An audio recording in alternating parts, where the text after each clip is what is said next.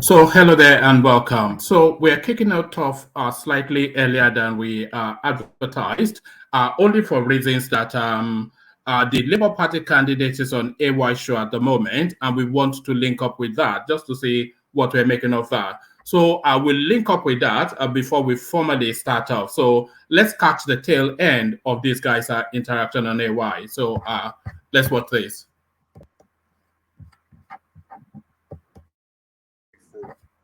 There are people that are stakeholders, people that the secretariat, rent is due. The people that pick up bills, they are leaders, right? If you talk about me, Labour Party, in the next 3 years, I'm a leader. If you want something in Ikeja local government or in Etiosa, he'll tell you, go and talk to our leader, Badibo Rhodes, because I've paid my dues. Now, those people can help you talk about security, help you plan, tell you about people to go and see, help you map out the way to victory. The problem is when you're in position and those people are now making you go against the interests of the people. How do you react to that? And I promise you, I will always stand against that. The moment any human being tells me or tries to make me do something against the interests of the people, because that's why I'm in politics, I tell people that listen, if those four senators that addressed us that day when I marched on the Senate just pretended to care, I will not be in politics. Because it's about empathy, it's about love. And that's something that until His Excellency Peter Obi got involved and moved the way he did, I've been forgotten in politics. So it's all about the money. It's all about, your bravado, your gra, you know. And you find that all of that does not lead to good governance. Awolowo was somebody that was deeply attached and had a lot of empathy for his people. When you look at his policies, you see that he wanted even the child of the poor to have the best in life, right? And that's love. So that's my position on that. There are leaders in the party, but um, we'll always stand and fight against anything that goes against the interests of the people. Now, I'm going to quickly put this question to you. There's a lot of mixed feelings ongoing concerning you being a true Lagosian. How do you how do you how do you defend that? What do you say to the people? Are you a Lagosian? My brother, truth of the matter is we cannot talk about Lagos and not talk about my family. Unfortunately, a lot of people don't know their history. It's Nigerian, first black person ever allowed or participate in government. It was my great great grandfather, Justice S.B. Rhodes. The second judge ever appointed in Nigeria. City Hall in Lagos is built in our family land. The first passport office, my family rented it to Nigeria, right? The first place where politicians and leaders met belonged to the Branco family, which is also part of my family. So when people from Ijebu, like Sonolu, or people from Miragiji, like Tinubu, or people like are talking and questioning pedigree that goes back over 300 years, you just understand that there were debates, 5 debates. They don't want to participate. They don't want this to be an issue-based campaign. So they're just going to clutch at straws and try and muddy the waters by calling tribe, calling all sorts of nonsense. It's very irritating. I must say the truth. It's extremely irritating because also very disrespectful. Very disrespectful to men that not only made history, but men that also served and built Lagos and contributed significantly to Lagos State. Well, I will just take it that, with this brief information, you've been able to, clear the air that you're a true And Lagosian. also, and also, I mean, yeah, let me leave it at that. Yeah. Okay. Now, if there's anything we need to share, we need to share. But then it's very important that we dive into your policies for Lagos State, Yeah, which yeah. is the meat of this conversation. There are a lot of Lagosians out there waiting. They want to hear from you. Uh, Beyond your plans, I can be direct. What are your plans for insecurity in Okay. Lagos State? So that's a good one. Um, in terms of insecurity, the first thing, my first focus is to get these young men off the road, right? Because being on the road, that agro life that has been glamorized by the APC government, that has led to them turning the turning their cheek to a lot of violence perpetrated, a lot of robberies, a lot of illegalities. Um, when you see what happened during NSARS, where the epitome of it was when BRT buses came to come and attack peaceful protesters in front of Alausa, and these young men came out of BRTs with machetes.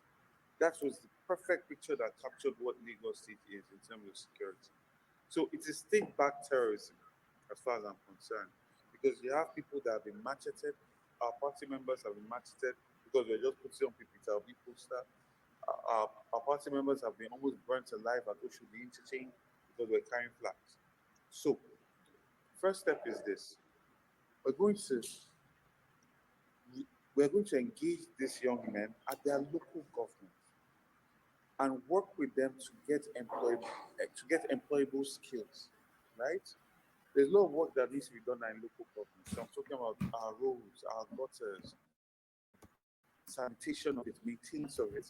These are is where we're going to reach people.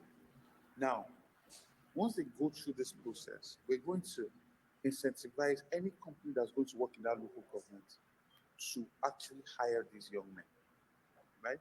And women. We're also going to give them capacity building that's going to be domiciled at its local government, right? Whether it's vocational training, whether it is digital training, whether it is actually becoming a craftsman or any form of knowledge across the continuum that can be used to earn a living, that's going to be domiciled at local government. It's very important that you understand this because most people domicile it at the state level. So the uptake of it is very poor. Domicile it at local government. That's the first thing. Secondly, we're going to formalize the informal gathering of information. So if you are at Ojora or Badia and your phone is stolen, right? There are numbers you can call, right? That will bring that phone back. So there's an information gathering system that's going on in all these communities. We're going to formalize that and bring it into the local government data gathering chain that then feeds the state government and then ultimately feeds the police, right? And then we're going to have a intelligence surveillance system across Lagos State. Because security really is not about seeing it, it's about feeling it, right? So when you're in London, you feel secure. Not because you're seeing police checkpoints every 10 stops. You feel secure. You see a CCTV camera, right? You know that if you come out of your house and you go into a house that does not have a fence, that does not have burglary, they will find you. And that's the level we are going to get to in Lagos State. And lastly, we're going to fight urban poverty, which is extremely important. Because people are there. A lot of people are vulnerable. Like for instance, every time I meet these young men, I engage them, and the conversation is always that they need jobs. They're not happy being on the street. At least 60% of them they just want a job, right?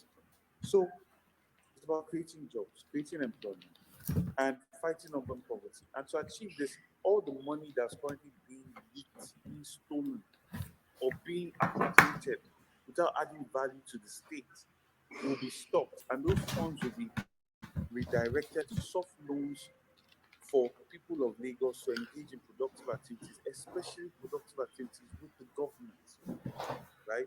Because there are a lot of jobs that we need to produce for our young people. Okay, my industry will not forgive me if I am opportune to have a platform like this and also reaching out to you and don't ask any question concerning my industry, which is the entertainment industry. You and I know that the entertainment industry, in a way, is one of Nigeria's export material at the moment, Certainly. doing us proud worldwide. Should you become the governor of Lagos State, what would be that thing that you're going to do to stabilize what we have been able to do individually and by way of getting support from government? How do you think you can put a structure in place that will support the entertainment industry? That's fine. Lagos State is the capital of entertainment. Before I go into that, I also want to just add two more things to the safety question, which is light up Lagos with solar panels, and then have patrol cars. So we're not having checkpoints. We're having patrol cars that move around and give that people a sense of safety. But to your question, Lagos State is actually the capital of entertainment. Without, I mean, the amount of stars that have come out of Lagos and the ecosystem as well. I mean, you have the kind of tourist potential that comes to Lagos, not necessarily because of our beaches, but because of the kind of star quality we have here, the shows that we have here, the fashion shows we have here. So entertainment is extremely big for us. And we're going to partner with the entertainment sector as stakeholders in it. We're going to celebrate them. We're going to create cultural festivals for it, and we're going to curate it, right? So for us, it's about increasing that space because also it's a major employer of labor, right? And we're trying to create jobs. And like I said, we're fighting urban poverty. So creating a lot of funds that can be channeled into that, that can be tapped into it, especially funds that can tell the story of Lagos. Because for us, we're also very intentional about crafting a narrative of Lagos State, be it in fashion, be it in our history, be it in our culture. We want to craft the story of a Lagos that is a city state, that tells the world about its rich history. The fight against colonialism started in Lagos. All the men, they were here. So our history is rich, highly documented. That's why when you talk about people from Lagos, they'll tell you how they are this, because it's well documented. And we need to tell the stories. So we're going to be funding a lot of that as well. And giving pride again to Lagosians, right? And entertainment really has a way of coding that into people's minds. And you see how people use it deliberately, even with comedy. You look at how America does it, like the way people think about the country. It's in the comedy, it's in the movies, it's in the music, right? So these are things we're going to be very deliberate and intentional about, and we're going to support because it's a very big industry for Lagos. I mean, think about all the content producers in Lagos State, how many people that they generate. Even when you just think about the market of renting cameras, because I've had to be doing a lot of content recently, the market of renting cameras is huge. So that's an industry we're definitely going to support. Yeah, I've seen a couple of video concerning your campaign and pictures and what have you. We're going to share that. But since we already talked about entertainment, in addition, we're going to have an entertainment break. And then we have people come online to ask you direct questions. It's going to be one on one. It's not just about AY on the AY show. And we'll be right back. Don't go nowhere. Thank you. Oh, all right. So whilst he does that, so let me mute him for a moment. Let me mute him for a moment. See, yes. Let, oh, okay, let's mute him for a moment, just to gather thoughts before he comes back. So whilst he's taking this break, let us sample quick opinions as to what we've just seen. I'm going to see if I can actually get on his so I'll click on his link, see if I can get on it. But Alexander, so there he is. He actually talks a good game. This guy,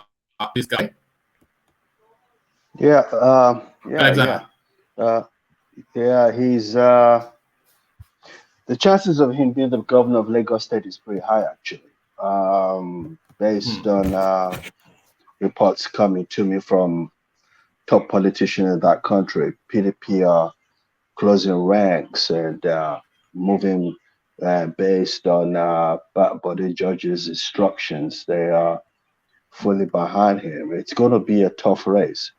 If he wins, it won't be by a landslide, but the Okay. chances. I'm not sure if you can hear me, Alexander, but I'm actually in his back studio now, so I'll see if I can get on. So look out for me to see me on the screen. There's a lot of things I can mute, but carry on what you're saying. Yeah, carry on, Alexander. Okay, so the chances of him winning is pretty high. It'd be a hard race. It'd be a hard fight on Saturday. But someone who is actually nervous, he knows that he has a competition in his hands. Like I said, my only concern is he's not experienced enough to be governor of the biggest economy in Nigeria, and by extension, the fifth largest economy in Africa. You know, he should understudy somebody. And like I told Aja in a personal call, if they say that Showore should run for local government chairman, then this guy should run for a councillorship because he doesn't have no executive experience at all. And being a governor of Lagos State is no child's play. That's what I have to say. All right. Hold on. I'm going to let this conversation go on, and I'll come off the screen. So coordinate the conversation amongst yourself. I'll see if I can get on. Yeah. Now, DOG, can you So take over the platform? yeah, DOG, can you yeah. All right, sir. Yeah. Ajan Lekoko, sir. I don't know if you are there. Okay, DOG, what's up? I'm fine, thank you, sir. Yeah, good day, sir. What is your view so far with this guy, and what is your real take about who should be the next governor of Lagos State? Yeah. Greetings to our listeners around the world. Click on the like button, share, and subscribe if you haven't done so. Well, I think he's qualified for the position by the virtue of him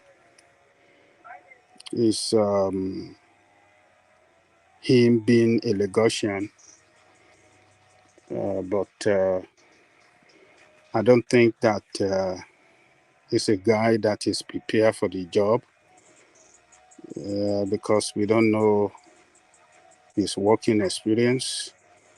We don't have a good record of him to show that he has managed anything in the past, and we don't know his team. You see, it's one thing to want to contest for the position of leadership, most exhausted position in the state, particularly Lagos State, the fifth largest economy in Africa. It's another thing to have a team of leadership with you that want to take over the government and can run it well to the advantage of the people. You see, if you, as the topmost leader, the governor, if you have a good plan and you don't have a good team around you to execute the plan and pursue the plan in accordance to the way you really want it, you don't have a competent team around you that can do the job, then it's going to run the state into a state of disaster, economic disaster. So, and we don't want somebody like that to be leadership, to be in the position of leaders. And I've watched him, I've had him using Jakonde and Awolowo that Awolowo does not have public service experience. Jakonde does not have public service experience before before Awolowo become the premier of the West and Jakonde the governor. But he doesn't, I don't know who taught him that. I don't know who gave him that kind of,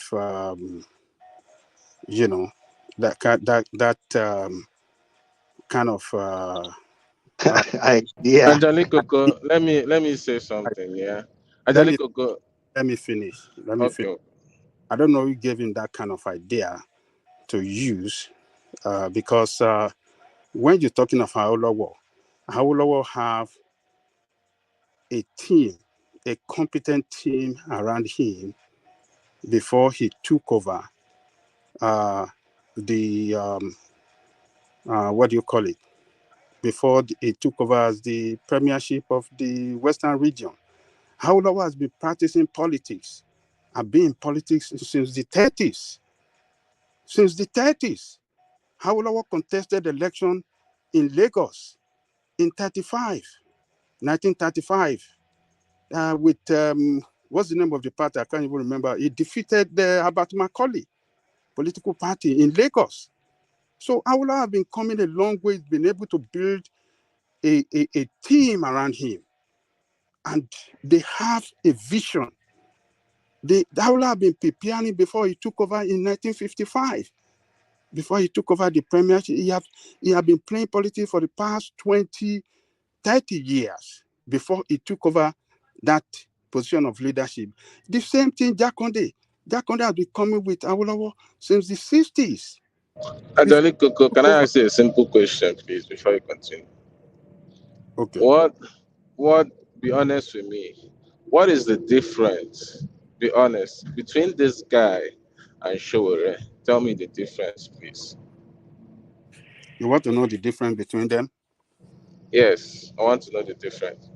Okay, I will tell you the difference. The difference is this.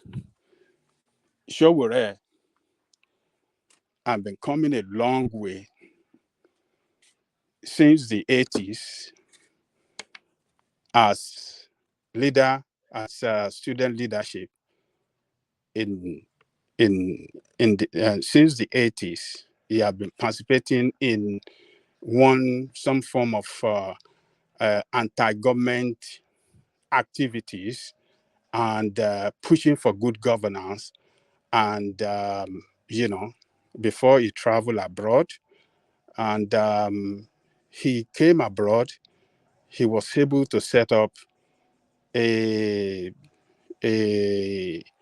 media house that happened to be one of the best online.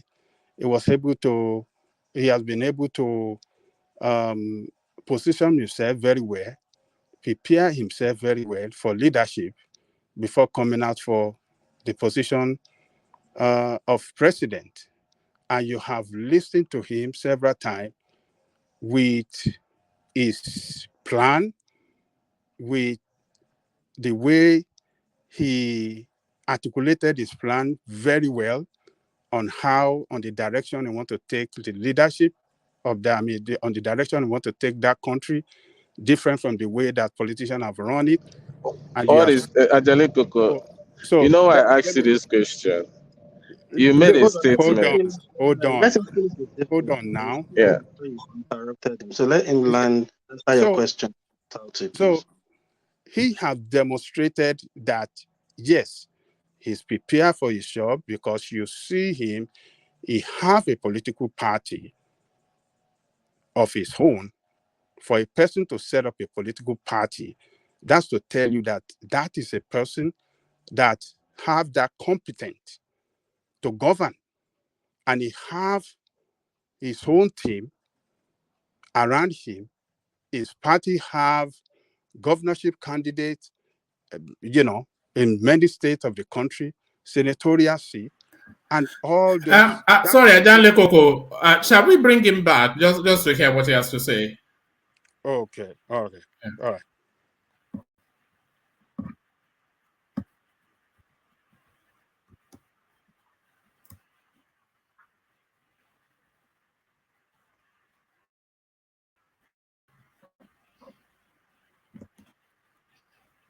The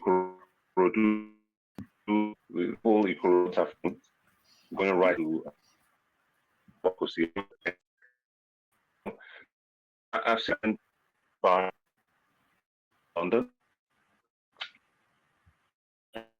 I think pretty much anywhere surrounded by embankments and walls. I'm happy that they work in New Orleans, which is perhaps one of the best examples of which has perhaps one of the best examples of waterfront development in the world, aside from Florida. Okay. So what are your plans as far as the waterfront? I'm really interested in knowing that you're a yachtsman. So I think first and foremost, it's quite unfortunate that a lot of our waterfronts have been privatized. So the public don't really have access to our waterfronts, at least in the built part of Lagos State, which is Lagos Central. And we must avoid that as we develop and open up seas. So boardwalks is passionate about. Also make sure that our water is clean, right? Sense of clean our waterways. Certain organisms like clams, like bottom feeders into our water systems. They start cleaning the waterways. Yes. And then we also have boardwalks and also starting to bring in water transportation, dredging our waterways so that we can have industrial sized ferries going along it and opening up Lagos in a way that realizing the planning of it. You and I have spoken about the coastal roads that should be linking Ikodu to Ekpe and linking Victoria Island all the way to Ibejuleki and linking them by 6-kilometer bridges all across it. And this will lead to an interknitting of that entire portion of Lagos State. But more than anything, I also feel that we must start to think about the future, which is ecotourism, which is about preserving these landscapes and having places that we can escape to and really just sit in that beauty of nature. Clean water, sailing, beautiful tourist attractions that are there. I mean, look at what Gambia has built with its clean waters and hotels, So it's something that's going to be able to drive ecotourism, exactly. So that's it. And where we went, and also another part of this is also ensuring that the people that live in these riverine communities actually feel the presence of government. Right? I've gone back to back 2 days visiting riverine communities. They don't have water. They don't have lights. There's no form of affordable housing for them. There's no primary school. The ballet that I met today told me that in the last 6 years, they've lost 10 children. 10. Wow. Because they're just kidnapped. They're just kidnapped. Because the children, you have to go long distances, go on a boat, go to school, go on a boat, come back. It opens room for kidnapping. So you have parents having to take their children to school. Why that might be normal for some, a lot of people cannot afford to do that because they have to be at work, they cannot afford help, So we have to create a sustainable life for these people in these riverine areas. They must have primary health care.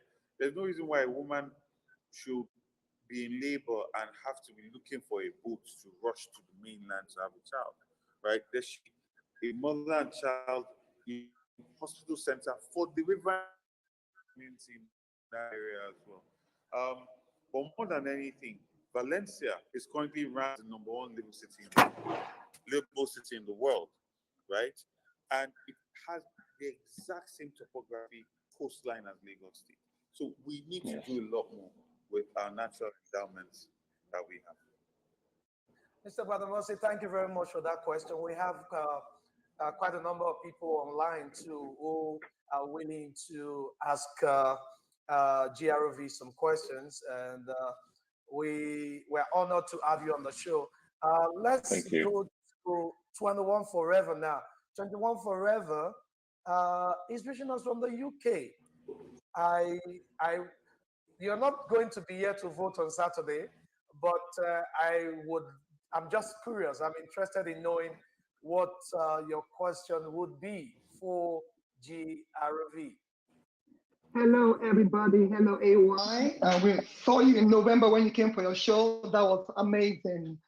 GRV, how are you? Hello, good evening. I'm great. Good evening. Yeah, I've seen a lot of your interviews. I've seen you talk. I live in the UK and I'm very passionate about Nigeria. I'm so happy about the change, and I'm happy that we want a new Nigeria. We want people that are coming to serve our people, and we want them to be accountable. Also, I have somewhat of a similar background to you. I'm an Igbo woman married to a Yoruba man, and my first son is also Chinedu. So I'm sure that for the past few weeks, they've been going on about you being Igbo, meanwhile you're Yoruba. Your father is a Yoruba man and you're an authentic Lagos, a real Lagosian. So like I said before, I'm very passionate about Nigeria. I would love to be, oh, everybody's gone. Where are they? AY, where are you? I'm with you. Yeah, how are you? DRV, where are you? Yeah, it's going to come online. I think a bit of technical, of course, is going to join us. But you can ask the questions when it comes. Yeah. When it comes to answer. So for me, I'm very passionate about politics. I'm passionate about Nigeria. You know, a lot of us live in diaspora. Of course, we all want to go back to want to live in Nigeria. There are lots of issues going on. But as a woman, I just wanted to find out if what his quota is in women being in his government. You know, there seems to be a lot of men in government in Nigeria. So I wanted to know how many women are in his government, or what his quota is in women serving in his government. Because I would like to be one of them. I would like to be one of them. But okay. Yeah. We're going to keep that question until it comes back online. You know, technicals is still one thing that we're yet to get right around here. But I also have people backstage who are going to be talking.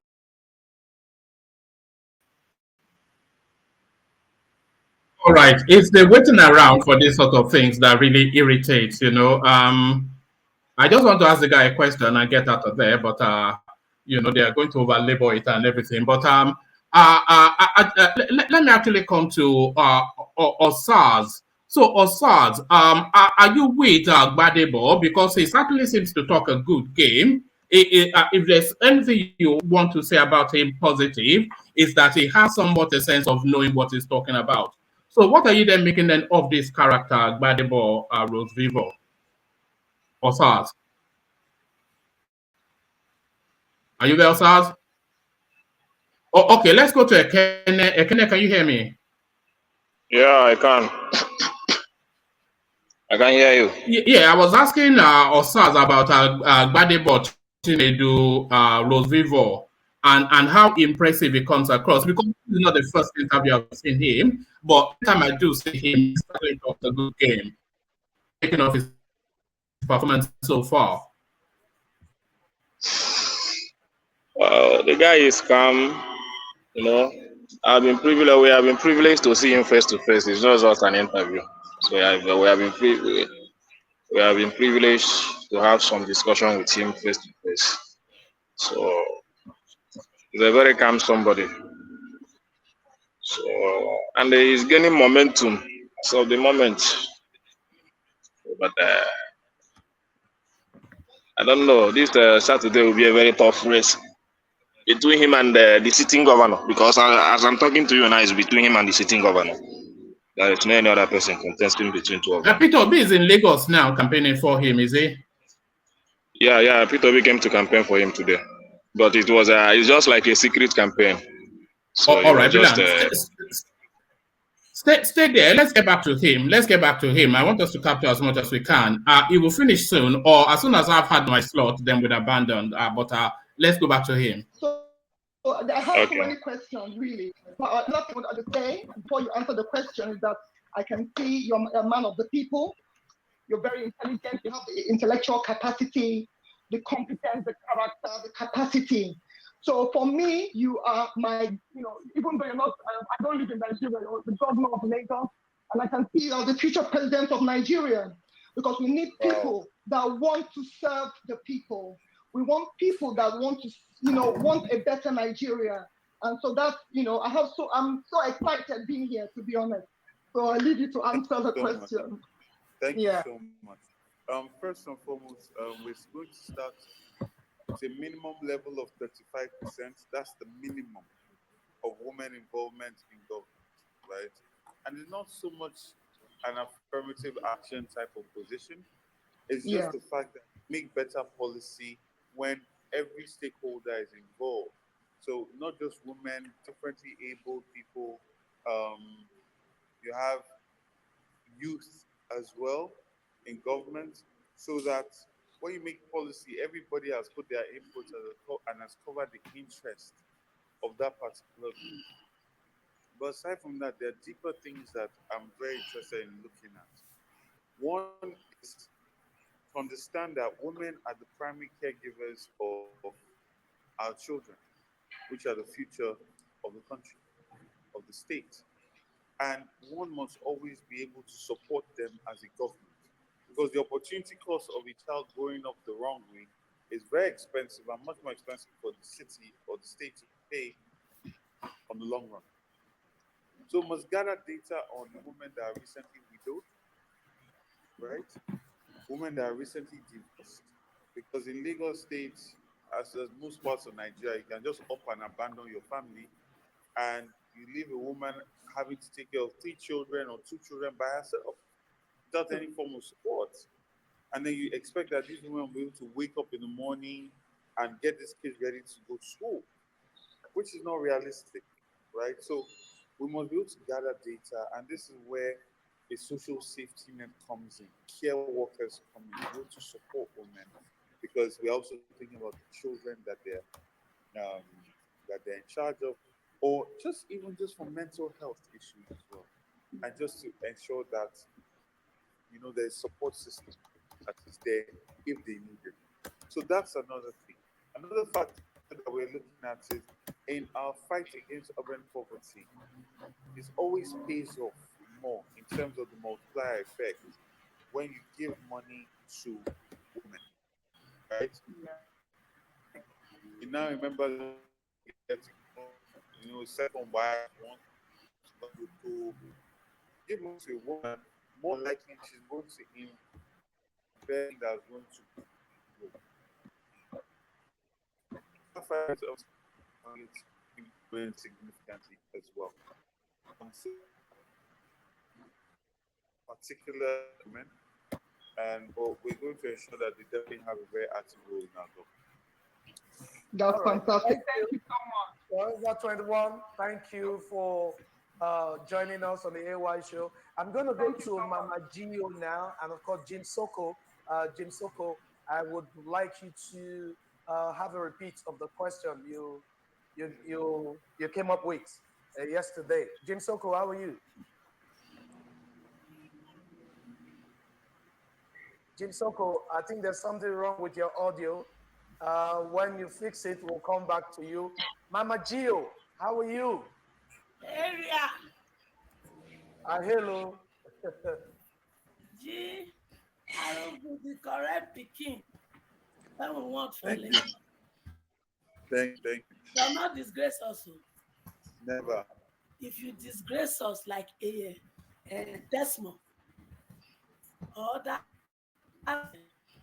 picking went for Kogi State, Yaya Bello, or Dino Melaye, my children, when they support you now, I go take you go back home. I Because know. not be our constitutional right. We go vote you, you mess up, we go use our constitutional right, vote you back. And if I do well, you promote me. Oga Obi, no worry.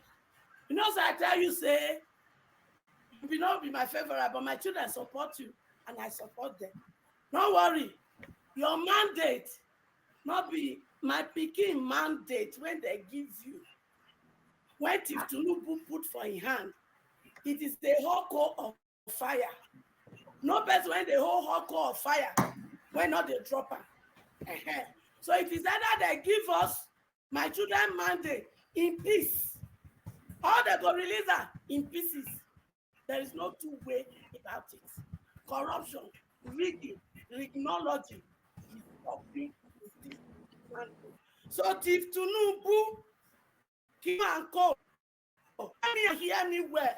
My children mandate in your hand is a whole coal of fire.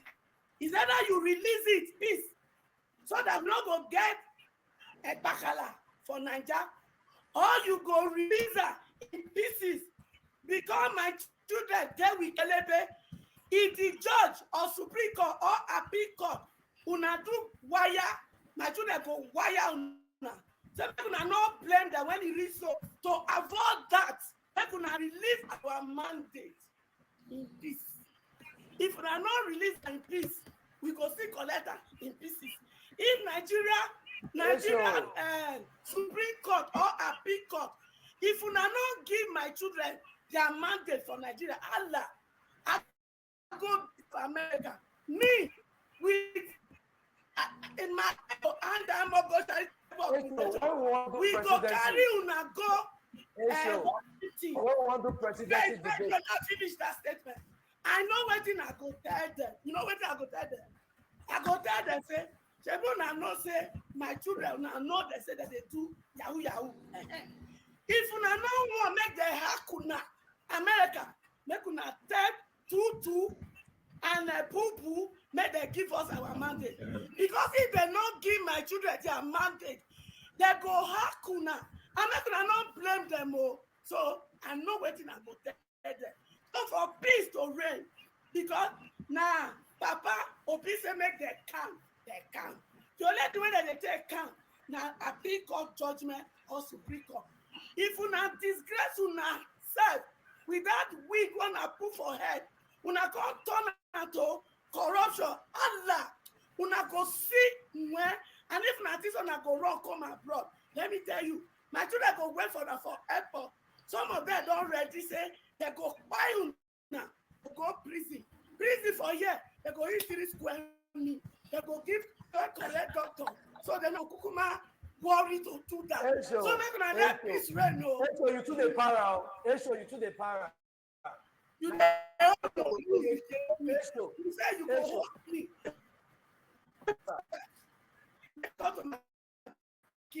Okay, relax. I relax. I'm not going to do me. That's the one. GRV. Now make GRV tell us what he won't do. Since you say you believe in GRV, now we are asking the question now. Leave the one where you take cuts. For now. Wait, I just send them. Thank you. Thank you. For your show. Now they say this very election, not business as usual. Now this your show. I also tell them say our money when they take create private CBN, it go talk to sawdust for their hand. It not happen. And I also tell them say if they not let be, Papa God go do the 3rd plague of Egypt. But this time we go need their firstborn and lastborn. It not they happen. So my talk for matter the back. Okay, now, so Esho, talk for this one now in Lagos State. I want to tell you, Vicky, you got plenty work to do for Lagos. As for enter, you don't enter finish. Amen. That is settled. But you got plenty work to do for Lagos. First, you see that Apapa Road, when be nightmare, be clear. But that because when I smoke, the time I dey secondary school, when I dey come Lagos, to drive from Line 2 to Marina, all those places, na express, all of a sudden, some useless people carry container, they block everywhere. So when you want pass that road, you go first of all take Panadol, take paracetamol. You go even carry an anti-injection for body because your body go pay you before you arrive. So you see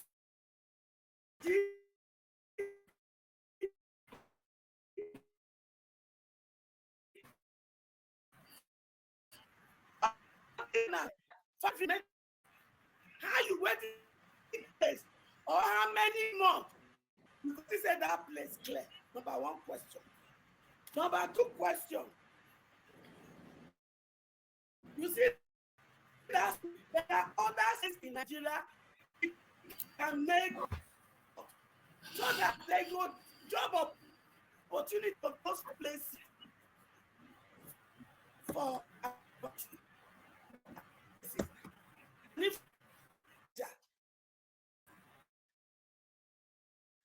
that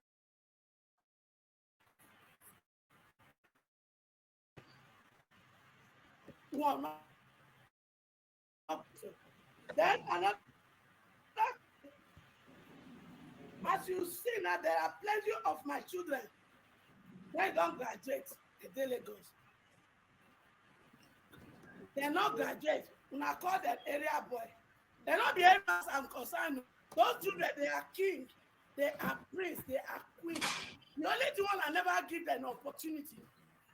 So which you want to give them when they come up for street so that they go for their God-given destiny.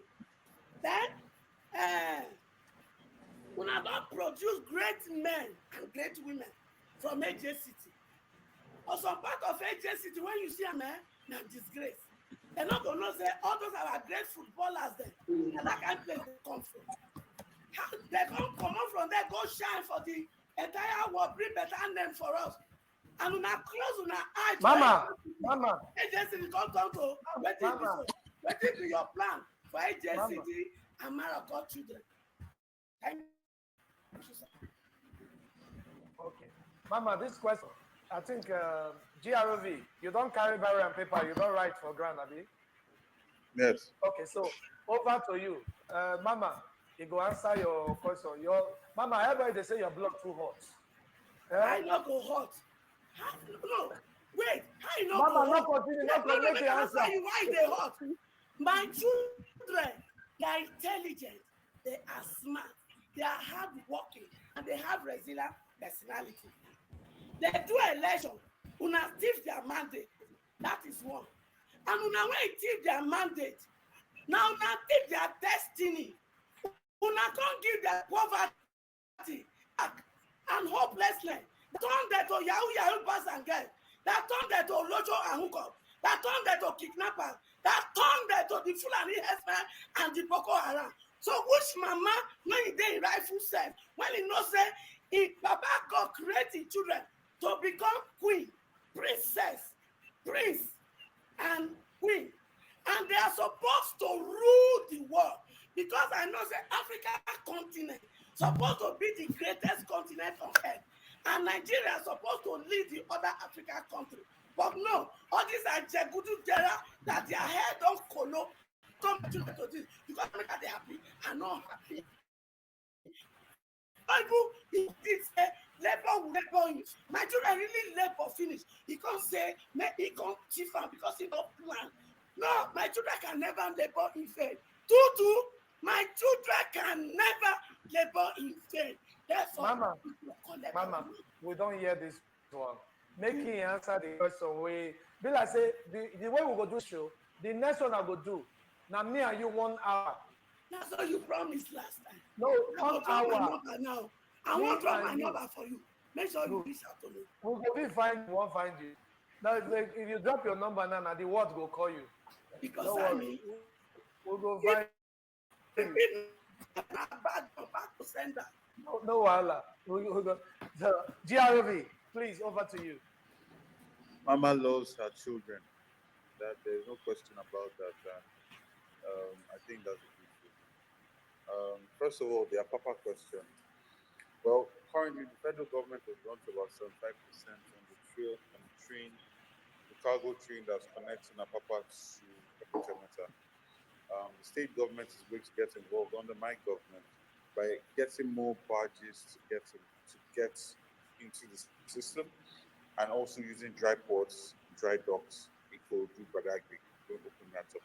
We want to reduce the number of containers that are on the roads because we've lost so many people for too long, with all these containers tipping over, killing people's children, brothers, sisters, and that needs to stop. So in the short run, we're going to be using a lot of barges to move things out of Apapa, that access. Another thing we're going to do is we're going to do the roads. Look at that Road, right? I was climbing up to that bridge that's then going to Amuodo. It's terrible. You see a situation where I think I was going camping and there was a truck, right?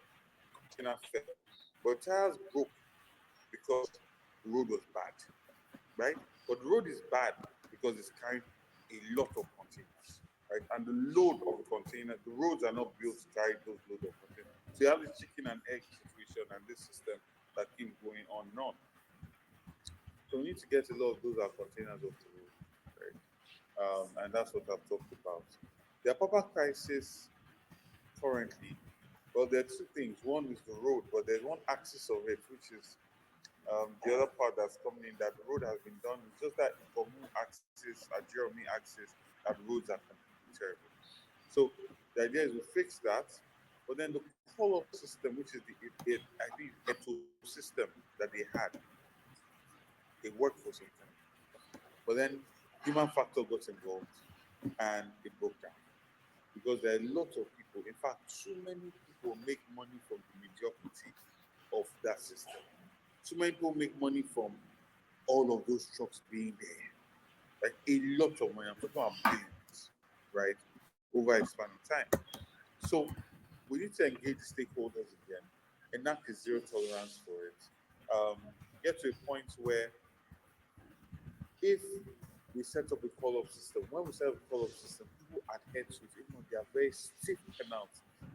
Usually what you see now is that there's a call-up system and then people go pay bribes for their truck to come in earlier, right? So there must be a monitoring system that ensures that that call-up system is followed to the T and there are stark consequences that are not human interface.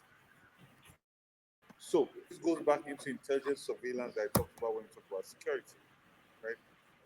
I don't see. That's why I'm using the word intelligent. Intelligent in terms of peace, in that okay, we can say in this your car is full, but there's only one person in your car, right? It can gather data based. You can gather data based on plate numbers as well. So if you have a call-up system and you come there, or you come there and know your turn, there's a bill directly linked to that plate number and that vehicle. You're having to bribe anybody. There's already a bill with. That way, people will be forced to actually follow their call-up and stay in that order, right? So that's one. She asked about ports across Nigeria. Lagos State, one of the reasons why Lagos State pushes for special status is that we get the opportunity cost of all this cargo that comes in. Like we just talked about, our roads are bad. The traffic, I mean, look at Amodofi, look at Jeremy Fellow. You come out of your house and it's like you're in a trailer park. These are places that were supposed to be residential places, but unfortunately, that's not the case anymore. So we bear the brunt and the opportunity cost of it. So that's why we'll be looking for special status.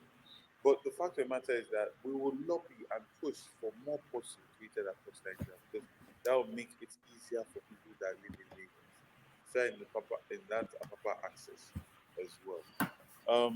Area boys, I talked about this earlier on when I talked about security. I always go back and emphasize, like she said, these are people's brothers, sisters, potential kings, queens. They're not just agbios, right? Because that when you say that, it dehumanizes them. And I've said it every time. Last time I engaged with some of these young men, they just take that whole mask off of that whole alive business, and conversation is always about we want jobs. One of them was a graduate from Suka. The other one that stood next to him was a graduate from Unilag in art science department. I actually have a video of this on my Twitter, and this has happened to me so many times. And all they want is jobs, right? So we're going to create jobs by giving them skills. Because a lot of people want jobs, but they're not employable. They don't have the skills. In the world that we live in today, it's not about the certificates you have, it's about the skills you have and your discipline and your capacity to actually deliver.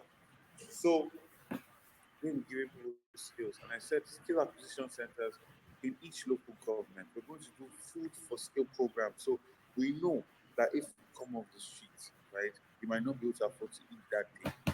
We know that if you come out of the streets, you might not be able to take care of the family that day. Because these people live on a day-to-day basis, which is pretty much hand to mouth.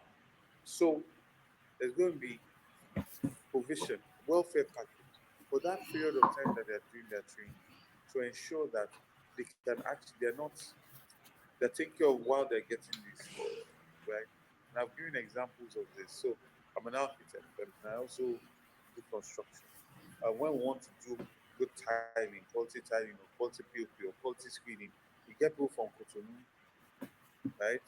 Or Togo, because they have capacity for finishing. Now we need to get more Nigerians to have those skills and that capacity. And these are the kind of things I'm talking about. And then projects are going to be that local government. We will prioritize companies that will work with those young men in that local government that are products of that program, right? Because the idea is to create a circular economy where the money that comes into that local government stays in that local. Well, And then I think the last question was about Jeremy Felugu, which clearly I've talked about that in terms of because there's spillover from Apapa and Amodofin to Jeremy Felugu. So for us, it will be ensuring that the road network in Jeremy is good, handling the drainage system, because I don't know if you've been to Jeremy when it rains, it's terrible. It gets badly flooded, right? And then ensuring that we also have proper planning, right? I understand that there's no affordable housing in Lagos State. And when I say for real affordable housing, so you find that there are parts of Germany where it's like sardines, right? Later, ensure that proper drainage system and also create programs for youth to engage in because the youth population at German is huge. And this ties into sports, having sports programs, right? I go across the entire state and engage as many youth as possible to ensure that they're carried along and an idle mind does not become a devil's workshop. So I think that's my answer. Well, I think with all of that, I would say that you have done well to have, you've made up for all the time lost I'm so before sorry you again. come It's into the not show. intentional. Yeah. I don't really Yeah, have it. so well, we are going to round up now. Well, I just want to say thank you very much for coming, on the AY show. We have quite a lot of people. Well, I'm on now, so I can see I just ask a people question waiting anyway, for since their I'm on tickets. now? I see your money. I have been waiting. I'll be very quick. I'll be very quick. See one man went. That's your name. I see T. Well, I see I'm Flying on now, so can I just ask a question anyway, since I'm on now? We Do you mind? All right, thank you. So thank you. Good to meet you, AY, and certainly good to meet you, Gbadebo. So somewhat it's not going to be. I hope you don't mind being pushed a little bit, Gbadebo, because of course, not all of us are irreverent. But it's really some controversies around your candidature, especially wrapped around the space of the Yoruba-ness of your being. So that very much in question. And then of course, you still have a couple of cases in court as well, wrapped around your candidature. So we don't quite know yet if you are a fully fledged candidate in this election. But really, what seems to agitate the space the most is just the authenticity of your Yoruba-ness. Because of course, the trajectory of your candidature throughout politics, when you were campaigning for Senate in 2019, your posters all over Lagos was Chinedu Vivour, and now, of course, you've now transmuted into Gbadebo, and then the fact that you cannot really master the Yoruba language as well is a cause of concern. The Yorubas, of course, they are very particular and peculiar sort of persons. We are an indigenous sort of a people and a traditional sort of a people, and there's some reservations as to how you fit in with all of that. Sorry, I've had to rush in, but I know AY has to lead, and I wanted to put all of that to you. And a traditional sort of a people, and there's some reservations how you fit in with all of that. Sorry, I've had to rush it in, but I know AY has to lead, and I wanted to put all of that to you. Okay, thank you. So let's get into it. First and foremost, the conversation about Yorubas at this point, I think, is extremely, especially by the people pushing it. I'm going to try to be very diplomatic with my words. You see, I'm sure you're familiar, as a Yoruba man, you're familiar with the story of Afonja, a man that betrayed his people based on his interest, which was really selfish interest, which is why today Kwara State is not part of the Southwest. The Yoruba language in itself tells the story of the Yoruba people, the culture, its history. It's a very beautiful language. But that does not make up for leaders that sell their people out. Leaders that, when their people are being slaughtered all across the Southwest, are quiet, like a mouse. Leaders that will go and visit the leader of Afenifere whose daughter was killed and ask, where are the cows?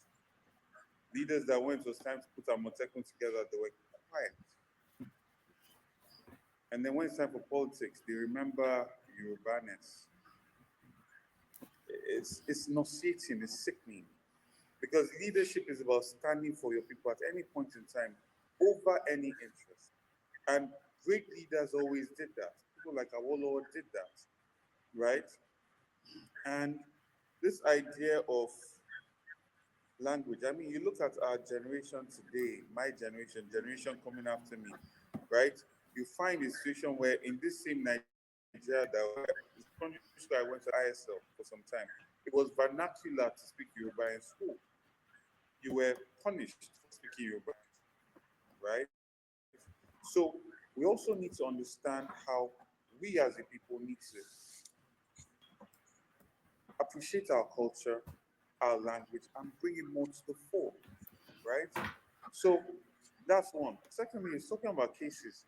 I, my candidacy is so clean right now, right? I've been to courts on 4 different cases and I've won each one. I went to high courts when the person that actually submitted his name as a placeholder did not pay any money for his form. We paid 15 million. The person I tested against paid 50 million for his form. I paid 50 million for my form. We went to a primary that was broadcast. That person had other ideas. He came in the high court, I won. He went to appeal court, I won. He's not submitted anything at the Supreme Court. In fact, the case was thrown out at the appeal court. He's run out of time to even submit anything at the Supreme Court. So after that, the guy from PDP took me to court that I had not resigned from the PDP. The judge threw that out. I then went to court to get an injunction against INEC using MC Lomo to move ballot materials. I got an injunction ensuring that INEC is laid down rules to joint distribution of votes. So I don't know. There are all these controversies and things, but you know what I know and what I've picked up from His Excellency Peter Obi is whatever language you speak, everybody wants good governance. Everybody wants to have good roads. Everybody wants to drive in traffic less. Stay in traffic for a small amount of time. Who want to be safe, right? Whether you speak Igbo, Yoruba, or Hausa, whatever the case may be, the point of the matter is that if people had experienced good governance, a lot of this nonsense that they're talking about will not be, because our conversation will be issue-based. And we need to stay on that.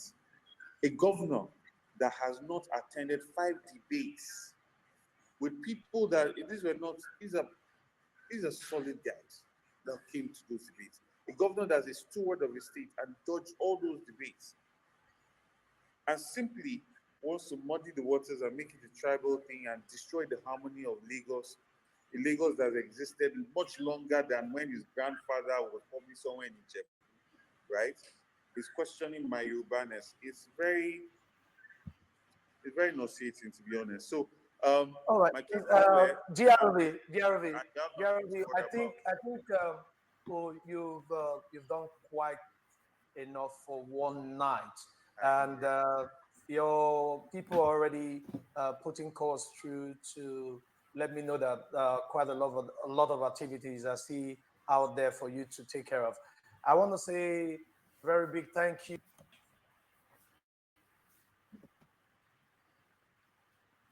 All right. So that was it. So let me end it this end. So that was it. So I managed to get in. I'm not quite sure what I did or how I did it. I just said blah, blah, blah, blah, blah. I don't know. They were pushing me, and I just had to say something. So there was. Let's just take quick reactions to that guy, and then we get back to the main body of the session. So let's kick it off then with Kenny Mighty. So Kenny, you're a new voice to the space. So what did you make of not so much my appearance, but this valuable Chinedu guy on AY's show?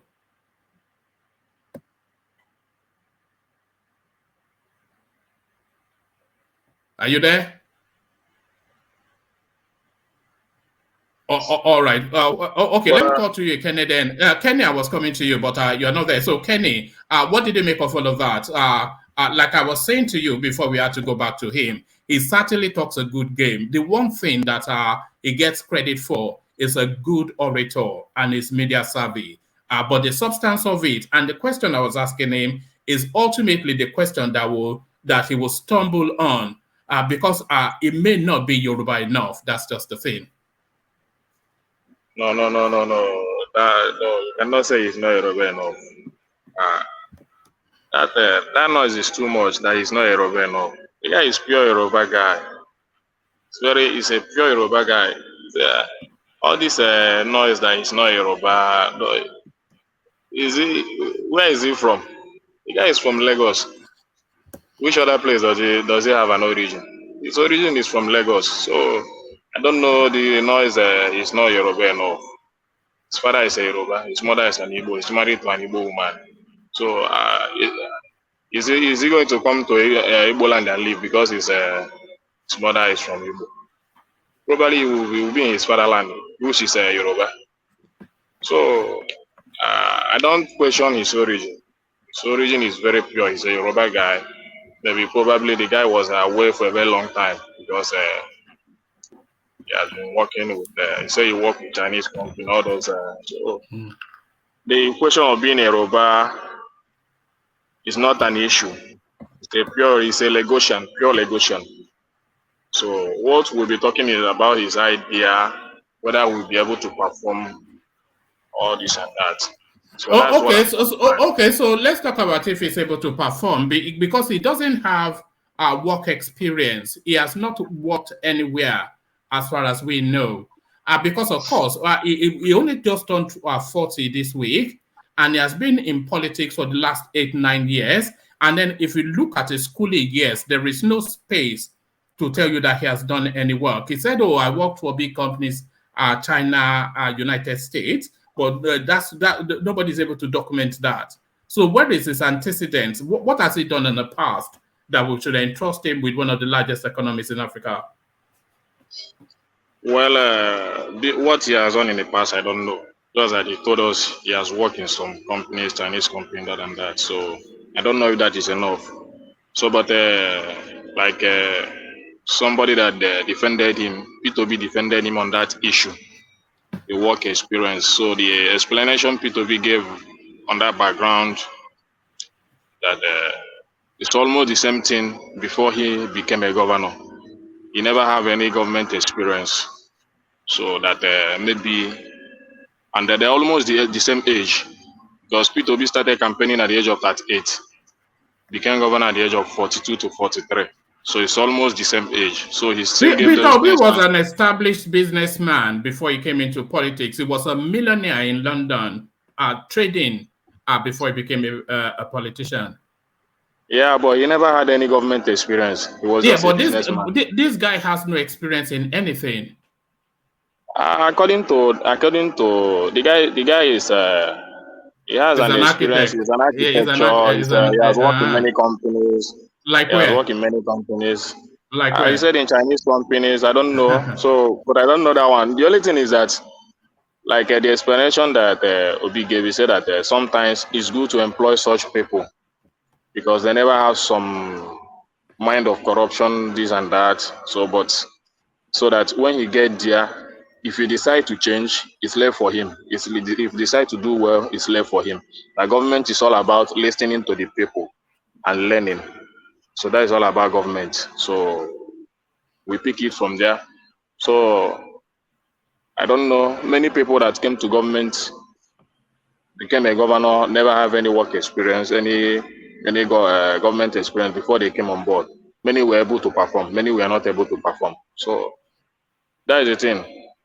So I don't know any other thing I can say about the guy, but What's the buzz around him in Lagos? What are people saying? What's they feel? How is Lagos reacting to him? Lagos is reacting positively to him. His campaign came to Ojo today, Sha. Everywhere was fine. The guy is gaining momentum. Like I said before, the contest is between him and the sitting governor. There is no two ways about that. And P2B has given me a lot of support. Have backed him, and because people have because of that support that we gave him, some people have made up their mind to still vote him along the line. So that is the thing. So, but the problem he will be having is that many people are not ready to come out in this election. That is a challenge. Because you know that many people that voted Obi most of them were first-time voters. And the disappointment they get from INEC are not giving them that confidence to come out again to vote. So they are still pleading and begging them to still come out and vote, that their vote will count, which many people did not believe. But I hope they come out, because if they come out, the guy will do well. If the people that came out on the last election came out for the guy, definitely the guy will do well in the election. Do you think it's getting too much media attention? It seems to be all over the media, and the media somewhat seems to be promoting him quite aggressively. Even the incumbent governor is not getting the media attraction that this guy is getting. Yeah. The reason is that, many people has been waiting for that opportunity that one day somebody will be able to defeat APC in Lagos. So, and that happened in this last election. So, it became a thing of surprise. So, and the guy was the major campaigner of P2B in Lagos. So, and that momentum is still carrying him. The guy really tried. He's an honest guy in that aspect. He did very well. Was very loyal to Obi campaign in Lagos. Both him and the Labour chairman. Ekene, a lot of the Peter Obi votes, votes at the presidential space. Some of them were for Peter Obi, but a lot of them were against the Muslim ticket, against Tinubu, and against all of that sort of narrative. But Sanwo-Olu is a different character. He's a Christian, and he's quite likable. And the people in Lagos, even yourself, you've said he's done a relatively decent job. So all of the vitriol that we saw against Tinubu, it doesn't exist against Sanwo-Olu, and people quite like him. So all of those votes now that went to Peter Obi at the presidential space, this guy, Gbadebo or Chinedu, whichever name, he will be mistaken if he thinks that those votes will come automatically to him. So what are you there making of that, with relying on Peter Obi's votes? Well, that's it, true. You made a valid point there. That's why I said that Sanwo-Olu is still popular, but there are still narrative that in Lagos and many people don't want to continue with that Sanwo-Olu being under Tinubu, something like that. Because, like for me, like I said, Sanwo-Olu is a nice guy. He's a gentleman, and I love those gentle guy. He's a very gentle man, and I love his character personally. So, but this is a feeling that Sanwo-Olu is getting. Even this, you know that this Vivour sister is campaigning for Sanwo-Olu. His immediate sister is campaigning because maybe he's working for Sanwo-Olu, so he's campaigning for Sanwo-Olu. So something like that. It's all about choice. It's all about choice. It's all about democracy. So the decision will be made on Saturday. You know, when they count the vote, as far as it's free and fair election, then you know what happens next. But Do Sowolu you is a nice guy, but this is only bad effect that he had. That maybe many people don't want to continue with that Sowolu banking on Tinubu, something like that. But in terms of personality, character, let me ask you a question. Do you think Lagos State will be scoring an own goal? Do you think they'll be scoring an own goal with the former Lagos State governor as the president, but then the Labour Party person as their governor? Would that be an own goal? Would it be an act of self harm if Lagos State goes and vote for this character? no, I don't see it like that. I don't see, after all, if they sworn into Tinubu on the 29th of May, he has gotten what he wants. I think all his life ambition was to become the president of Federal Republic of Nigeria, which Yeah, but Lagos State is his pet project. Lagos State is his pet project. I don't think because somebody that have gotten to that level, because if you see the type of work that Sowolu is putting up these days, type of campaign he's putting up in these last days, you will know that the guy is fighting for his own personal survival. I must tell you the fact. So he's putting a lot of finishing touches, which he never did even in the first time. Sowolu never campaigned in his just visited some places, but this time around, he's making a lot of move. He's doing things that even people are very surprised. So that is the effects. He knew that something is happening, something is about to change. So you need to put up as in kick up his game, to be on top of his game, to be able to win Lagos. So and I've never seen Tinubu come out to campaign for him. I've never seen Tinubu come out to campaign for him. So he's just doing the thing alone. So for me, No, Tinubu Tinubu has gotten cannot what he come wants. out. Tinubu cannot come out anymore because his status has changed. Aregbesola is there now, campaigning hard. That is the thing. You Fashola, cannot. But yeah. but I believe Tinubu, if he come out to speak on behalf of Sowolu, people will respect him more than other people. No, So I don't think it should. Because there's a lot of controversy around Tinubu at the moment. So it would not serve Sanwo-Olu if he spoke at this moment because there's still too much controversy and Sanwo-Olu might get the backlash of that. well, I don't know, but I feel that is what is expected because this guy now, Obi, the last few days Obi has spoken about him, have given a lot of people confidence about the guy.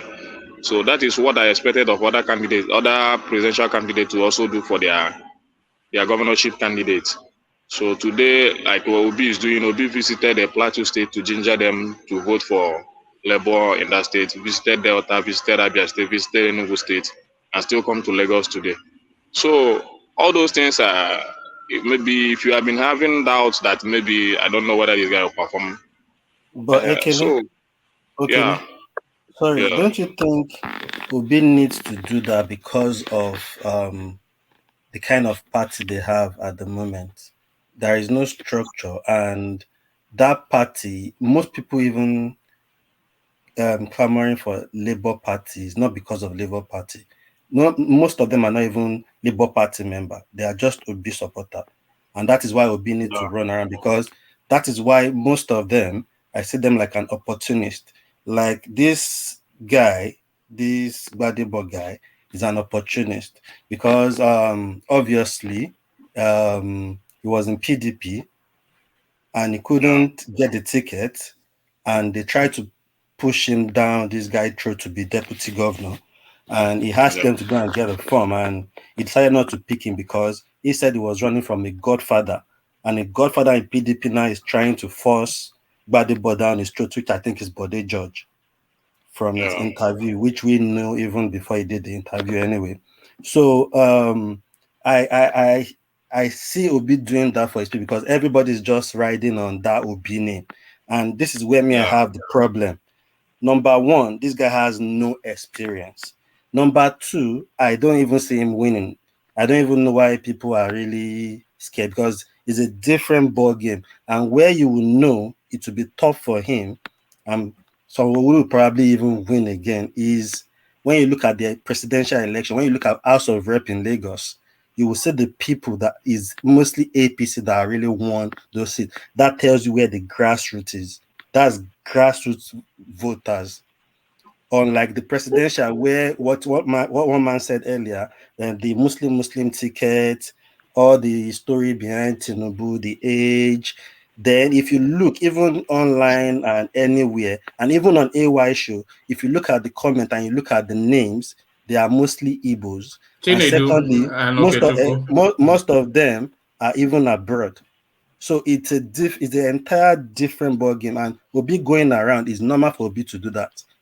They don't have a structure, and everybody's riding on his name. Most of these candidates, we don't know them. The only person everybody know was Obi. So that is why I think he needs to be running around and scatter like that. Thank you. All right, Yeah, brilliant. I understand. I understand what you are saying. That's why I said I will not put much confidence that the guy will win. But in terms of momentum, the guy has gained momentum. And that is why you have been seeing him every interview nowadays. Because if the momentum is not there, people will not be inviting him for their show, something like that. So that is the thing. And I don't think it's only Igbo people that are supporting him. The guy has supporters even among Yorubas. I know that the guy, because I'm somebody that used to, maybe if somebody come around me, I need to ask him some things to know their view concerning the election. So I still have some Yoruba friends that will tell me, yes, many people want to vote the guy. So that's the thing. So, and what will be what you said about Obi supporting his candidates, and yes, I know that's what he's supposed to do, because he needs those governors to also, especially now he has a court case. He needs those governors, which I know definitely he will get. He will get some. I know he will get some. At least 2 or 3 states. I know definitely he will get it. But this Lagos, I don't know. All right. All right. Thank you, Kenneth. So thank you, Kenneth. I want to try and take the question round to everybody. So I'll kick it off with that Dan Lekoko and take it round. But as I'm taking it round, I'd like to inform the comment section and the audience that the super chat space is now open. So you can super chat to your heart's content. I was listening to that funky guy on that dope platform telling people to buy him coffee. So Elvis, I have plenty more ideas that you can but some of the ideas that have come in, it may be beyond your capacity, but the minor ones you can use. But yes, no. So as you have been doing, let's say the super chat space light up. Let's take the conversation to Ajan Lekoko. So now, this guy, do you think he's getting too much media attention? This Gbadebo Vivour. Because it seems to be somewhat the darling of the media. And Jafar was telling me off that the questions I asked him were too trivial. So to that, Ajan Lekoko. Yes, I think he's playing the politics right, the way he can do it to push up his popularity. That is the same way that Obi did. Obi used a lot of media spaces to push up his candidacy, and we saw what ended up with him, from nobody in national politics to a person that came out with 6 million votes. So this guy is the talk of the town now. We can't rubbish him anymore, whether we like him or not. We are talking about him here. People everywhere are talking about him. Will that translate to vote for him? Saturday will tell. But the fact of the matter now is that he is the opposing party against the ruling party in Lagos now. He has pushed PDP away from the game. People are not even PDP just looks like non-existent in Lagos now. It is Gbadebo versus APC. But Is it Gbadebo versus APC, or is it Peter Obi versus APC? Because if you removed Peter Obi from that narrative, this guy, nobody will even know that he's in the race. It's still the Peter Obi story going on, is it not? Oh yes, Peter Obi's story has pushed up Labour Party and their candidate across the country. Candidate for governorship position, particularly in the state where Peter Obi performed well. I know in other states as well, where he performed well, like Benue State and other states, their candidate surely are the main opposition party against the ruling party. So Peter Obi's phenomenon have really helped the party, and it has contributed immensely to this guy's politics as well in Lagos now. And all the obedient that supported Peter Obi running, pushing the narrative for this guy. We have seen it, a lot of Easterners that support Peter Obi, this guy as well, strongly in Lagos. And but the concern here, and wish everybody, the concern of everybody, and which I think every one of us should have as well, is that have no experience in anything. Where is his experience? He doesn't. How long does he even live in Nigeria that we know?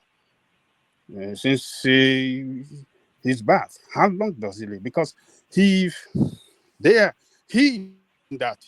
if long in Nigeria, he schooled most of his years in abroad. How come? What do you understand about the land you want to govern? What do you understand about the people? What? You don't have the experience in any way, talking about the politics of the land, talking about the people, talking about, how you want to get there with your team and direct the affairs of the state the way you are telling us that you want to direct it better than the people that are running it. We don't know. And everybody should be concerned about that. Emotion. When we run our support for candidates with emotion, we might end up having a wrong person. Is it not alarming that people are not paying attention to that space, that this guy is just fresh out of school and wants to be governor? And that is number one man. Number two is that he's very unstable, like Peter Obi, that jumped from one party to the other. Peter Obi jumped from PDP to ABGA, from ABGA to PDP, from PDP to Labour Party. Where is Peter Obi going tomorrow? We don't know. The same with this guy. I think it was with Accord Party, from Accord Party to PDP, LP. Where is he going to go tomorrow? We don't know. We heard Obi saying in his interview a day before yesterday that obedient are different from Labour people, from party members, members of Labour Party. And he cannot force them to join Labour Party. That is a ridiculous statement from a leader, that you have a lot No. That's not what you mean. That's not what you mean. Hold on. That's not what you mean. I'm not going by what he mean. What he said is what I'm stating here. He said a lot of people that are not obedient, that are obedient, are not members of the Labour Party. And as it is now, he cannot force them to be member of Labour Party, because that is what they chooses to do. That is a very ridiculous statement. Why must it be you? Why can't you convince them to join the party. No. Let me come in there. Let me tell you something about this obedient movement. You don't say like that because this obedient movement. What he meant is that like you have the tent, the tent that is the big tent and all that. So there was a tweet made by Aisha because in this Enugu state they were having some issues who to support among the Apuga candidate and the Labour candidate. So Aisha came up to give a tweet that she's supporting the Apuga candidate. So it was just trying to bring some controversy. So Obi has to make it clearly that he stands for his own party, that's the Labour Party. So definitely there are some people that are not members of, and Aisha made it clear before she joined the campaign that she's not a member of the Labour Party. She made it clear. So she have to put that statement to clear that most of them came to support him because of him, Peter. So he mentioned some other people. Even there was a woman she mentioned in a Cross River. The woman is in PDP. The woman gave him also support that made him to win Cross River State. So he also campaigned for the woman on that platform. So what he was trying to say that, and before the February 25th election, Labour Party came out to put up a statement that there are some of their supporters that are in PDP and in other parties. And the reason for that is that they don't have candidates in some states. So in those states that they don't have candidates, they have supporters that are in other parties. You understand? So, and they are willing also to support those people in their own election, as far as they don't have candidates in that state. And it is happening today. So, and Obi made it clear that any state that you see him is where they have candidates. So right. anywhere you bring don't it see up, him yeah. is where they don't have candidates, and they are free to support any candidate in that state. So it's not a bad statement. All right. Back to you, John Lekoko. So, well, everything that Obi says is always right. So no problem about that. So, but what we are trying to say here, woman, is that this guy demonstrated his unreliability, unstable political activity from one party to the other, and I don't see any team around him. No team. This is one thing. It is one thing to say, I want to be the governor or I want to be the president. But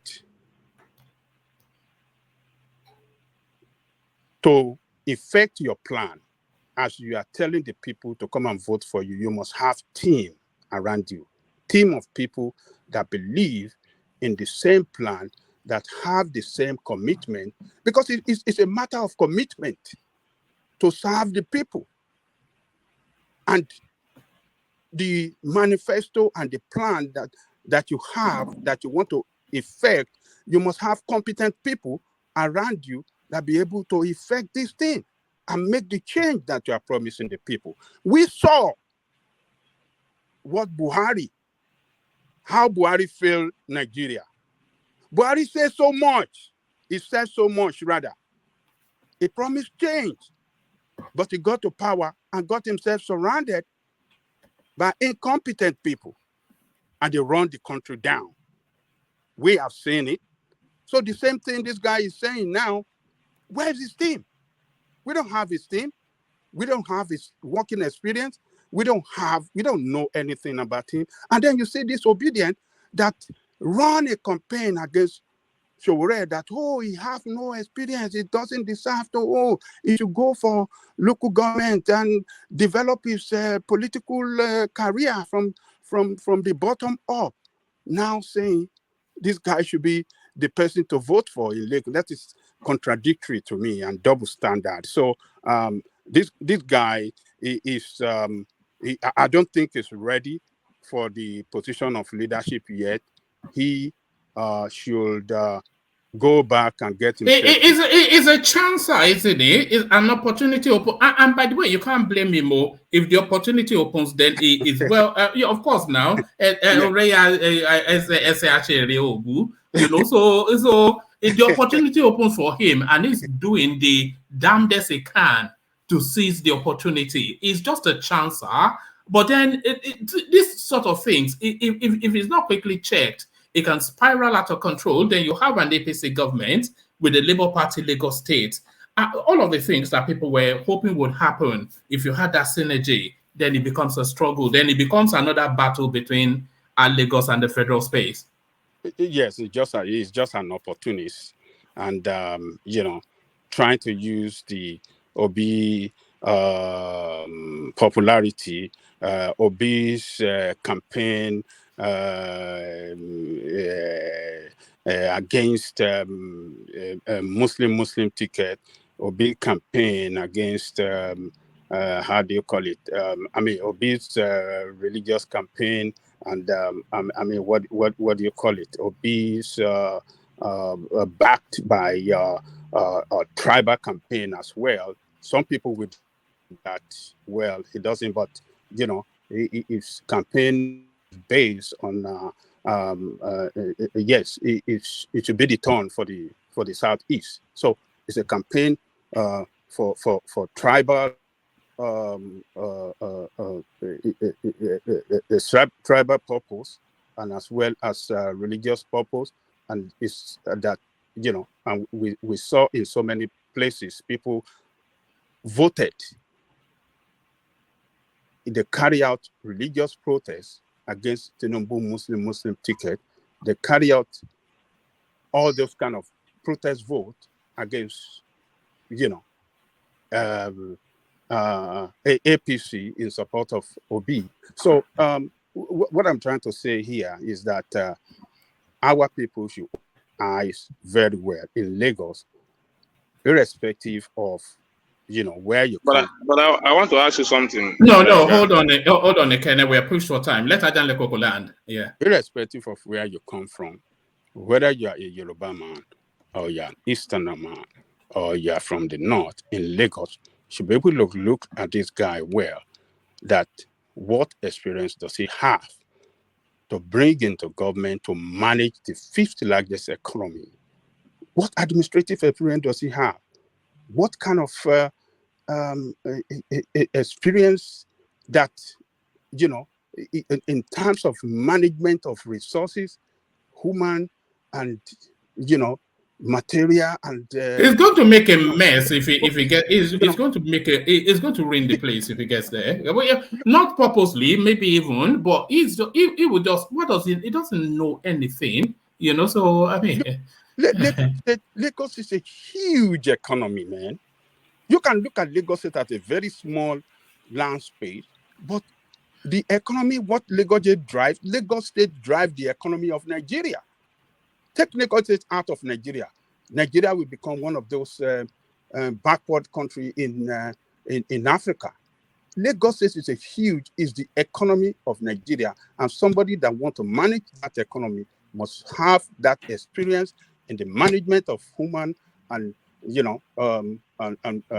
resources, human resources, and other resources as well. This guy has no experience. And I don't know who gave him the idea to use Jakonde, that, Jakonde have no experience. I was quite irritated when he was referencing Jakonde and Awolowo. Did he cross the line there? He wasn't born when Jakonde governed Lagos State. Who gave him that experience? Who was telling him all this kind of crap? Who gave him that idea, rather, to start using that? He didn't know anything about Jakonde, where Jakonde was coming from before he became governor of Lagos State. He didn't have an idea of where Awolowo was coming from before he became the premier of the West. He doesn't know any.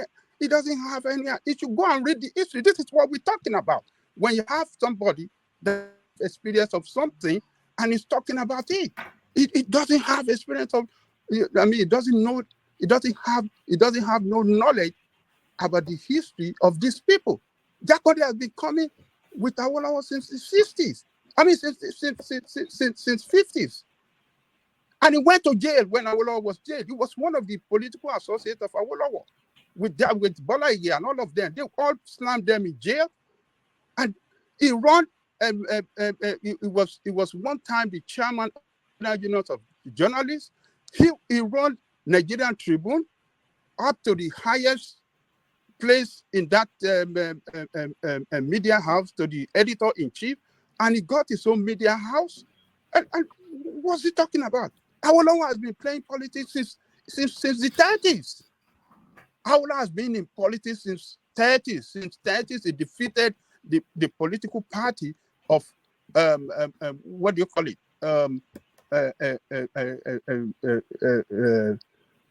Abat Macaulay in Lagos in 35. He defeated his party. And look, these are the people. He doesn't have knowledge about where they are coming from. And all right. Let me read Jafar's super chat to you. Give a very brief response to it, just a very brief response, and then I'll go on to Des. I want to take the Chinedu space around. But Jafar's super chat to say, it says, the APC cannot afford to lose Kano, Rivers, and Lagos. Kano is gone. Rivers likely to go to PDP. They will retain Lagos at all costs if they want to be competitive in 2027. Labour Party will do better in Rivers State. So yes, a lot that I agree with, except that Kano is gone. Kano is not going anywhere. The vote that Kwakwanso got in Kano was for Kwakwanso. It's nothing to do with whoever the governorship candidate is, so forget that. They will come their traditional third. Whoever the candidate is in so forget that. So apart from that Kwakwansia thing that you added, I agree with a lot of what you said. So they cannot afford to lose Kano, Rivers, and Lagos. But Rivers already belongs to the PDP, and there's a good chance that APC might take it, but not Labour Party. But I don't see them taking Lagos as well, but they will sweat Sanwo-Olu hard. But no, Kano is not going anywhere. It stayed with the APC. But a very brief response to Jafar, and then I'll go on to Desmond. Look, you have to listen to Jafar. Jafar is right. Kano is gone. APC. You think so? I know so. Gone where? To Kwakwanso? Yeah, Kwakwanso party going to win Kano. They already win. On what basis? Okay, on the ground now, they won the majority of the House of Assembly and the Senate seat. I think they want like 2, or maybe, I think it's 2 senators. They want 2 Senate seats. That's to tell you how strong they are out of the 3 in there. So they want the majority of the House of Rep. They are very, very popular in Kano. They're going to take Kano. I believe that they're going to take Kano. And Lagos, it's truth. They will take Kano. I don't see them. I don't see Labour taking Lagos, because as of today, I mean, in the last election, APC won all the senatorial seats, and APC won absolute majority of the federal house seat. That's to tell you that the vote that Obi got was just a protest vote against Tinubu, against the majority of Yoruba people, against Tinubu. Exactly. But can I tell you something about APC winning? No.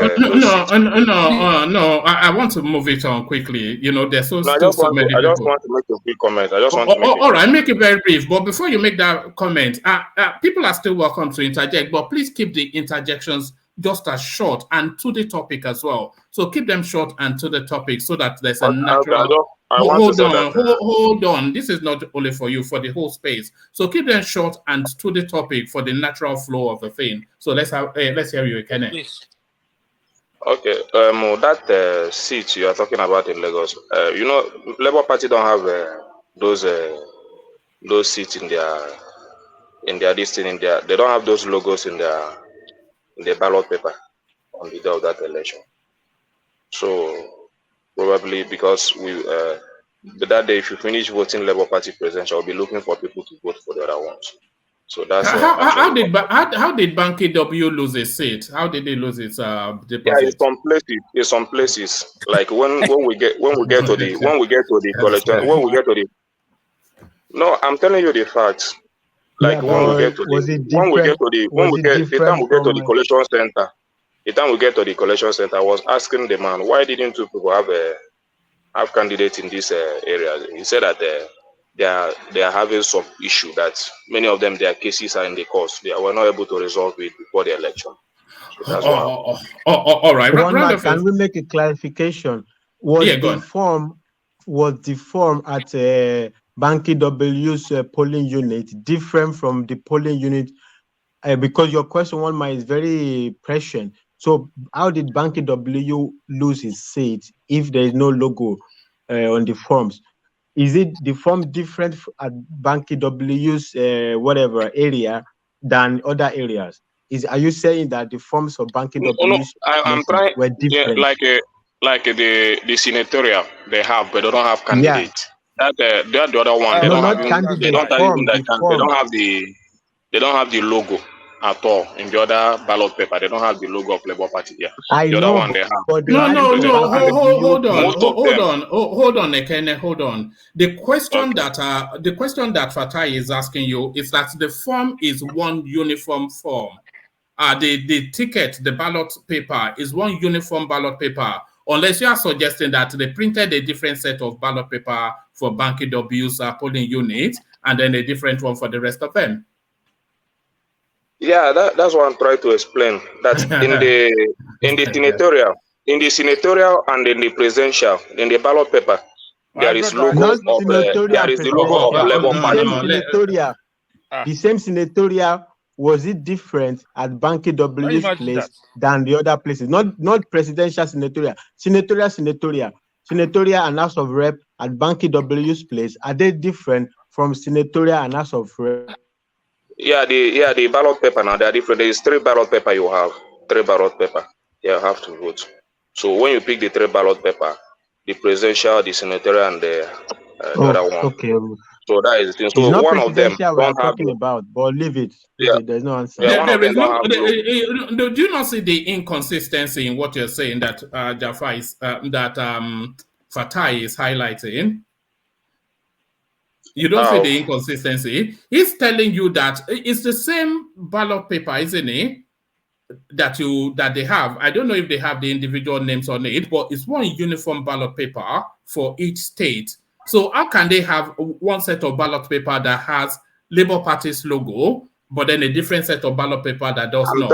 I'm telling you what happened. You can make inquiry. I'm telling you what happened. The 3 ballot paper. No, you're not one telling of me them, what the logo happened. was Okay, was Labour Party on the ballot on the senatorial in your space? Was it missing in your space where you voted?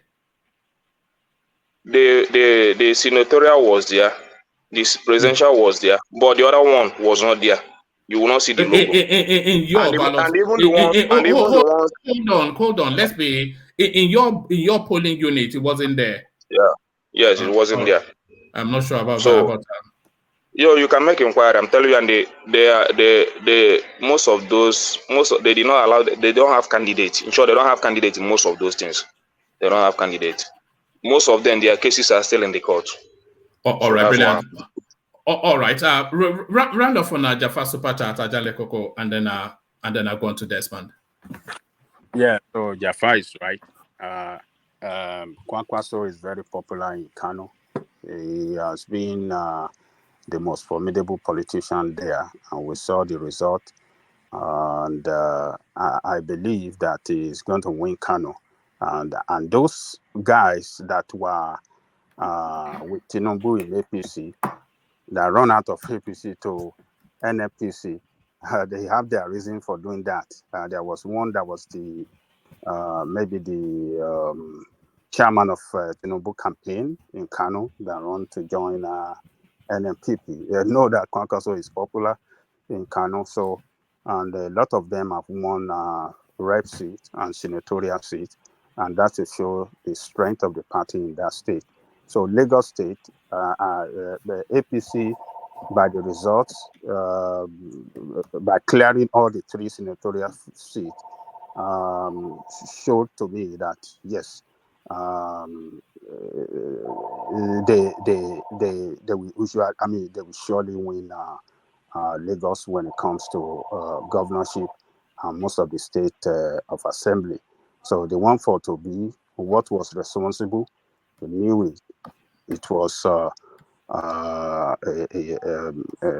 people that are dissatisfied with Tinubu, and they really want to show you. A lot of Yoruba people voted, even more than the people, more than the Easterner vote in the last election. So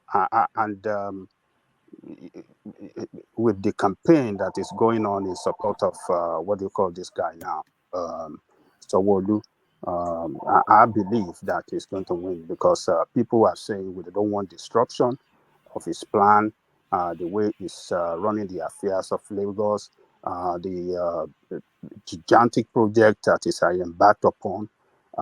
Lagos State is going to have the biggest pediatric children hospital. You know they're building a real futuristic airport in Lekki as well. Yes, and the biggest ultramarine children hospital, massive children hospital is being expanded. They are expanding it, and it's going to be the biggest in Africa. And the train is on the way, and a lot of project is of the future, Fourth Mainland Bridge, and a lot of things. People are looking up to a lot of things that this guy are doing, and I don't see APC losing.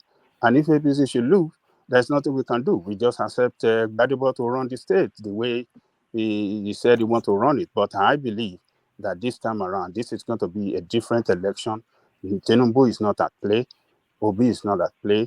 It is local election, and APC did well in that local election, the last election. 3 senatorial seats were cleared. Senatorial seats were cleared by APC. Majority of rep National Assembly seats were cleared by them. So that's why they are still more popular in the state, and I'm looking forward to Sanwo-Olu getting the second term in office. So that's my take, Wama. All right, brilliant. Thank you, Ajanle Koko. Well put. So, thank you, Ajanle Koko, and thank you, Jafar, for the super chat. Keep them coming. Others can join Jafar in the super chat as well. So others can join Jafar in the super chat as well, as others can also join Ayo in the Buy the Coffee as well. Because, of course, as you know, just as soon as the session starts, you know what happens. That is Ayo clocking in. So that's Ayo clocking in as Sally B continues to attack me on Instagram. You can come on the screen, Sally, rather than attack me on Instagram. So let's take, and thank you for the coffee, Ayo. So let's take the conversation now in the direction of Des. I'd like everybody to come in on this space. Des, the question is, if Sanwo-Olu is not re-elected as the governor of Lagos State, with Tinubu sitting in Aso Rock and and Gbadebo Chinedu, whichever one, Rose Vivour, and he is the governor, would that be an act of self-harm on the part of Lagos State? Would that be an own goal by Lagos, Des? Yeah, thank you, one man. Good evening, everybody. I don't think so. With your question, I don't think so because I think Bola Tinubu has probably removed his eye from Lagos, and basically I think someone said that's why you see all this campaign that Sowolu is doing right now. If Bola Tinubu's, if his picture is still there, I don't think he would probably be hoping that his boss, would pull some weight for him, but I don't see that happening. So he's trying to pull his own weight. Yeah, I think Lagos is his own state, and anybody that's gonna manage Lagos, we ought to be looking at Lagos, not Lagos and presidency. I don't think it should work like that. That gets me to say that we are not really seeing the whole picture, right? Because this guy, to me, he's very, very intelligent. I've watched a lot of his interviews, and he is a very brilliant mind. There's no question that I've seen him answer that he didn't. Yeah. Would you rather say he sound intelligent? Because I've not seen him really do You have not. anything to say, oh, this guy is he sounds intelligent, because talk is cheap. People can come and sound intelligent and not achieve anything. So for No, now, I I'd rather mean, say he sounds intelligent, but he's not done anything to say, oh, this guy is intelligent. What has it my done? my What can you brother, point to? I will set you back to Ajali Koko's comment. If assuming Showore was this person, it should have been the same old. What has he? He sounds intelligent. He speaks a great deal. It should still be the same thing. That's why I feel like Ajali Koko But is some shooting things himself still in the speaks for foot. Showore now. There are some things Nothing, Showore can still nothing, point brother. to as achievement. What? Sahara reporters? Is Sahara it Reporter politics? is Sahara battle all the reporters? while. The way No. he Sorry. anyway. This guy has been You are an an obedient, I activist. don't Let me respect tell too you, much. this guy has been Just an carry on, carry activist on. for since 2016. Des, He led. take this question with you and go along with it. Do you think the guy?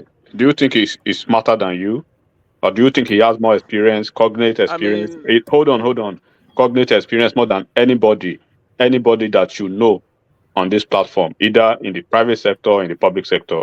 Don't talk about Lagos now, but on this platform and yourself inclusive. is obviously more educated. Also, sorry, before you go on, you still have the floor, Des, but add this as well. This is just a snapshot of the CVs. So that's Babajide Sanwo-Olu, Treasurer, Leeds Merchant Bank. So these are the bullet points of his career. So that's Babajide Sanwo-Olu, Treasurer, Leeds Merchant Bank, Head Foreign Markets, UBA, and then DGM, Federal, I think it's FCMD. I thought that was Federal Mortgage Bank. Chairman, Baywater Group, Special Assistant Corporate Matters, Lagos State, 2003. Commissioner for Economic Planning and Budget, 2007, Lagos State. Commissioner for Establishment, Training and Pensions, that's still Lagos State. MD CEO, LSDPC, and then Pioneer Chairman, whatever, and then Governor Lagos State 2019. So that's him. So this is now Rhodes Vivour. Intern, Franklin Ellis, Architects UK. So an intern, of course, is work experience, as you know. And then it says is an architect, SISA, whatever that is. Architect, Cliff Consultants. I don't know who they are. Consultant Architect MD, Spatial Tectonics. So that would have been a company that he set up. And then local government chairman aspirant, not a winner, but an aspirant. And then senatorial aspirant, not a winner, but an aspirant. So this is now Funsho Duhati. I'm not sure which party Funsho Duhati is. Arthur Anderson, now KPMG Nigeria, senior analyst, assistant at Resources Management Company, Goldman Sachs & Co., New York, PMC Financial Services Group, AMR Pensions Manager, Lagos Pioneer Managing Director, Value. So that's the CV. Then the guy does not have a CV. That's the problem. One man, this thing is actually something that I would hold on, because now it actually defeats the argument that Ajali Koko put up, that he doesn't know anything about politics. If this man has aspired to be a local government chairman, aspired to be a senator, that means he's been in the system for a while. And if he has been moving from one party to another, he knows the system. That's number one. Number two is that we are talking about experience, but the real question is experience on what? What has the experience gotten? The experience you have, what did you use it to do? I don't know. Lagos State. What was the name of the Sawolu? I don't know him very well. I don't know what he did in his past because I wasn't Yeah, well, following him. you have a CV on your screen. Yeah. No, I mean I don't know what he did is different from did he do it well? That's Did where I'm it? driving at. Well, Do it you seems to understand? have. Well, it started off as a special assistant on corporate affairs for Lagos State in 2003. He went on to become commissioner for economics planning and budgeting, all within 4 years. So clearly, he must have done well as a special assistant to get that portfolio. Went on to commissioner for establishment training and pensions, and then MD LSDPC, and then he went on to be governor. So you can see progression. One man. One You only man. progress Listen. if you are doing well. One man. No, it's not. It's not true. If You, that you, is true, if that so is true, is one man. okay. It was If being that is rewarded for true, failure. Was it being rewarded for failure? no, we know Nigerian space. If that is true, if you are rewarded for being whatever, Nigeria wouldn't be in this state. We all know that for a fact. So if you are saying that all these corrupt leaders that they did so bad in their local government and they get rewarded with a governor and they get rewarded with a senator, we know that it's been bad, but they're still getting. We don't even know how, but they're still getting into political space, into power, with a bad track record. We see that time and time again. Sorry, what's the noise? Sorry, that was me. Carry on. We see that time and time again. So, like I said, I don't know the Sowolu, every place he participated in. I don't know if he did well because we already know that Nigerian politics is not necessarily must that you do well and you get rewarded. But if he did well, kudos for him. And now coming to what Ajayi Toko said about critics saying something about Showore not having because this was the topic. You've not answered my question, Des. You remember Yeah, my question? your question is if he's more intelligent. He is Than as you. long as he went to Harvard University or No, whatever no, no, university no. he How? went I to. mean, is it more? Is it? So Do you think he's smarter than you, in I don't. more intelligent than you, and has cognates either in the private or public sector than you do? I don't believe anybody is smarter than me. That's number one. But that is a different case. I don't believe that. But the thing is that I'm just saying in this space, I don't know Lagos. I don't know the guy very well. But I'm just telling you the space. I'm just analyzing it here. Um Ajali Koko, the problem that we're having with Showore, if Showore came on board, if P2B wasn't on board, I'm telling you 99% of this movement would have been for Showore, regardless of whether he has the experience. Because now we have seen that Atiku's experience has been bad, Tinubu's experience has been bad. So there's no other option. The problem he had that Obi's experience was marvelous. So people looked at it and said, okay, this guy has a track record that we can look at. So let's forget about Showore for now.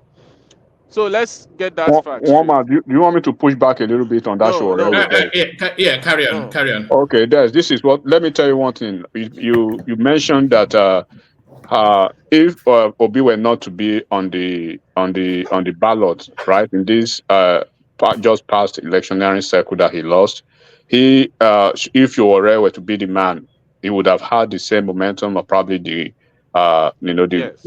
gravitating of the youth towards Yowore. And I will tell you no. Do you know why I say no? Because if Obi hadn't been on the ballot, then there definitely Obi would have been on the ballot with Atiku in PDP. And guess what? Do you know the Southeast and the Igbos generally that voted for Obi?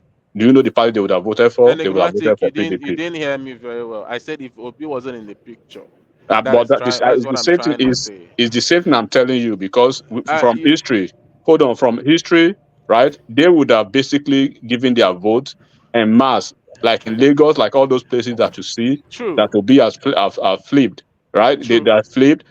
PDP will be flipping those places because of the virtue that the South true, South and the South is basically and generally the vote in line true, with PDP. So Showore wouldn't have been even true, a subject of discussion. So true. I just want to But correct on that. what you're missing is that when Showore ran in 2019, that was before NSAS, and this movement was almost NSAS dragged. No, it's not And a South drag. it's I'm Another telling you, another it's correction. almost. I just said it's Another almost. another Listen, correction. listen to my English first. It's almost Yeah. NSAS dragged. I wasn't saying that Igbos, No, ethnic you whatever should sentiment. how you should have put it is NSAS is Listen, a branch. It's a branch of the okay, coalition. okay, that morphed ENSA. into this movement. NSAS is one Okay, of the now. coalition, the branch. Okay, Okay, that's what you should, let's. because when you want to look at the branches, NSAS is one, IPOB and Biafra another, right? The ethnic and the religion, the churches, another branch, right? The ethnic Can I, ethnic divide, another branch. So when you look at the branches, almost 6 branches forming this okay. obedient, Should I and put? that's why Let me you see put No, it. after there is this Let me put another it. one election, branch. There is Let another me. one branch, enigmatic. which The one? branch of the Godfathers, the Obasanjo and Co. Yeah, yeah. And So Showore would not have gotten that. Listen. Forget Obasanjo. Obasanjo wasn't the people no, that you, made. you can't Let say me you can't say we should tell forget you. Obasanjo. Let me explain something to you. Ayodebanjo and Co. Yeah, Let me explain but something to Shiwore you. wouldn't have had the he wouldn't have had the the support of OBJ, of all those folks supporting him. And then the same guys that you guys are saying, you are talking about godfatherism. This guy is being sponsored by godfathers. He does not have his own money. He does not have his own finance. People are pushing him. But they judge Akerelo Bokno and those tendencies in PDP that has always been the tendencies in PDP since '99. So he has godfathers, he has godmothers. So do not push. You guys shouldn't push any Okay. narrative. You like him. You guys like him because of the The coloration of Igbo. his politics that he's bringing to the table now. He's representing what you guys want. Just I, not competence, I'm not I'm not character, not supporting all these things. anybody. I'm Yeah. just Okay. analyzing. Okay.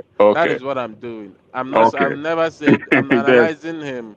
That I have no problem. It's not my business. I'm just analyzing this politics that we have on all right. ground. Take your time. Go That's ahead. just what I'm doing. But whether you want me to put it with your English about NSAS is a branch, whether you want me to put it in under English on branch, I'll put it like that. But even if NSAS is a branch, NSAS was massively, arranged in so many states in Nigeria. So if Showore had that momentum, I can almost guarantee you that he would have won Lagos, just the same as Labour Party won Lagos. That's what I'm trying to tell you. But No, no, no. You wouldn't now, have won Lagos. The South, I mean, it's not tribal. the South The Igbos community Igbos in are not Lagos that much. would not have voted for him en masse as they Yes, did but for Peter how Obi. much are the Igbos compared to the NSAS? They're not that much. NSAS are No, no, no. varieties of You are okay. NSAS. Anyway, Listen, continue. NSAS are varieties of all the tribes. Do you understand? They are not Igbos in Lagos are not that much compared. But now let's get to if he's going to win or not. One man, to be honest with you, this guy has the highest chances of winning. In I'm gonna tell you reason why. Reason because, or maybe I would say if this and thing happened, then he would win. Like Kenneth said, if people that voted for P2B come out the same way, I can guarantee you that this guy is going to win. If they come out the same way, But they are because not the going to truth come is, out the same way now, Can I based interject, on. please? that's what I'm saying. Yeah, but they are not. Do you know why they are not? One man, can I interject? Yeah, come in. Yeah, see, I totally disagree with what my brother is saying. You know, me. See, the reason why Obi got those votes at that time is because of what one man said before. Religion is part of it. Yeah. So there's no way most of those most of the Yoruba people that they fought for Obi because of hatred they have No, for Tinubu. brother, don't say that. Honestly, Don't say religion is not. Lagos is one of the people that religion doesn't really. They don't really take religion that I mean Don't don't Christianity don't too. say that, overboard. Des. Oh Don't say that, God. Des. The They don't. churches. I don't think Oh, the Des, churches are I'm there. private. Let me The Yes. tell you what I'm churches private fought to. Let me tell you for what Obi I'm private massively. to. I am private to memos, right? Memo passed around by churches in Lagos State, by big churches. And that's why Ade Farasi had to come out at the time to probably chastise the churches. The churches en masse they gave direct instruction to their members as to how and who to vote for on that very Yes. day. So that thing is not going to play out. Look, this election, right? As you can see it, Go suck the as you can see it now, there are so many things that went wrong in the presidential election. First of all, you have to understand two factors. This guy sneaked, you know what, when you say he sneaked on them and he caught them unawares, the kind of politics he was bringing to them, they never expected it. They were playing the normal politics of issues we should do, big boy politics and stuff, but they never knew he has gone beyond, Enigmatic. preaching. The Hold on main now. Hold on. enigmatic. Hold You on. say no, no, wait. Hold on. Let me Hold tell on. you. Okay, finish. Hold Okay. on. So what you're gonna see, right, is what you're gonna see in almost not only in Lagos, because we always want to be focused, probably fixated about on Lagos alone. What you're going to see in so many places that you see a very good numbers from Labour Party is probably what you see in Lagos State. It's going to be like an offshoot, a replica, because now they know it's politics. And I told somebody this afternoon, if they have to rerun this election, the numbers he got, he's not going to get the numbers because they now know his politics now. The politics that they never knew that, oh, this is what he does and stuff like that. As you can see, all of them are going to the trenches like he was doing. They were doing the big boy. We don't want to go to churches. We don't want to preach. We don't want to do religious politics in politicking. They are doing it now. But enigmatic. Let They me are all tell you. doing it. Let So me if tell you. you Let me know, tell you. You people are making a mistake when it comes to Lagos religion or whatever. Muslim ticket has nothing to do with Lagos vote. okay, The main problem. Let me Wow. finish. Let me Wow. finish. Let me Go finish. on, The go on, main go on. problem Tinubu had in Lagos was Tinubu. That was the main problem Tinubu had in Lagos. And this is the same problem he's Not having really. now. that's Listen now, let false. me finish. That's Oh, false. hold Let on. me Oh, hold finish. on. Let him land. Go on now. Des. This is the main problem that he's having now with people, most people trying to get Lagos out of Tinubu's hand. This is number one reason. Yes, religion is part of them, but the main reason people voted against APC was Tinubu.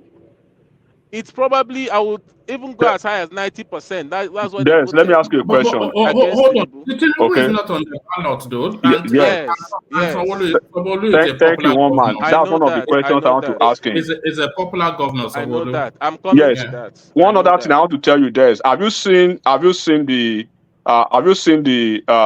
forensic report and the general report from APC Lagos? Have you seen the report? They are No. after the election result. I mean, report. Have you seen Yeah, it? yeah, Have they you are seen it? questioning Labour Party's results votes Don't in don't, Lagos. don't even go They're there, going my to guy. challenge it. Don't, because if you see the result, if you see the report from each polling unit, from each, when you see Sorry. Hold on, Enigmatic. Who carried out the forensic report? it's APC, because look, All right. immediately after the election, it's APCs. They have to do, okay, after the election, what went wrong, right? Like general analysis of what did we do wrong, what went wrong, what Post-mortem. a postmortem approach, and then report. So they came together. They have a well documented report of what actually happened in several areas, and that's why you see Yayi, Yayi Adiola, Yayi, the one they call Yayi, right? The one that went to run Yeah. election in Ogun State. They are all back in Lagos. Olorun Bema Mora, Bajabi Amila, Aregbesola, they are all back in Lagos, but because they saw so many vacuum, they left so many vacuum. So what you are seeing now is recalibration, and then Tinubu left a powerful word for them. Like, look, he said, look, the first time that he stepped out of Lagos, the only first time that he stepped out of Lagos to run his own personal election, they couldn't hold the ground. That they No, should go and please. fix it. That's the point. So that they should go and fix it, and that's why you saw all of them running. It's just sitting looking at them. You fix it or you don't fix it. It's all on you now. So they are all together. It's like a referendum on their own political capital now to show that they can, because he told them, I'm not going to be here forever. I'm now in the federal, and you don't expect me to keep holding the house for you. So you guys need to come together and do what you need to do. I'm going to step back. If you hold it, it's all on you. Do not forget, it is your political career that is online. All the House of Assembly members and all the cabinet folks and you, Mr. Governor. So whatever you need to do, this is politics. If you have to play the politics that this guy are playing, the real politics, he had a meeting with nobody but with the local government chairman. He said, go and look at the numbers in the past. We have a winning formula. What happened to the winning formula? They started talking. Most of them started talking that even some of them do not even know one man. Some of them they've not seen they've not seen their councillors in 4 years. They've not seen their local government chairman in 4 years. When they send campaign funds to them, some people hijack the campaign fund. It never trickled down. So there are so many things that actually came out from that report. And then they did something very, very bad 2 weeks to the election. They were transferring people from their standard polling unit, where they, like for you now, like you one man, you already know that your base is UK. You know the ground, you know the terrain, you know any game they are bringing to that place. But then at the eve of the election, they transfer you to US to go and man US. So you are starting afresh. So now all those kind of things, they already have all those things planned. And then there's one thing finally that they found out, right? There was massive rigging from Labour Party in Lagos State, because what they did, most of the polling units were manned. Most of those NYSC people that you see and the EOs, they were mostly obedient, and they found out everything. And that's why you see all those duplicating, somebody signing, duplicating so many papers at once. So they have a post-mortem report, and then the guy is giving them the marching order. Look, you saw what I did. I fought a whole unspeakable campaign for myself, and I won. If you guys cannot hold Lagos State, I'm not going to be spoon-feeding you to hold Lagos. Go and do what you have to do. Every political apparatchik in Lagos, they are back in Lagos now. They've forgotten about their differences. And look at what Aregbesola was doing. Because the whole of Ojo, the whole of Alimosho, nobody was manning Alimosho. Aregbesola was not there. Yayi was not there. Adefulire Orodope, the ex-deputy governor, was not there. Shoson was not there. So they just left the house to empty. So empty. So that is what you are saying. They are blocking the loopholes. Let me say this. It's quite funny when you make all this claim. I mean, for saying that Labour Party rigged in Lagos is quite hilarious to me. No, Labour Party they rigged very well in so many places. So forget about that. We are not talking about that now. I'm just telling you. Whether you want to believe it or not, okay? Yeah. Whether you want to believe it or not, this coming, I'm not even going to go to the past. This coming election is going to be determined by people that will come out. In this election, people voted with emotion, and it's going to happen again. The notion that people think that people vote according to who's this one, a lot of people now voting now tend to vote with emotion, and the problem is that their emotion that they have started feeling that their vote wouldn't count. Would they set it aside to come out again? That is the only problem. If they come out again, I'm telling you, they are going to go the same route, vote with emotion again. And when they do that, the honest truth is that, yes, there's going to be some people that will vote for Sonwolu because, yeah, he's a good governor, he performed. Is this a robbery round session, one man? No. Yes, no, yeah, I'm taking it round, but you are interrogating him, so let me just finish. I'm just closing up. Yeah. Labour Party, whether you want to say is true or not, won over 900 and something thousand in the last election, and APC got about 100 and let's say almost 200K. If that same, let's say about that 100,000 that voted for Labour Party, let's even imagine that maybe 20% of them or 10% of them says, okay, I'm voting for Sowolu. It still doesn't get him that governorship, seats. And that is the problem that Sowolu is having. And he saw it. If the margin was this close, I don't think Sowolu would even be struggling himself and campaigning this hard. My brother, because the margin is pretty close. Can I ask a question? Forgive me. It's pretty close. Des, do you believe that 900? Yeah, give the answer, and then that will be your summation of that space because I need to move it on. Yeah, Ask the question. Do you Yeah. believe that thing that Labour Party won 900 votes, 900,000, almost 1 million votes in Lagos, and Peter Obi got almost 1 million votes, approximately 1 million votes in Lagos, and Tinubu got 100,000. That is like approximately. You are saying that Peter Obi got 90% in Lagos, and Tinubu got 10%. But Peter Obi got 97% in Anambra. Do you actually believe that there is even a sense of reality that Peter Obi would get 90% in Lagos, but Tinubu got 10%? Is that a joke? It's something that you're going to say in the court. Don't worry about it. No, Whether you that is believe a it or joke. I believe it or Just not, understand that that's a joke. it's irrelevant right now. Whether you believe your own belief, I believe my own. The court will prove whose belief is right. But I'm just saying, put it in one hand and try to analyze it in that hand. You get? Don't always analyze it with your own biasness. That's just what I'm trying to let you know. One man, I end with that. Oh, all right, brilliant. Well put. So well put. Thank you, Des. So let's take that question and move it in the direction of Ola. So Ola, you're up next. Yeah, on my way to you, Ola, let me acknowledge these super chats that came in.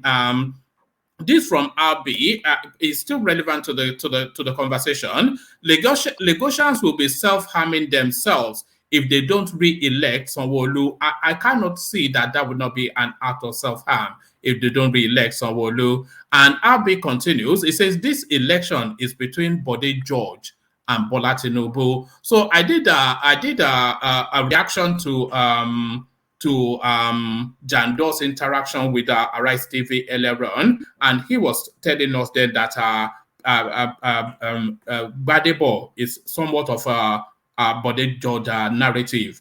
But whatever you say about Gbadebo Rhodes, Chinedu, he presents very well. He talks a very good game. But is that sufficient enough to seize charge of Lagos State? Because, of course, we have to always acknowledge that Lagos is quite an entity within the Nigerian space. Has it presented enough to inspire confidence that is able to govern a state like Lagos? This guy, Rhodes, Vivour, Ola. All right, we don't appear to have Ola. So let's take that question then let's take it to World Peace. Do we have you, World Peace?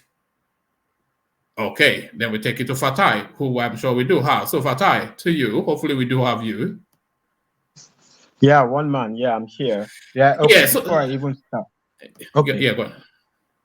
What I want to say is before I go start, I just want to be on record that I think it's a joke that people would say that Peter Obi got 90%, approximately 90% in Lagos, and Tinubu got 10%.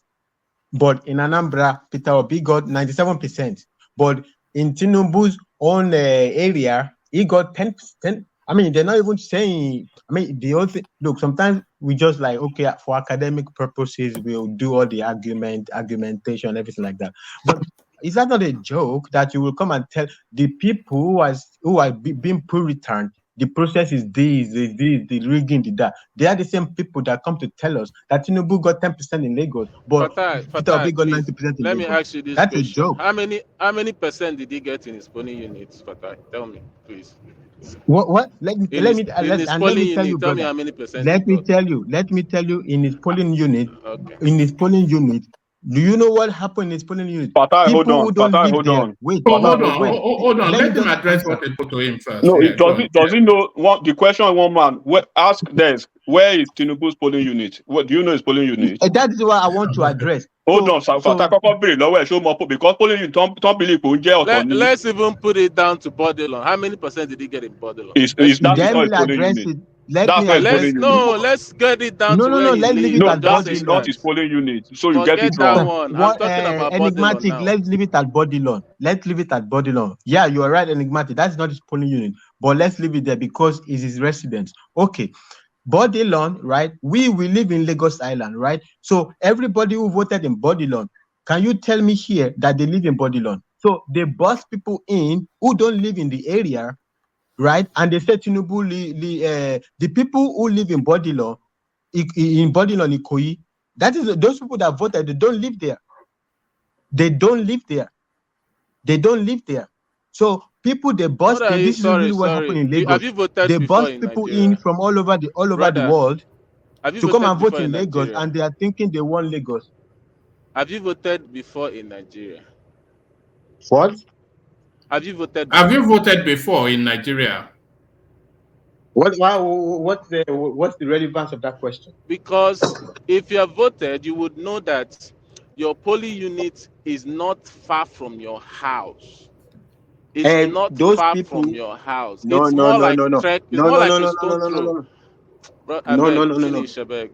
All right, let me take you. Let me take Let you me back. just answer that question. Right. Did you not? Did you not listen to the news when the wreck of Lagos was complaining that people were getting PVCs newly in Lagos? People who didn't live in Lagos were being bussed in to come and take their PVC in Lagos. This is the problem of this PVC. Many people who don't live in an area were allocated to places they don't live in. Fatai, don't talk too much. You know That's what happened now? It's not a mystery. don't We are talk too just doing much. academic all That's the why time. that's the reason. The reason for that post-mortem report. You know, I told you. I just gave you a summary. But to buy well, no, just talk to.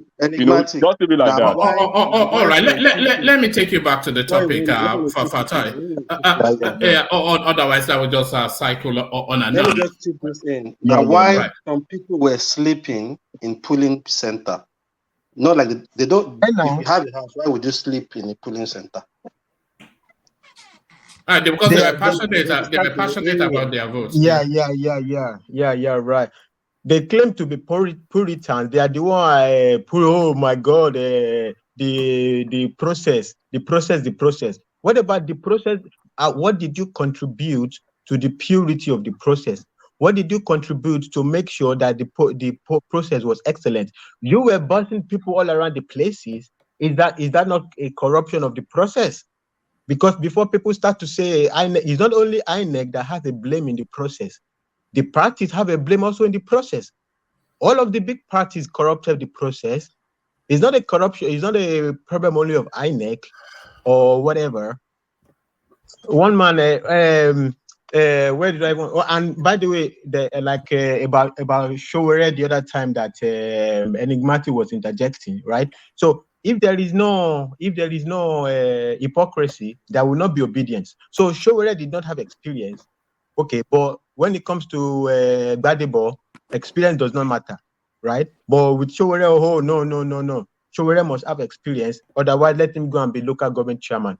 And isn't a dumbing down of our electoral process that being a failed senatorial candidature, a failed local government candidature has now become a CV material. Oh, I failed to win local government chairman. Oh, that's my CV work experience. My work experience that I failed to win local government. That's my work experience to go and become governor of one of the largest economy in Africa. That is an experience. So experience. It's the whole thing is incredible. APC is going to question when they go to court. APC is going to question Lagos State Labour Party's votes in Lagos State. Then they're going to question all over the place. I'm having a look at Lagos State on iRev portal as we are speaking. It's quite ugly. I did I did a little reaction to Atado Peter Side's appearance on Arise TV earlier on. It was bringing out evidence. If you see what I'm looking at in Lagos State, it's quite ugly. But carry on. Carry on. One man, it's incredible. It is incredible. But how they are able to rig this blatantly in Lagos, Tinubu's homestead, is maybe they are just letting them have it, just not to. I don't know. One man. Lagos State has always been complicated, right? So when Tinubu came into Lagos, let's say 1999, the rearrangement of Lagos State money, especially when he brought in Oracle and removed all the ghost workers, he stepped on the toes of a lot of big boys, right? So there's always been a problem around the big boys of Lagos, right? Some people that were not in the loop around how money is running, whatever you think about it, they are sworn enemy of Tinubu and his team and his the way it goes about. So what you're seeing play out in Lagos is a division that always existed. It's not anything new. The people of Lagos don't like Tinubu or resentment against Tinubu. No. It's always been there, right? Tinubu had his path in Lagos. These are real big boys, but the judge is not a joke in Lagos State, right? These are people that were always. It's not today there is opposition to Tinubu in Lagos. There has always been opposition, but you have your enemy, you have your friends. But Tinubu's friends has always been bigger. It's always been a game of numbers. All right. Let me ask you. Let me ask you this question, Fatai. If Rhodes Vivour was the APC candidate and Sanwo-Olu was the Labour Party candidate, would you be singing a different tune? And I'm only asking this because every time I see Rhodes Vivour or hear him present, is quite impressive. I'm impressed anyway. I don't know if you are, but he certainly talks a good game. He talks a good game. And also, do you think he's somewhat the darling of the media? Do you think the media are promoting him somewhat?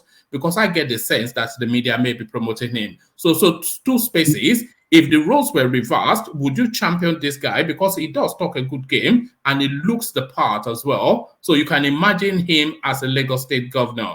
It certainly tells a good narrative. And also, do you think the media are pushing him somewhat?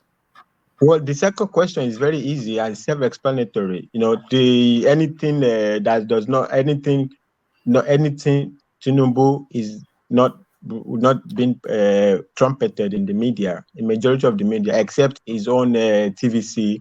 So that's quite clear, right? Your question is the answer to that is yes. It's even blatant. Everybody can see that. So that's I regard to that. As regard to the other question, well, especially when they said he sounds intelligent. Well, it sounds, or does it just lull you to sleep? Because when he's one man, you said he talks a good game. Can you remember one of the games? It's a script. Maybe we can debate it.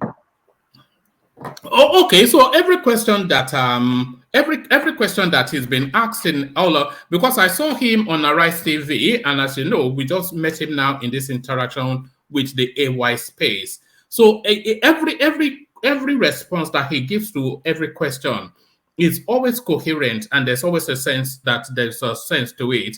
What impressed me was his interaction with the Arise space when he was talking about repointing the Lagos State resources for best effect rather than for vanity projects. And he went on to elucidate on that in detail, which was quite impressive. So personally, I think he talks a good game.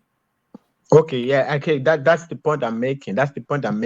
So he answers the question, his answers are coherent, but are they answers, right? We're talking substance, right? You can sound, but do you have substance? So for example, you give this answer, you give this response. So he says to redirect the focus of the government. I don't know what that means. Everything in life needs to be redirected, right? Everything in life can be made more effective. What are you really talking about? So he says, for instance, vanity project. What is the vanity project? The train. No. He cited the fourth mainland bridge or this mainland bridge. His alternative to Fourth Mainland Bridge is to be constructing roads, right? So there is no space in Lagos, right? But he wants to be constructing road. The problem with road construction, the reason the Fourth Mainland Bridge is not a vanity project, right, is that it utilizes spaces that will not be used. It's free of space. So you go over the waters. Nobody is building houses on the water. So if you take up all the roads, because the roads that have been mapped, that will have been mapped out already, are already built. So if you're looking for new roads, you're going to be doing, what do they even call it? You're going to be stealing people. You're going to have to be taking people's lands to be building roads. There is no space in Lagos for further building of roads. It's not anything extraordinary. It's not an extraordinary intelligence to say that Fourth Mainland Bridge is a vanity project. Do you know the value? Sorry, Fourth Mainland Bridge. Excuse me. Wait. The value, there is something they call externality. So if you build the Fourth Mainland Bridge, what about the value that the Fourth Mainland Bridge will contribute to the real estate of Lagos, right? So if Babangida did not build the Third Mainland Bridge, right, Was Third Mainland Bridge a vanity project? There were other bridges in Lagos before Third Mainland Bridge. It's not a vanity project. It contributes to the value of the property there. The roads that you're going to build don't really contribute that much value to the property. So even by itself, right, the bridge will add value to the real estate of Lagos. So it is not a vanity project. And also, it makes use of spaces that will otherwise not be used. We need alternative spaces. That's why, for Ajale Koko always said it, that Jakonde came up with the idea of the train. Why do you need train?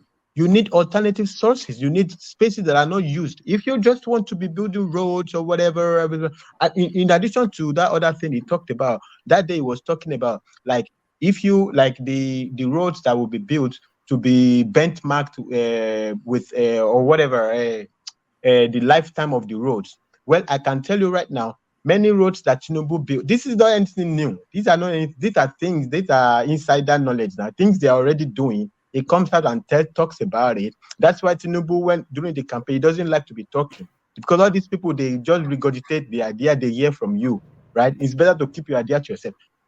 All the roads that Tinubu built, the roads that Tinubu built, you go to Lagos, you still find them. Unlike other somebody else we cannot talk about. So it's not anything new when it's extraordinary. This is the thing. He talked also about local government. Say, the local government to be, well, what was Tinubu fighting Obasanjo about? Was it not the creation of more local governments? These are not any idea that is new. These are just regurgitated idea, sound idea that the people is campaigning against already put on the table. Already put on the table. Fatai, let me interject round before you continue. Okay, all right, brother. Yeah, this guy, to be honest with you, I listen to people with open mind. I'm not a supporter of the guy. Like I said, I don't care what happens in Lagos. But the truth is, the guy knows a lot of what he's saying. It makes sense. If you don't want to listen to him in non-biased way, that's fine. There's an example he gave about, I think on a channel that I was speaking about market women, how they are being taxed and all that, and they're not getting their money's worth, with all that tax. He actually gave an example of building some kind of what's it called? A daycare, whatever, for the marketers, a very massive one that they don't have to be carrying their children and be selling goods. It's something that he said that if you enter, How it's is gonna that be like a whole practical? new. How It's, is it's that not actually agbado? listen. It's actually because now these people are paying taxes and they are not even benefiting anything from the taxes. But now when you give them something that they'll be okay, this is releasing a stress. The guy actually explains a lot. I can't just remember, but Okay, so you are going to the build. guy You talks got. a big deal. No, I'm You are just going saying to one build. question they Okay. asked him.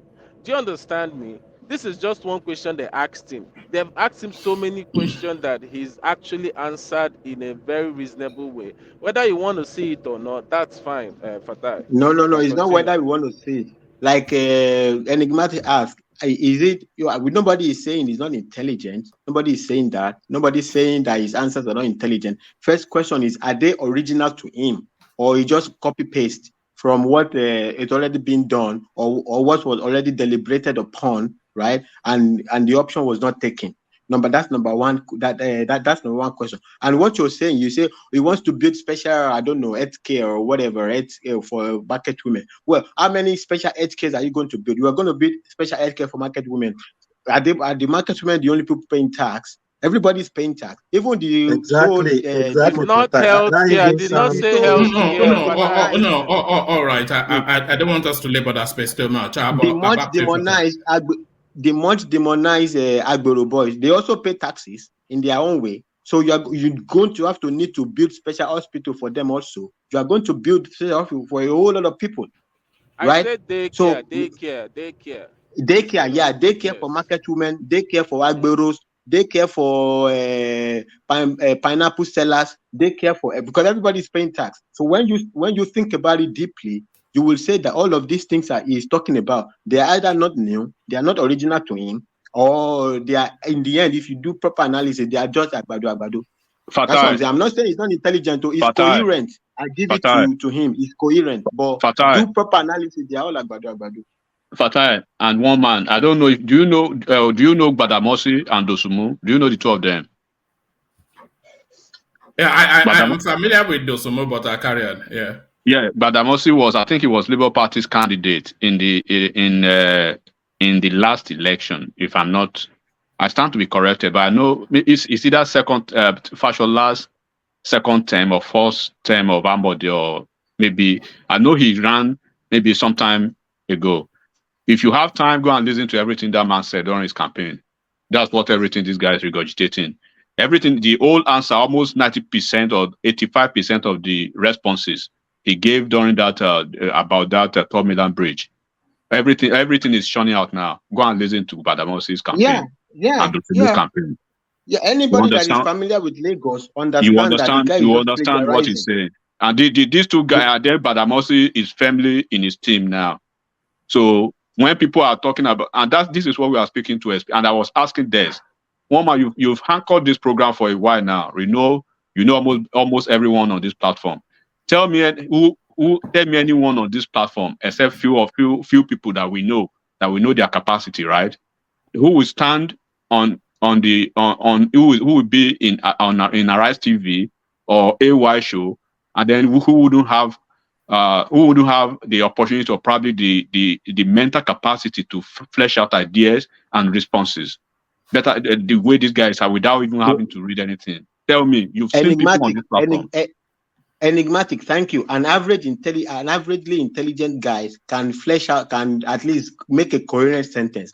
The point is making, can we fit it into the space called Lagos? If you are telling us that you are going to build some belt roads or whatever, does it work? It might be coherent, but does it work? Like this daycare brother there you talk about now. How does it work? You are going to be being partial if you're going to build a daycare for a particular group of people who are paying taxes. What about the other group of people who are also paying taxes? Sorry, Des. I don't want to label that childcare something too much. I don't want to go there. But the argument of whether he's regurgitating what's past, I believe that it shouldn't really be an argument. Nigerian politics has always been regurgitated. We all know that. Whether it's presidential, governorship, it's still the same old shit that we've been hearing for a long time, that we're still going to hear. It's not like we're going to, it's like America, you're going to find a sophisticated way to reduce people's tax or whatever. We've never reached that level. It's still all this mundane, build road, do this one. No, I can give that to you, except that you are the one championing this this guy's super intelligent. He's so intelligent. If he's so intelligent, I've not heard it contribute before. original ideas. If you said that, you should contribute original ideas previous that guy. work. All right, Fatai. I want to show you something. It's a bit of an ugliness. What I want to show you. I want to show you a bit of ugliness. Watch this. Results since 2011. You know where the dead bodies are buried.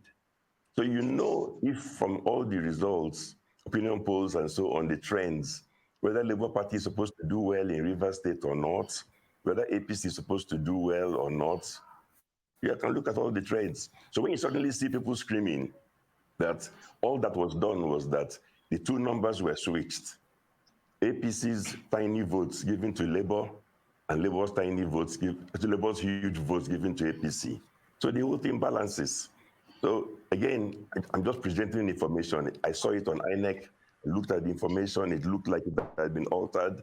So that's what I'm saying. So I'm answering your question, am I satisfied by that? Of course I'm not satisfied. I would like more investigation. We can look at Exhibit 3A. Right. Well, let's look at Exhibit 3A because we need more information. I mean, you can't, there may be anomalies in one or two sort of polling booths, but we need to see more. So let's see Exhibit 3A then. Yes. Yeah, Exhibit 3A is going to Bauchi. Because I'm going around the country, just a few examples to show you why some of us are not happy. Exhibit 3A, you see a polling unit results in Bauchi. Forget about all the things INEC announced telling you that Labour Party scored almost nothing. In Bauchi, were not a player at all.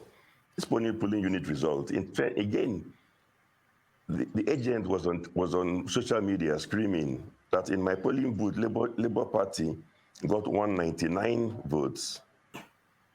The polling unit is known in Bauchi, it's on the exhibit. APC got 78, PDP got 95, and so on. Then the same little agent is screaming that somehow, what he saw on Channels TV or something, so in one polling unit, Labour Party gets 199 units, but that by the time they aggregated the results for all the wards, the whole LGA, that the figure that he now saw for Labour Party, he claims, was 185. So which means that the result declared, according to him, for the whole of an LGA is less than what Labour Party scored in its own polling unit alone. All right. So that was at Edo Peter's side describing what is presenting as cooked up results. Exhibit 1A was what he was showing you. So that was Exhibit 1A from Atedo Peter's side for Tai. But now let me now show you Exhibit 1B. So he showed you Exhibit 1A. I will show you Exhibit 1B. So watch this. This is the real ugliness of what we're dealing with. So this is now Exhibit 1B. So we're now going to the INEC portal. So that's the INEC portal, ever familiar. So you know what it is. And we are going to Lagos State, of course, at Tinubu's homestead, Ikota. So that's where we're going. And we're going to junction of Niyi, Onilari Street, Okiki Street. So that's where we're going to see this ugliness. So this is Exhibit 1B or whatever. Look at that. So I want you to look at this. Look at this. If you're talking about a butcher, look at this. This was what they did in Lagos State. This is what they presented. Obi 193, APC 30, everything signed PO. Look at that. So this man, is this not a I mean, if you want to present something that is believable, I mean, there's something you would do. Because I'm on the hold on, I'm on the IREF portal now. Yes, I know. If you said everything signs PO, it shows that you just did it in a way that people would like, what's this rubbish now? You know, this is the same. This is the same signature as you can see all the way through. Signature now. Yes. Yes. You said PO. And you can see these are all altered. You can see the alterations there. One man. It's the polling officer that signed it all the way through, and you can see where the it's just look at that. And this is where he won. Look at this. Look at this. Oh my goodness. Woman, sorry. I think I can click on another one. Yeah. Sorry, I think we're overflogging this issue. Polling unit or not polling unit, result or not result. I have uncles that won. I have uncles that lost in the seat. I have friends that won. I have friends that are trying to reclaim their mandate. And we know what they are doing. And we know what I'm talking about. Sorry, Wapis, I'm responding to Atedo Peter side, who has gone on national television but the ugliness that the Labour Party did in the whole of the Southeast, but even in Lagos State, I can click on another one and it's the same thing. Is this I know. This has to be cancelled. This whole unit has to be cancelled. I will get to that. They all try to get their mandate back right now. What they are really doing right now, like you said, lawyers will make a lot of money. They're all trying to get their mandate back. Those are really lost. And like I said, I don't want to go into this matter. It's becoming so pedestrian to me. Try to check polling unit or whatnot. It may be pedestrian to you, but that's where the political space is. they are trying to delegitimize the will of the Yeah, people. like that's why I said we all know what they all did. The people that know, not we, people that know, people that are privy to know what is going on. I have people that trying to reclaim their mandate with such stuff like this, which being cooked up, slipping into through the INEC official now, put into the IRED now, is showing different problems. So that they have to cancel that place. We all know these things. Let's forget about this and let's face What piece? Sorry, before you come in, enigmatic. If you Okay. look at the final figure at the bottom there, I hope it's legible enough for you to see. You can see that they wrote 1 something. You can see that they wrote 1 something, and then they superimposed 2 over that 1. You can see it cutting through, and then you can see there's something like a 5 under that 7, and then they've superimposed a figure on top of it.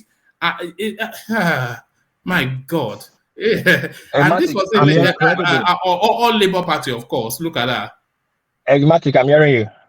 Okay. What I want you to understand, right? If you notice what is happening, because I'm basically trying to respond to what you say, because of course, is this thing being overflogged or being monotonous already? Yeah, you can have an healthy debate about that. But look at what is happening, right? Nobody would have been talking about this. Nobody would have been flogging this. Everybody would have be quiet, mute, and then let the court do their job and INEC. But who are those people, right, coming to the TV or probably media spaces almost on a daily basis, maybe through their surrogates or whatever, the Obedience and Peter Obi people. But when you've forgotten that he who comes to equity, right, must come with clean hands. So there's a reason why they all have their sons, right, now in the court checking all these documents, but you are not leaving all those things to the sons or to the legal luminaries to do their job. Now, after those Pisa side, hold on. After those Pisa that was there today, you will not see somebody from Atiku's camp or Kwakwanso's camp. Every other camp you'll be everywhere you see is gonna be either somebody from the Obedient or some on Twitter, or in different TV stations. But when you are claiming that you've been rigged in one area, do not forget that we are all Nigerians. These people are all politicians. They all know where they bury their skeletons, right? And then when they pull your own skeleton out, you say, oh, no. Because how do you want to tell anybody? Well, I'm telling you now, right? When you get to, how do you want to rationalize the point that in Southeast, right, where, forget about APC now, Southeast, where Atiku and PDP has always had its way, right? All of a sudden, a single candidate is making over 90% of the votes. 97. 97% of the votes. Even in America over here, go and check Trump's number in New York, check Clinton's number in Arkansas, check Bush, the 2 Bushes, check their numbers in Texas. Can you give us a reason? Can you give us a reason? Give me one reason why the Southeast would vote for APC, for example. Hold on. What you are looking at, go to the other places, look at the even numbers. Why is it the preponderance of the numbers tilting to just only one political party? And then they'll be saying it, right?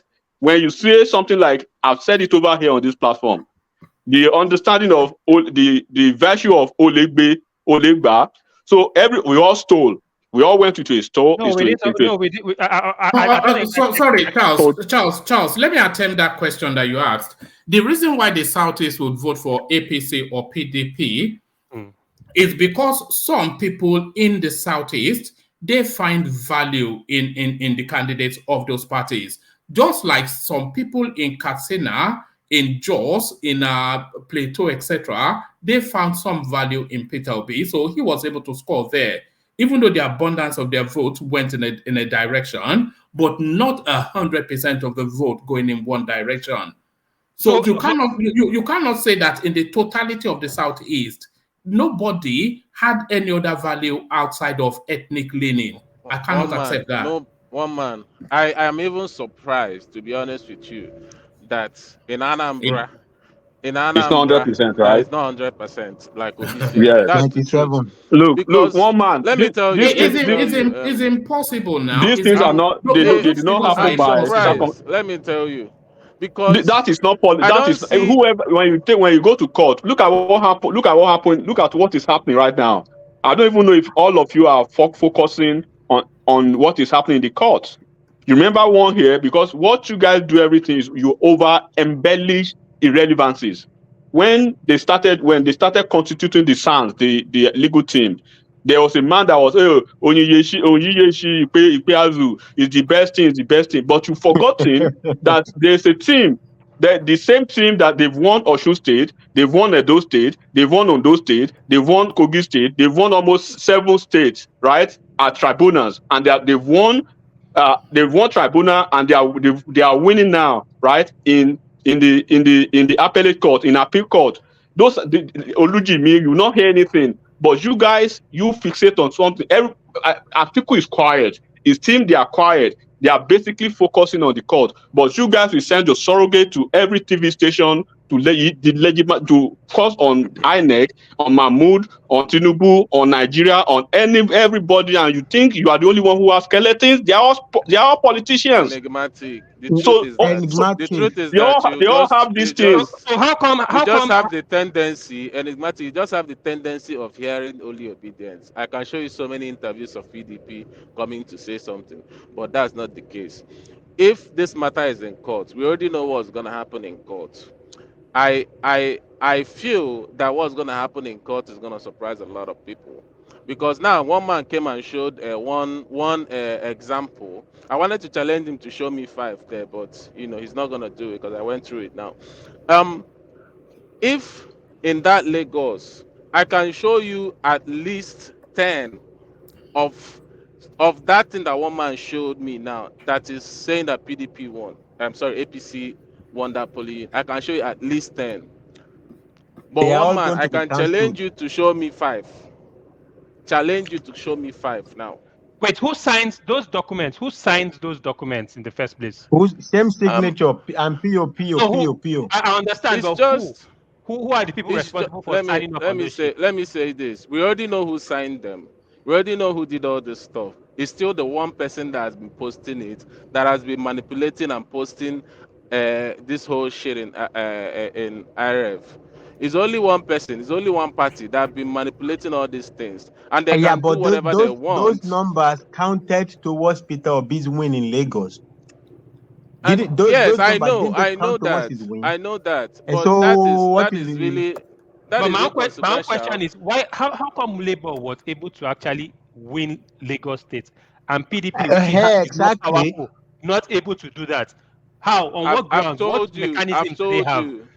people That is voted this election with emotion. I If you don't want that to doesn't. believe I that, know that emotions is not enough for an no. outsider to come in We and win a state ahead of 2 major political parties. You can't tell me that's not possible. Is this Charles talking? Is No, this that Charles? is what we are Eh? saying. That Is is this what we are Charles? saying. Yeah, that's Peter Charles. Okay, Obi, Charles. Let me tell you Obi something. had godfathers. Uh, Peter Obi had Fatai, godfathers. Fatai, Boys. Fatai, Fatai and Charles, I told you that there is a post-mortem report, right? Yeah. There are so many. The DG of, let me just say the DG of NYSC in Lagos. They are looking into so many things now. So let me tell you what disobedience. A month, 2 months before the election, they'll be doing something behind the scene that people did not, APC and PDP were not paying attention to, right? Most of the EOs and the polling unit agents, right? They are all almost obedient, all of them, almost all. So there are so many things. Do not forget that there was a team that imported a forensic expert into the country, right? To reverse all the cases in almost is this 6 states or 7 states won by PDP. And that's why you see most of them laughing now that this guy says he's going to court. Do you think it was by mistake that he said that he was not challenging the result, he was challenging the process? Do you think he didn't know what is happening? Just like they know that. enigmatic. Hold on. Challenging the results. Okay, too. I don't hear you. I don't hear you. Yes. When Dino Melaye started causing, constituting himself to be a nuisance, they already had the result. So what is happening now? They all know what is happening already, and it's not stupid. Look, when you have, I'm taking it back to the basics again, right? They are all politicians. They know they're all rigged. And then Adewale Adebayo, he said it because you people don't want to listen. He was one of those contestants in this election. He said it on Dr. Rudolph platform. You guys were cussing him out. They all rigged. They all stole election. They all did everything that they are pointing their fingers at other people now. But at the end of the day, right? You cannot tell me. Nobody will tell anybody that in a certain region in Nigeria, Peter Obi was making over 97% of the vote. Atiku made 88% in Anambra or Imo during his own elections. Why didn't you question that? Atiku in one of the southeast states got like 88% in 2019. Okay, that was okay. You just mentioned in 2019, but look at the scenario now, because there are so many things that will happen in the court that Obi is aware of now, but he's just dragging disobedience all along. They don't even know what is happening. Look, bro, it's common sense, right? Look. Under the grounds, on the current situation of things, Obi should actually even get 100%. Because I don't understand how. Wait. I don't understand how a PDP, if most of the votes come from PDP, everybody knows that PDP in the southeast betrayed them. They looked at betrayal. So automatically, we all calculated that those votes, even when doing the analysis, we already calculated that those votes are going to Obi. No, we are not. I'm not disputing that. On this platform, right? We never disputed for once that Obi wasn't going to win. So the only person disputing the 99%. If you look, are you? One man. Enigmatic, can I answer that question? You disputed. Enigmatic. That this guy is good. Carry on, Fatai. Yeah, go on. It's very simple. If PDP have had the trajectory of progress in an area, right? So since 1999, they've been building their base. So by 2019, it could be sensible that they could win 80%. But here you have a party with no trajectory, no previous historical record, starting from zero.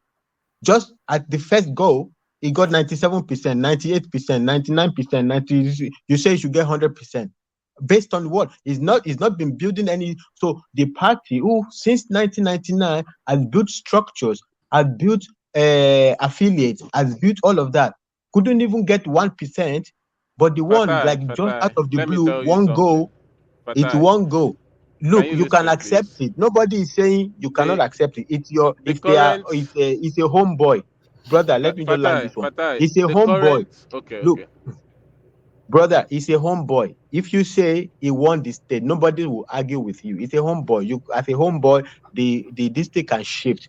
But when we are talking common sense, you know that it is in reality, it is impossible for somebody to spring out in one day and clear all against a party who over the years has maintained 90%, 80%, blah blah blah, has built it up over the years in that space. But if you want to take it like because it's your own boy, that is why it went like that, it's okay. My own question is this: so your own boy got 97% in your place, but you are telling me that our own boy got 10%.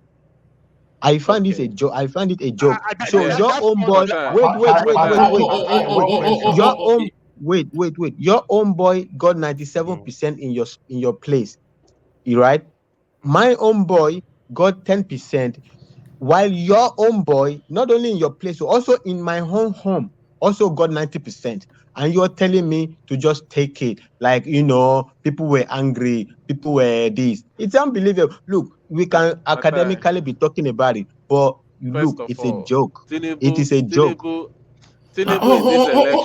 on, Des. Let Ola put a question to Fatai. We've not heard the last voice here. I was actually going to ask Des, why didn't Kwankwaso win 90% in Kano State?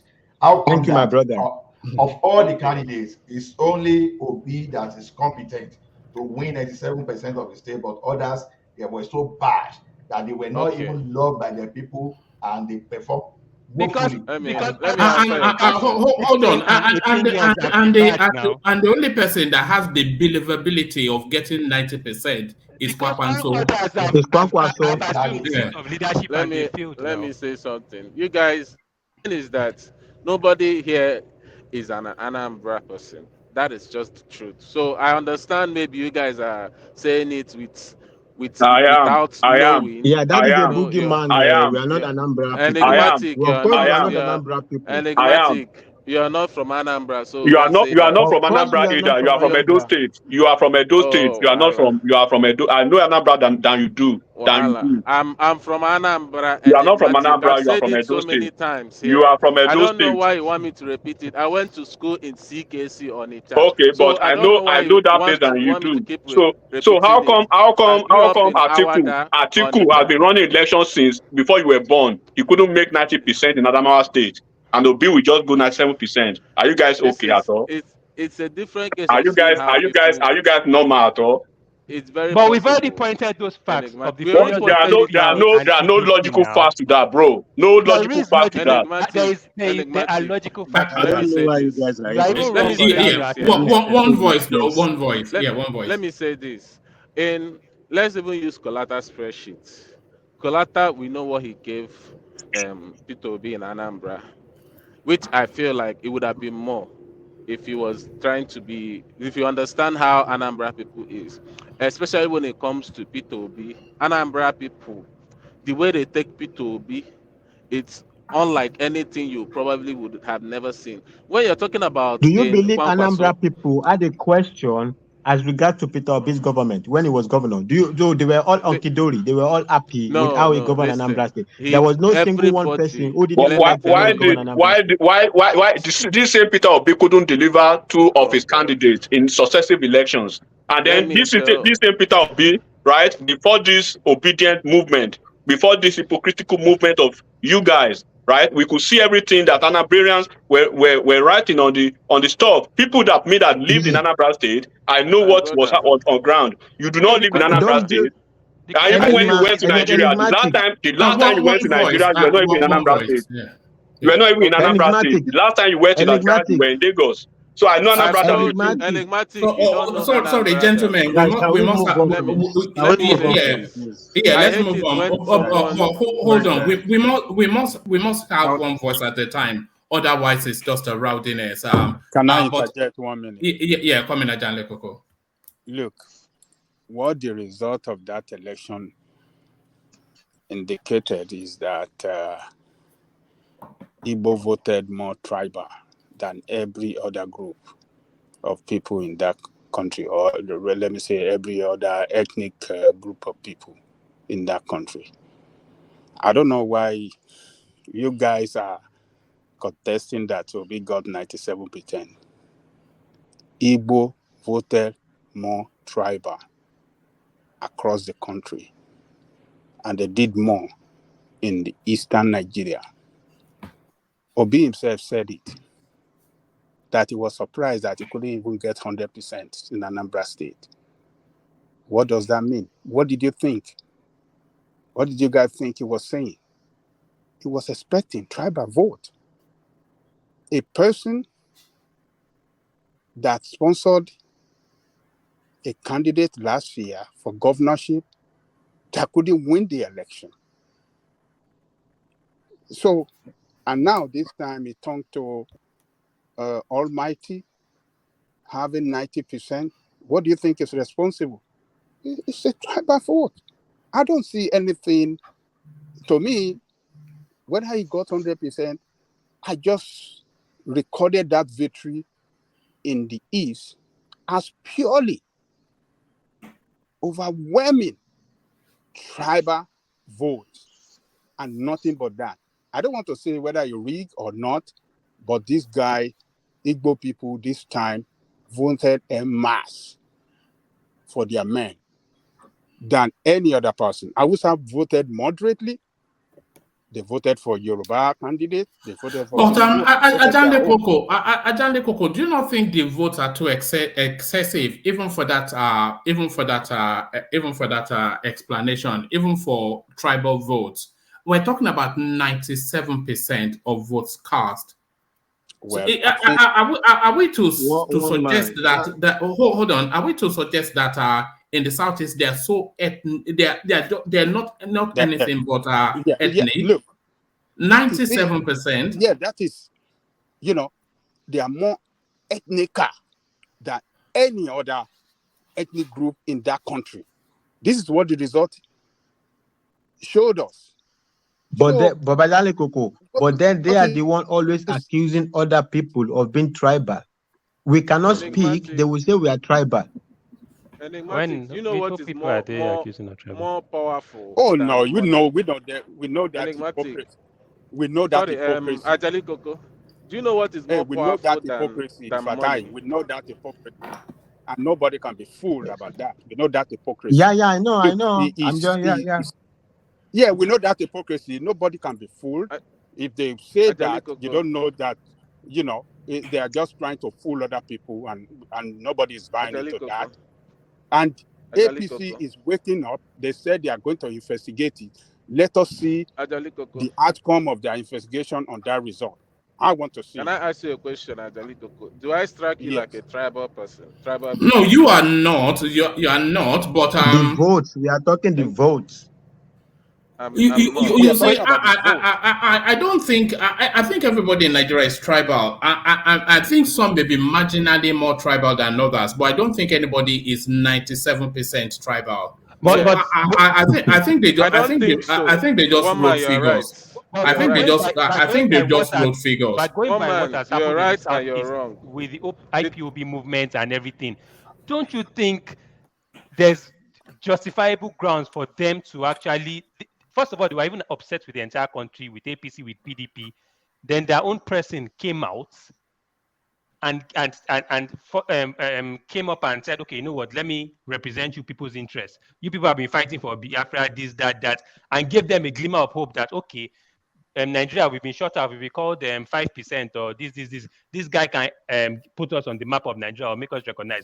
Don't you think it's more reasonable ground for them to actually that doesn't account for 97%. Look at the percentages now. That tells you that there's only a margin of 3%. If I ask you this question, will you say that 97% of Igbos want Biafra? Let me ask you that question. I don't think so. No, I think a better figure for Peter Obi would have been 60-65%, because I would like to imagine that at least yes, at least 35 to 30% of the Southeast, they are independent minded and entertain alternative choices. Thank you. I love that word. Independent minded. That is what we saw everywhere else, where everybody had a dog in the fight. That is what happened. One man, and that is what they've always told us. They said the Southeasterners are like Republicans, right? They vote, they are individual. They don't vote in one. They are individual. But the result is an evidence of everything that you need to know. I don't think it is. I think they are cooked up results. I don't think they are real results. One man. But they are telling you they expected 100%. What are these are the same deaths and the other guy say they. So what are you defending them? No, why I said this enigmatic. Is, what is more powerful than any other thing? But look at one man put the result in Adamawa State. Nesuru, one voice. Put the result in Adamawa State. Brother Des and brother Charles, you have to choose one, right? You can't have it both ways, right? You can either say that those old votes they were tribal and we leave it like we rest it like that, or you can either agree that there was a lot of cooking of the books. You can't have both ways. If there's no yes and no, it's either you fine 100%. You all repeat tribal. I'll respond to you with what I know. If you say listen now. If I want to make argument for Imo, Enugu, I might say they went on tribal card. But I'm gonna make a case for Anambra, which I've lived so many years in. And I'm telling you for a fact, majority of votes that he got in Anambra, it's more of love than tribe. I'm telling you this. What does that mean? I know. What does that mean, love? Okay, why can't you in the North states that Peter Obi got less than 5% and everything? Wait, in the northern states where Peter Obi got less than maybe 5% or whatever, why can't you dispute that is not a clear representation? No. Because the votes were shared out. Yeah, So the votes other were people shared from out. other Yes. tribes got votes. Shared out It's not the equally, or one. No, You but see, not for me, today. my No, own do you not see opinion where is the on issue this is, thing. Charles? Do you not see where the issue is? 97%. That means only 3% of the Southeast are able to. Because you cannot say that 97% of the Southeast think that Peter Obi will do an excellent job. I don't think you can say that because No man is possible. no, that's patently it's not No true. man. Let me talk, Abi.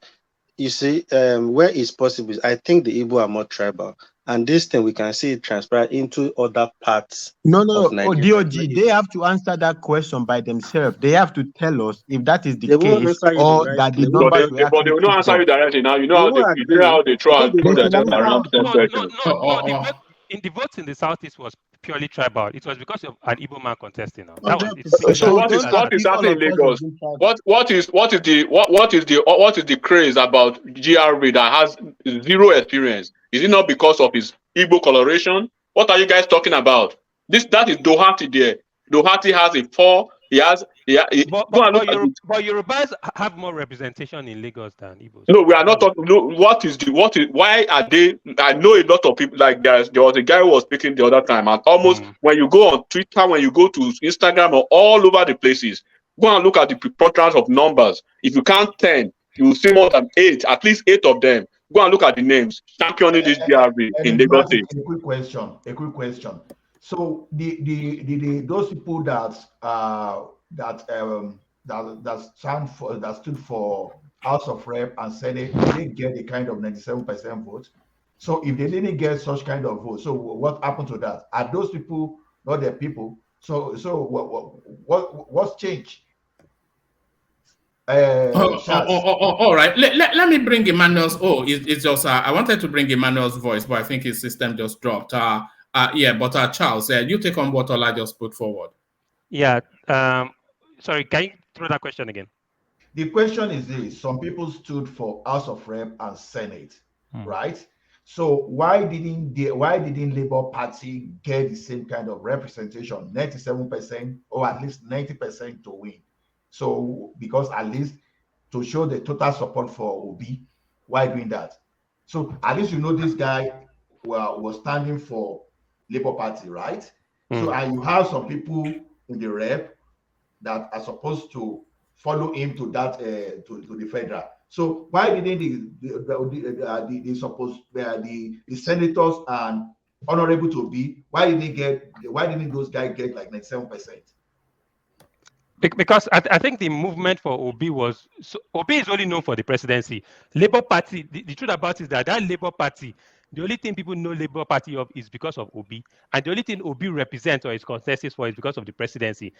Any other thing outside of that, Nigerians would not have even given credence to Labour Party at all. That's just the truth about it. Answer this question too. Thank you. Answer this question too. Why? Because I think was it the one who was talking about 100% love for him or whatever? Why is it that Obi, right? Obi, in successive gubernatorial elections in Anambra State, his candidates have probably come third or with abysmal numbers. Then less than a year ago, this Val Ozigbo that is running around with him now, he contested the gubernatorial election with Soludo. Go and check his number. I don't even think he made one local government. So, and then the same guy that is always, I think he's one of his very close friends, Oselo Kaubazi. Go and look at his numbers too. So all of a sudden, right, you are the only one. Check the numbers around the country.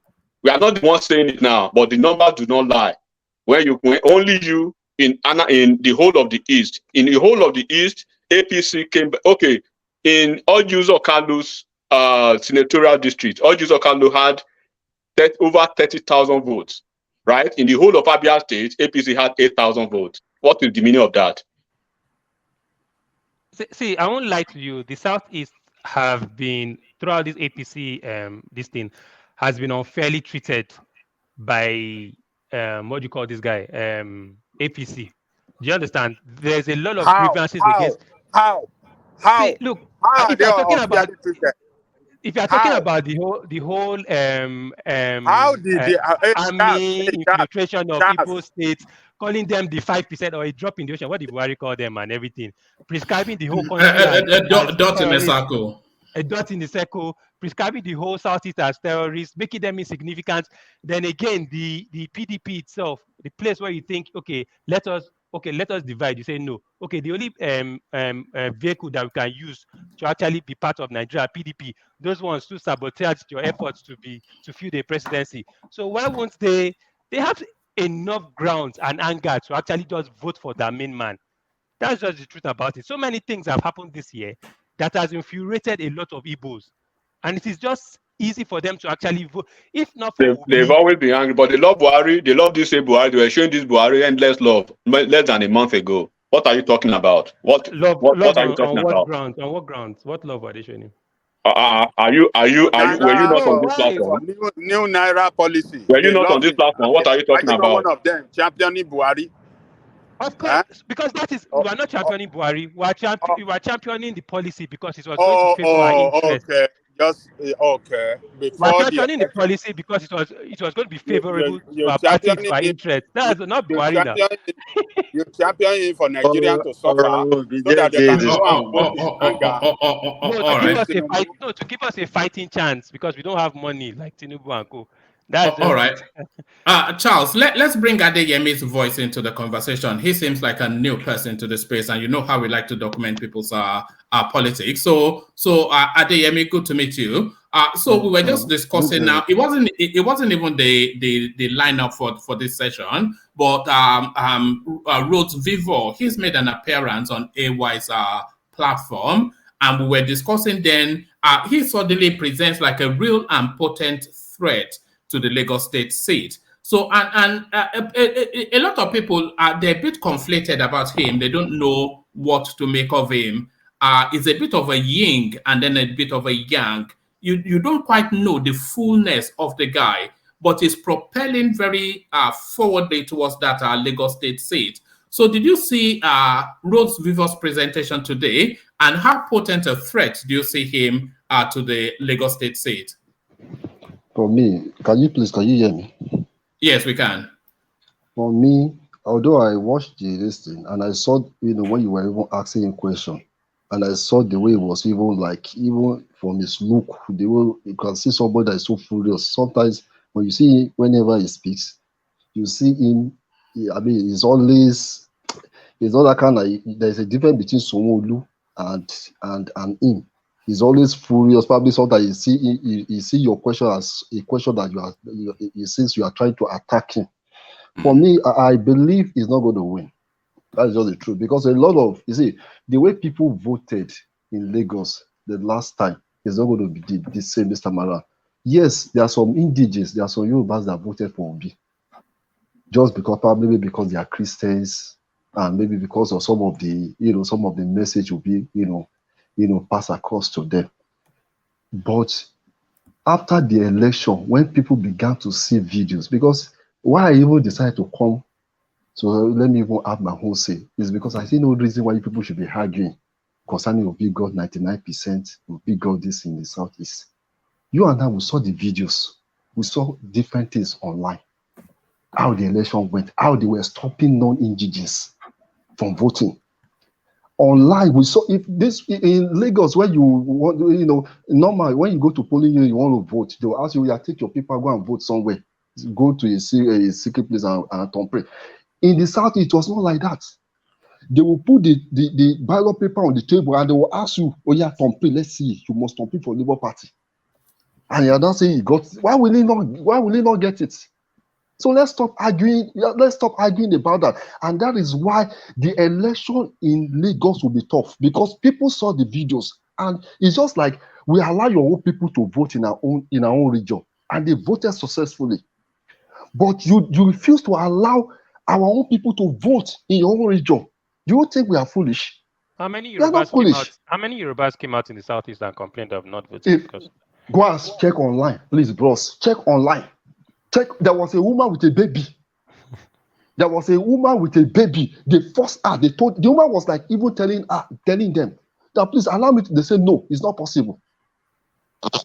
So please, you see, let's remove all those sentiments. Let's remove all. You see, him scoring 99 is not even new to me. If you even say he's going to almost score 100, okay. If you are telling me, okay, does it mean that APC does not have party members in Anambra State?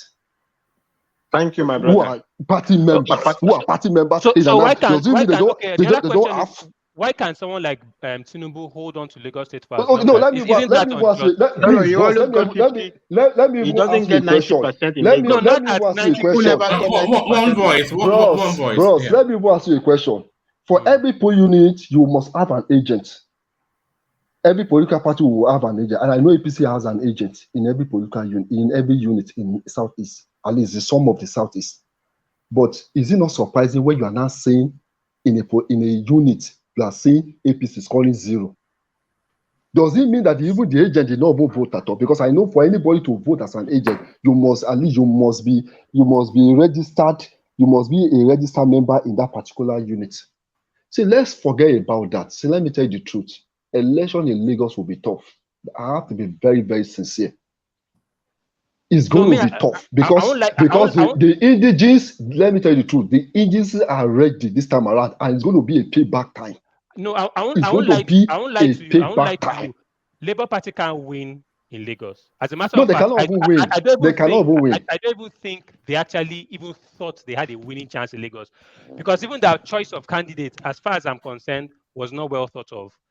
Do you Of understand? course, now. If you really Of course. wanted to win that state, what they would have done is that remove that Igbo, forget that the guy Of himself course, is not now. even qualified. They He's would not have even got, if qualified they now. wanted to get a qualified person to actually challenge APC, do it rightly, but not getting someone that can't speak Yoruba. Then he's now Of Igbo. course. His wife is Igbo. It throws this. The party itself already has this kind of Igbo sentiments to it. So it throws everything, and it's working against that party right now in terms of ethnic sentiments. So as far as I'm concerned, he's not going to win, and I think Labour Party drops the ball. I don't even think they actually has. You know what? The real reason why they picked that guy, do you understand, was because of his age, one, and because the obedient movement was more championed by the youngsters, by people young. So I think that is one of the reasons why they actually picked that guy.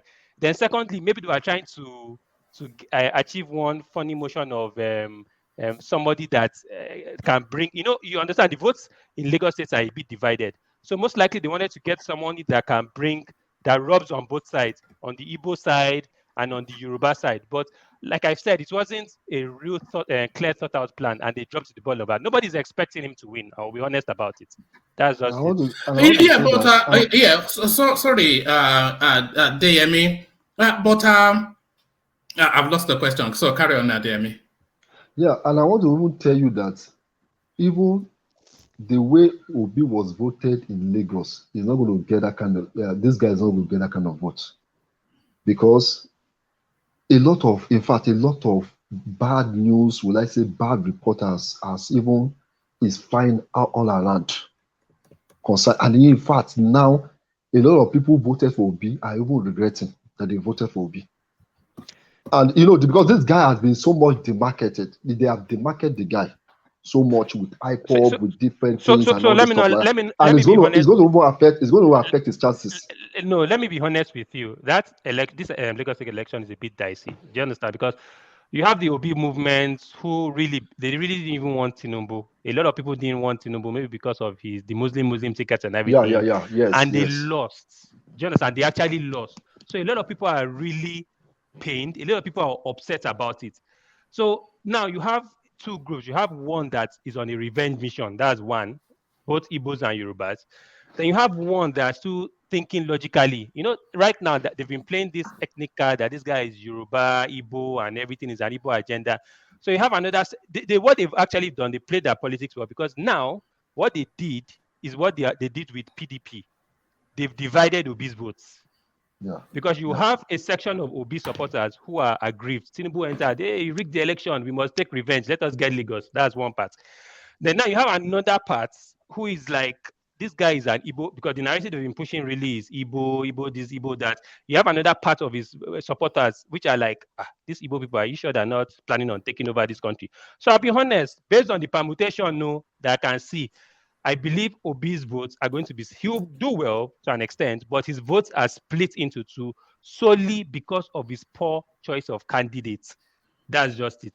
If he got a full-blooded Yoruba technocrat with good reputation, I can assure you it will be very, very, very difficult for them to have grounds to split that vote in terms of tribal cards, which APC has been playing of Nechine do this, blah, blah, blah.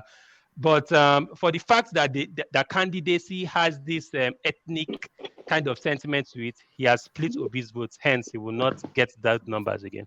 Brother, can I even ask you a question? Don't you think it's logical that even all these tribal, as much as they like to accuse APC of being the one bringing it up, isn't it possible that it's actually Labour Party, especially Gbadebo's team, that are making sure the debate is about tribal? Because since the guy doesn't have experience, doesn't have what he will show for competence, he will rather try to play up that tribal to make APC look bad, like they're tribalistic, because that's all that guy got is to appeal to the Igbo community in Lagos. He doesn't have anything else.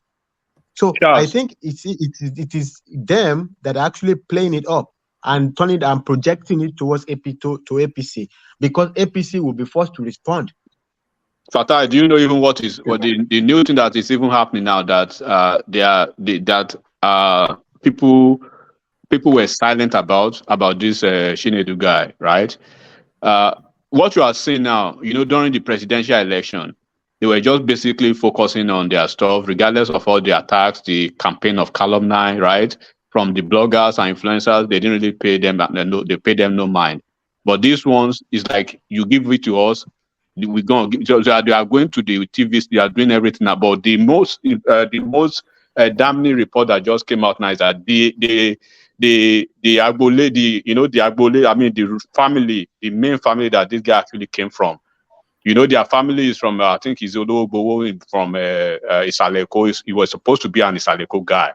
But they found out that his mom, right, never allowed him to have good relationship with the family. And that's why he cannot speak Yoruba language. They said he can speak Igbo language fluently, but he cannot speak Yoruba language fluently. What is the reason for that?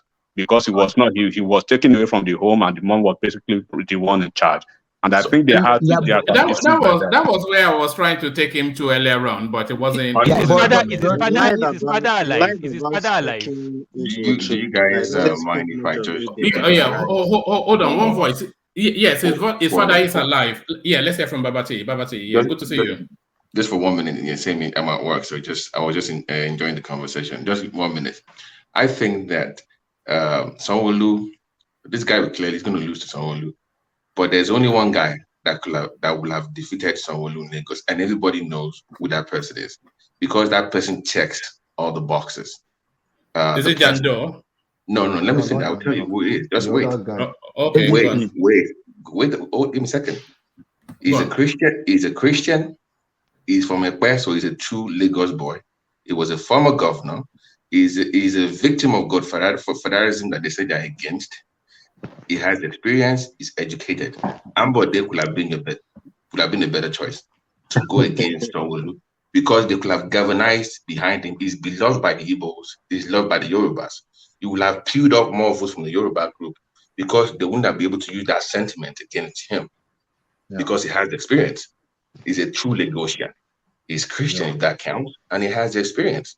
And he's going against a godfather that everybody kind of dislikes in Lagos at this point. So that would have been your better option.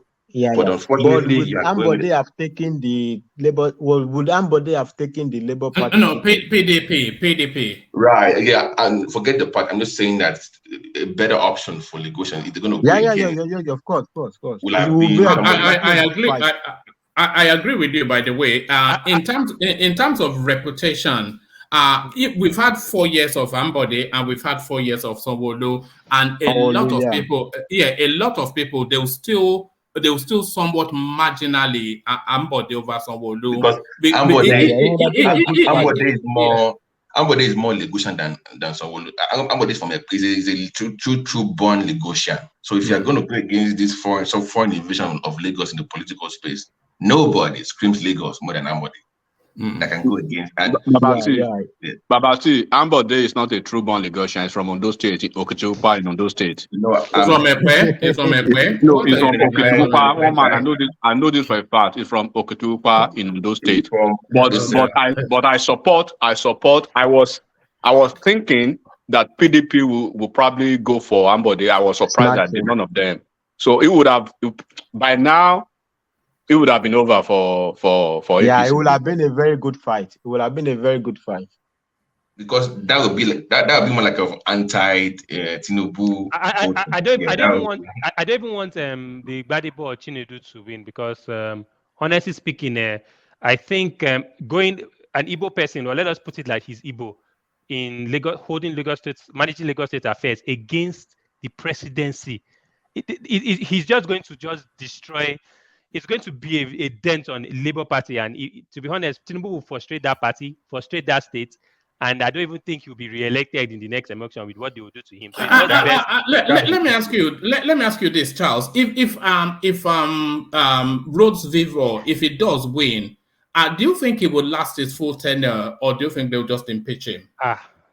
It's going to be. They will frustrate his effort. He's going to be an Obi. What they did to Obi Nala, they will frustrate his effort. So they will probably impeach him. They will get him. Honestly speaking, there are a lot of grounds that they can put in place. He won't go for a second term. It's for sure. He will not last the second term. Yeah, but if he wins and becomes governor, well, I mean, Lagos State is a massive state. There's a lot of resources. If he's as intelligent as they are asking us to believe, he could manipulate his way out. There's a lot of resources, a lot of people to throw bones around now. And Lagos, as I said, Lagos has been divided since Tinubu came. So it's always been, it's not really true, this story that everybody now hates Tinubu. There are many big boys who hate Tinubu. It's not more intelligent than you or than Charles. They tell us he's intelligent now, my Forget brother. all those nonsense, Fatai, one thing that people underrate about Lagos is Lagos presently is underfunded. And as it is underfunded, we should just appreciate those people that are managing Lagos now, even though people don't want to thank agree. you. This point, I've always wanted to bring it up. So now, Obetidele. Now that people have made Lagos to be generating money. Now is the time to tell you, now they don't like Tinubu Godfatherism. That same Godfatherism is the one that is bringing, that created the architecture to be bringing the money, right? So no, Godfatherism is not good though. Why didn't you reject the 60 billion per month? Say, okay, we don't want all the 60 billion per month because we don't want the Godfatherism. No, you want to inherit the 60 billion that the guy used his brain to create the way to generate it. And now you say, oh, Tinubu's in Lagos, he's been holding Lagos to ransom. Let me be honest with you. I doubt if Tinubu used his brain to do any of it. I think with what I've seen with Tinubu, with his utterances and anything, I think it's the people he surrounds himself with, the technocrats, which I give him hand for, that are responsible for actually making those decisions. Is that a joke or a serious comment? I'm serious. The technocrat before he became the governor. What are you talking about? I don't understand what. But somebody that is not coherent, that can't communicate too well. I don't think he has the capacity to think. One voice. Was it like this when Tinubu was the technocrat before he became the governor of Lagos State. What are you talking about? This the person that managed who was a treasurer of Mobile. Nigeria. What are you talking about? Do you know what that position means? To be a treasurer of Mobile is nothing. Which one is treasurer of Mobile? It's nothing. Forget nothing. He was a treasurer of Mobile. This is what we are talking about, one man. When you know how many treasurers we have in oil and gas companies?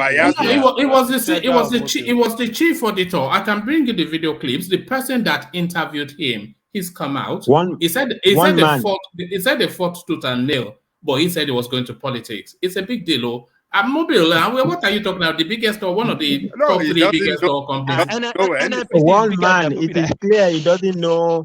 We are arguing with people that don't really know what is going on. No. So there's no reason to I'll give it to Tinubu. I'll not go lie. I give him to Tinubu. He actually surrounds himself with technocrats, and his choice of leadership. What I'm just trying to say is that we shouldn't. What I'm trying to say. Hold on, Fatai. Hold on, Fatai. Charles, is that not the core essence of leadership? There was something that Babangida said a while ago. He said, this was when he was still trying to vie for power, and it struck me. He said, as soon as he wins, he will just go and get himself a set of golf clubs, and he'll just spend his time on the golf course, because he's going to pick the team that will do the work. And that is how so we saw the contrast with Buhari, of course, who just picked a clansman something and they destroyed the country. So that the talent of leadership is to subordinate, is to pick the right talent and then subordinate our authorities to them. Is that not? But I don't know how he managed to pick a vice like that. That he picks people around him. He picks that kind of person as his vice president. No, I'm a fan of that guy. I'm a fan of that guy, as you know. But Charles, Kashim Shettima. Do you know Kashim Shettima's resume? Charles, forget about all those you guys are. Do you know Honestly speaking, I do not. Okay, let me tell you a little thing about Shettima. In the history of Nigeria banking industry, right? The man that probably has the highest, the fastest rising potential, probably within the banking, career ladder, is that guy Shettima. Shettima came out, I think, is it Agric Economics or something, first class, right? And then he's one of the mentees of Jim Ovia. As of now, go and see what Ovia wrote about him the last time. So for the problem I see with most people is, I think we've stereotyped enough. I think you got, and then I want to take you back. Take your time. I believe you are in the US, right? Take your time. Okay, yeah. If you are not in the US, okay. Canada. No, isn't it better? Oh no, I thought you were in the UK. I was going to say you're in a better UK. So you are in Canada, right, Charles? Yeah. Now. Do you know a company called Otto Anderson before that now is Deloitte? Yes, it's one of the top 5. KPMG. Yeah, KPMG. Deloitte. Yeah, so Deloitte, go KPMG, PwC. Yeah, those companies. The top. Yeah, go back to history, right? Tinubu graduated valedictorian of his school, of his set. Valedictorian is the equivalent of first class, right? From a school, not in Nigeria, in the US, here. Number two, when he was first class, not ordinary first class, and then the highest. Go and look at the history of the school. The school at the time in the US, they were producing the best accountants and the best people in the financial sector in the US. From that school, you go to one of the top financial institutions in the US. When Tinubu was graduating, he had 10 offers. 10 offers, right? Do you know who Rex Tillerson is? Rex Tillerson. No, I don't. Rex Tillerson was the Secretary of State in the US. When Trump became president, his first Secretary of State was Rex Tillerson. That is Tinubu's colleague at ExxonMobil. Rex Tillerson retired at ExxonMobil as the CEO of ExxonMobil. Right? So that guy was the CEO of ExxonMobil. Trump picked him from CEO ExxonMobil to come to the State Department. God bless you, Fatai. So, and then you said you don't. After you said you rubbish that what is treasurer.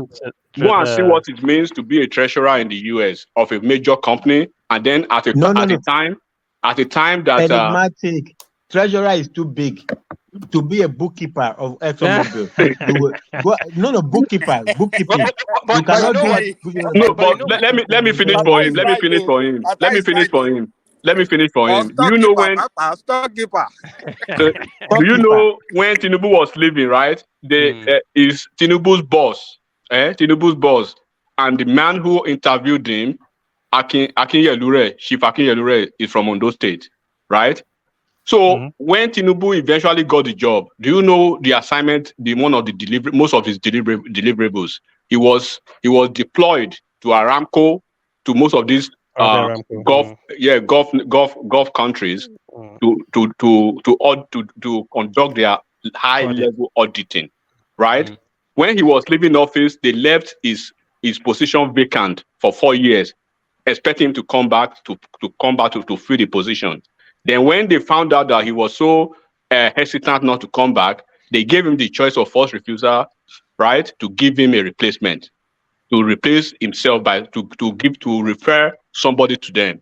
Then when ExxonMobil building, the ExxonMobil building, you should be Tinubu's spokesperson, because if he had you, I'm just telling you. One verse at a time. But hold on, Fatai. I think what you know the frustration that you hear in Enigmatic's voice. You see all of this CV that Enigmatic is reading out to you. You see that Fatai is even adding the auxiliary details just to give you the fullness of the flesh.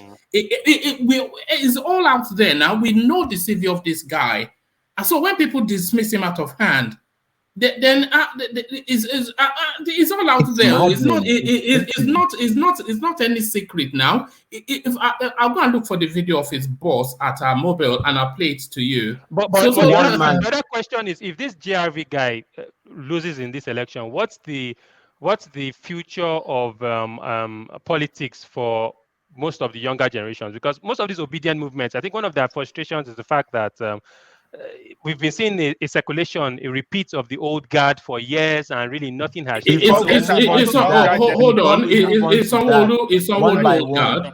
It's Sanwo-Olu old guard. It's Sanwo-Olu old guard. Younger generation that don't know what they are doing. Which younger generation? The younger generation you are not answering the question appropriately, one man. Play their politics. They just run after the younger generation that are doing carry me, they go over. But you are not even answering the question appropriately, Fatai. Let me answer the question for Charles. To answer the question appropriately for you, right? One, go and look at Sanwo-Olu's age, right? When he became a part of the administration in Lagos State. Do you know the incumbent deputy governor, right? Amzat. He was scouted. He was headhunted at Morgan Stanley in New York. He graduated. He had his PhD, I think, before 27 or 28 years, right? He is a high class subject matter expert in information technology. That Amzat that you are seeing is probably going to be the next governor in Lagos State. So then, when you see Fashola, when he became the chief of staff to Tinubu, he became chief of staff at 44. Sanwo-Olu got into politics, I think, age 34. And go and look at his antecedent. Go and look at Ambode. Ambode was one of the youngest accountant general in the federation at the time, one of the youngest permanent secretary before he became governor. Right? Two, those are the guys in GRV's age now. GRV is 40 years old with zero experience. Go and look at these guys when they were 40 years old and 44 in their 40s, what they've been doing. Now you are talking about what would be, because you people focus on Tinubu, but you don't focus on the politics of it. The people who are probably springing up GRV now, or Akerele Boklon, who is she? Bode George, who is she? The Duhatis, who are they? Right? They were the people who are being PDP, and they've been killing PDP within, not allowing PDP to, even when they had one of their most prestigious candidates in this pharmacist. What's his name? Agbaje. This guy will go behind. They will do dirty deal. They will make sure PDP never wins any election if it's not their candidate. So GRB that you are seeing now, GRB is a candidate of Bode George, of Akerele Boklon. They are just another branch of Asiwaju's enemy in Lagos and APC's enemy, Saraki, all of them. So it's not even let's assume that the guy will become governor. You are not going to. It's not going to be the one in charge. Governor. Yeah, sure. So, and then he does not have the experience. So you are talking about somebody who is coming with zero experience with some godfather, but a certain godfather is bringing Which one will you go for? I see your argument. Charles, let's hear from I am Don Dada, who has come in quite a few times, but we've not yet been able to document his politics. So good to see you, I am. Tell me first if I'm pronouncing it right, and then tell us what that name means. And we're speaking about Gbadebo Rhodes Vivour, who continues to present himself as a real threat to the Lagos State governorship seat. So good to meet you. Good evening, everyone. So, good evening. Well, I've just been following Nigerian politics. Like, I'm just sitting back there, just listening to what everybody has to say. Well, I'm not supporting anybody, but it's just interesting to see what everybody has to say. So I'm just sitting back and listening and see what everybody brings to the table. If you had the vote in Lagos State, how would you cast it? I think I'll vote for Sanwo-Olu. Why? Just to maintain status quo? But are you not impressed by Rhodes Vivour? No. Well, you see, I think the problem of Nigeria is that no tribe wants to be ruled by another tribe. And the idea that the Igbos are supporting GRV is just because maybe the wives from the east and the mom is from the east. They actually want to have a sense of belongings and all of that, So I don't really think they have any genuine reason. Maybe he has experience and Nigerian politics is all about, this is my person, this is my people, this is where I come from, and all of that. So that's why I keep saying, I think for Nigeria to be in a better place, maybe we have to go back to regional governments where, people complain and say, somebody's from Oshun, you become a governor in Lagos State. It's not a problem. It's a Yoruba man. They don't have a problem with that. But even Igbo will not actually accept a Yoruba man to become a governor in Abia or anywhere else. So it's not a problem when Ibadan man becomes a governor in Lagos State, but it will be a problem when an Igbo man wants to be. Just take it or leave it. And this idea of people ganging up against Sanwo-Olu, I just say, you have a long-time enemy like Bode George, the rest of them. They probably want to find a way to just capture power from Tinubu. It's just like old fights, and now they find someone who can help them, do their fighting. Just like Ukraine and Russia, America wants to fight Russia, and Ukraine is, in the better position for them to give them all what they need to fight back. That's the way I see it. It's not about good government or what he can do. So, sorry, how do you pronounce your name? What are we meant to make of it? I am Don Dada. I am Don Dada. So are you Don Dada? Don Dada. Don Dada. Oh, okay. So I follow a guy, a Kenyan guy called I am Mawa. So yes, what happened to this this thing about Lagos being a futuristic cosmopolitan state that has gone beyond that has evolved out of the parochialism of tribalism and ethnicity, and it's a meritorious space. Yeah, I've listened to a lot of arguments about Igbos claiming the borderland in Lagos. They've contributed to. I live in the US, and I know if let's say if you buy a house, there's what they call HOA. You know what I'm saying? They give you rules about some places. They will tell you can't put in solars on your roof. They tell you, there are things for the fact that the house belongs to you. You still have to play by the rules. So if you buy a house or buy a land in Lagos, does not mean that, Lagos belongs to you. That's number one thing. And I think, now, Dangote has the biggest investment in Lagos. Do you ever see any outside man claiming Lagos is no man's land? It's just like somebody, flirting around your girl and he's telling you can do nothing. It doesn't make sense. I think the Igbos are just aggressive, and no, you can't say that now. No, that's too. No, I'm being honest. They are just very aggressive. They might not like it. This is the idea. Look, Yoruba live in maybe forceful, maybe assertive. Say assertive. No, let me say assertive. Yeah. Let me tell you this. This actually this is what happened. Just check out wherever, anywhere you find Igbo people.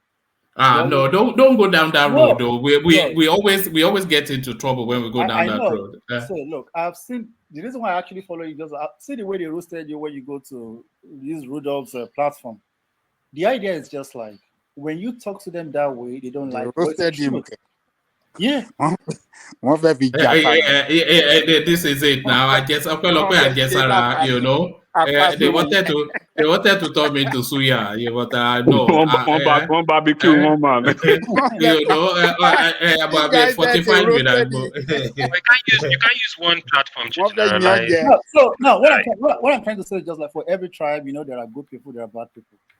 Okay, now, like people were talking about obedience, the voting pattern, and all of that. Okay, and now if you tell an obedient that they rigged, they will never accept. But they want you to believe that Tinubu rigged. It doesn't work that way. Well, if I were to be in Nigeria, I know I won't vote for Tinubu. But the problem I have is just like you have to give me a better alternative. You understand? Obi, actually, for real, I know he was able to get those votes because religion and other factors. But I keep telling people that if he doesn't make it this time to become president, he will never become Nigerian president again because the opportunity will never come again. No. And I think when the dust settle, I think the Southeast might well resent Peter Obi because I think he has put self-interest over. Yeah. If Labour Party doesn't get PD, doesn't get the illegals. If Labour Party doesn't get the illegals, governorship in this Saturday, what's going to happen is just like maybe Labour Party will probably be like Igbo Party because if you see right now, I know they want some states, in the north. It does not mean they can repeat the same thing. And somebody was talking about how they were able to get those votes. You see, what you should understand is just like if you check Nigerians between the age of 18 and 28, we don't like to tell ourselves the truth. If you go on Nigerian street, 90% of Nigerians are into Yahoo. And this set of people are following Peter Obi. They can do anything. You see, when you love someone, when you are passionate about them, you want them to win. Yeah. And that's exactly what played out during that election. Well, so when the whole idea is just like, you see, Nigeria, I don't think there's going to be a kind of solution to this problem. Because if you're trying, let's start from this other angle now. Let's say Peter Obi actually becomes the president of Nigeria. There's so much to be done in the Southeast. So let's say he was like, okay, let me just fix the Southeast, the road, the economic and all that. People will say, oh, it's tribalism. Look at what he's doing in the Southeast. So Nigeria, I think we should just go probably in the regional government. Everybody can develop at their own pace. So in that way, to actually help us, because just to that space that you just happened upon. As the dust start to settle over this election, and it will start to settle within the next week or two, where the next space that will agitate will be.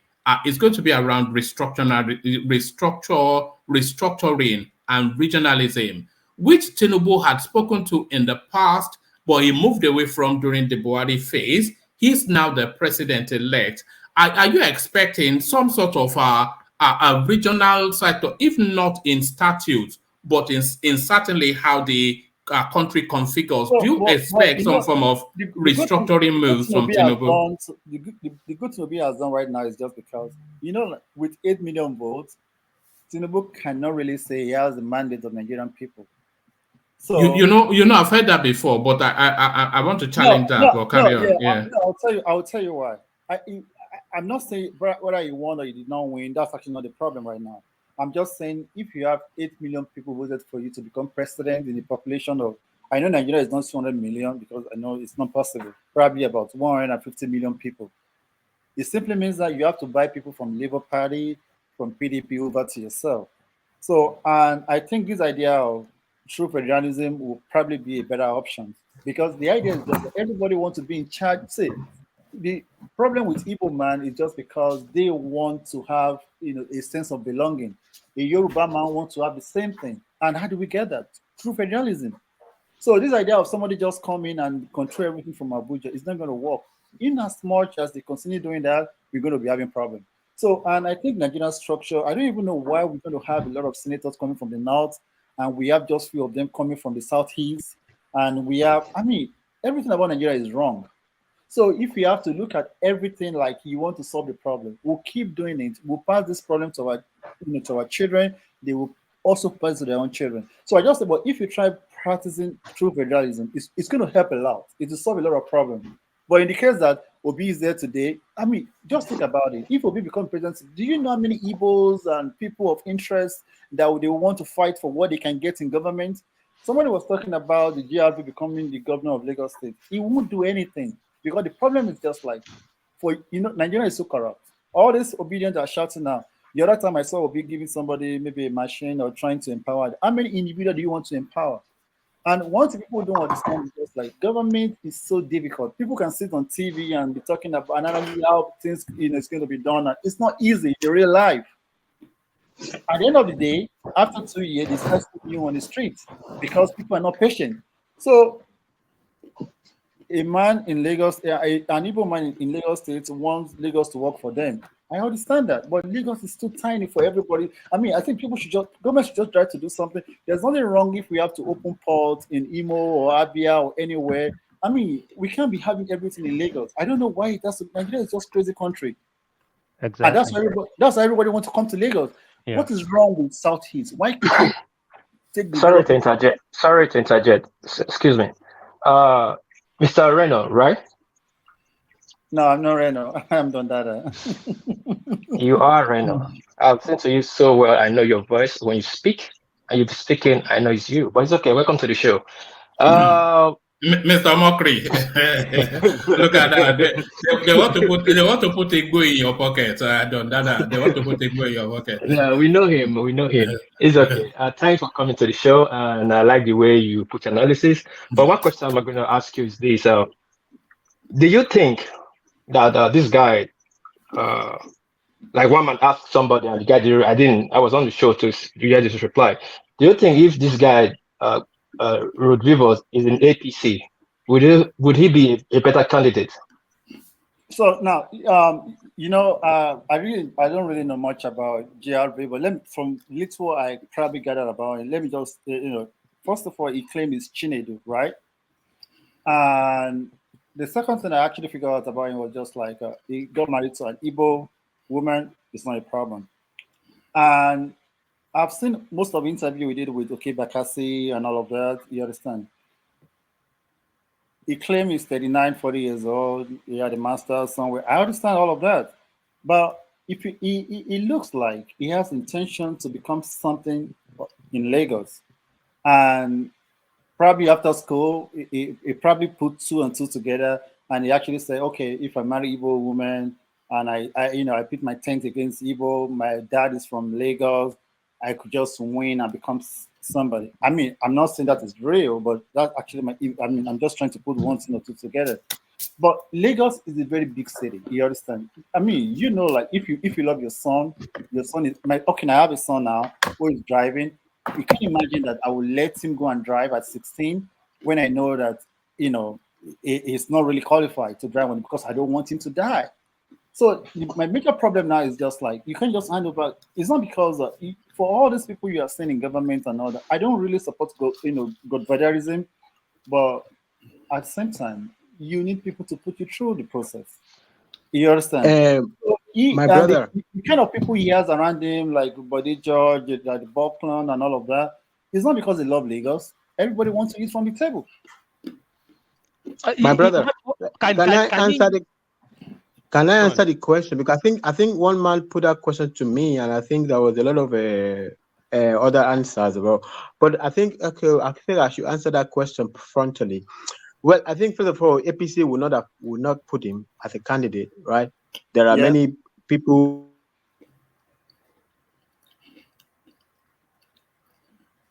Have we lost you? Carry on, Dondada. I think technical issues. Let me carry on for him. And one man know what he was trying to say. First of all, Dondada. First of all, Gbadebo at his age now will not be a candidate of APC. One. Can I just wrap up enigmatic? So okay, so yeah, I agree with you. That's the point I was making. APC will not take him. Number 2, let's assume that we abandon everything, and by some stroke of magic, APC take him. It will get the same treatment. If whoever takes him, if you cannot speak Yoruba, it's a big problem, right? You cannot speak. You cannot even call a call. So it's not a distraction that people are asking this question. He can't speak Yoruba. in a and you want to head Yoruba space. Even America, if you cannot speak English, you don't get to become governor of New York City. So it will be the same treatment. Okay. It's not tribal. And I actually want to say this. And sorry, don't let him land. Can I just land? I will just land and leave it. And also, everybody who is actually putting this question. So when Tinubu was running for president, we wanted to talk about Tinubu's competence. They will never allow us. They only want to talk about and they shake like they shake. But when it comes to other people raising questions, legitimate questions that border on who they are, I'd say it doesn't matter. Let's talk about his competence. Okay, the guy is not competent. He's not competent, and we are just giving him the BRS minimum. Like, okay, even if you don't have experience, you don't look competent, but at least can you please at least speak the language? It's like easy question. It's like, when you can let my people go. Like, if you can't pass we just want to give you something to pass. At least can you just speak the language? Just so we just let you go. That's nobody is saying. You should speak sorry, Fatai. Let me push back against you a little bit. I think there's some sort of ethnophobia at play here. And I'm not saying the ethnophobia especially against Chinedu. I think the ethnophobia is against Peter Obi and a resentment for what happened on the 25th. If Rhodes Vivour, if he was the APC candidate, you say they would not choose him, but for the benefit of the conversation, let's say he was. If he was the APC candidate, the fact that he could not, but he had this backdrop of Tinubu, Yoruba-ness, and all of that.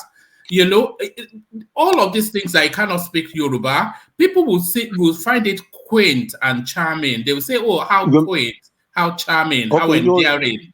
I think because his backdrop is Peter Obi, is where the ethnophobia may be coming in. Yeah. The other side of that question is, okay, so you assume that the opponent will not raise the issue that he cannot speak Yoruba. Are you saying the opponent will not even raise that issue? No, I think they will see it as cute and charming. They will find it quite quaint. No, who? The space. The opponent now. The opponent will raise the question. In this case, the opponent is APC. What you are not seeing is APC. What you are not seeing, if this guy, what you are describing, the opponent will be PDP and Labour Party. In this case, it is APC. So it's the opponent that raised question, not you. I don't raise question about my own candidate. You raise the question. APC is an opponent. If it's the other way around, the opponent will, in this case, in this hypothetical space, would be PDP and Labour and other guys. They will raise the question because it's an important issue that you cannot speak the language. This is what will happen, right? If this guy were to be, had been probably emerged from APC as right now, you would have seen they would skin him alive, especially from the obedient. Just coming from Tinubu, right? You would have seen Tunde Ednut, Gist Lover, all of those people digging this guy out crazy. First of all, they will let you understand that you cannot have an apprentice, or experimental governor in Lagos State first. They will pin him down to the point that, look at, we're just talking about Asiwaju's resume now that a lot of people do not even know at all. All they want to hear about is his leg is shaking, his hand is shaking, where is his certificate, where is his daddy, where all those kind of stuff. Exactly. So they don't want to know about his record. Yes. And they shake like they shake. Now they are telling us that we should abandon our own and they shake like they shake, and we should be talking about competence that don't exist. So they will superimpose this type of narrative, right, to the general public, and they will make it a day. And then the question that people are not really answering adequately and appropriately is, one, do you know in APC and Lagos there is something they call School of Lagos Politics? If GRV is probably, if they are preparing to be the governor of Lagos State in the next maybe now, right now, let's say now at 40, right? You would have seen him in cabinet for the past 10 years. You would have seen him have, you would have had opportunities probably to have one cabinet position or the other. It would have been part of the system. The current head of service of Lagos State, Akim Muri Okunla, right, the son of the ex-Justice Okunla, is probably the youngest head of service in the whole of the federation. He's in his 40s. He became a permanent secretary at probably in his 30s, right? One of the youngest. So you can tell that they are preparing that guy for something. Enigmatic. Sorry, move forward, dear Leonard. Sorry, 1 second. Okay. What you said now, it's totally true. Fashola, Ambode, Sonwolu, they all had experiences. They all work in the private sector. Not after working in the private sector, they all went through the program. They all went through Lagos State. Ashwaju School of Politics. So they will bring you in. They all went through. They don't just pick them from nowhere. So they will bring you. Look at when they brought Amzat now. Do you know Amzat? This deputy, the current deputy governor.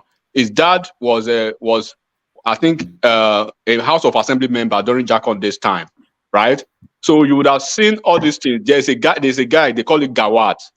You guys should put that name somewhere.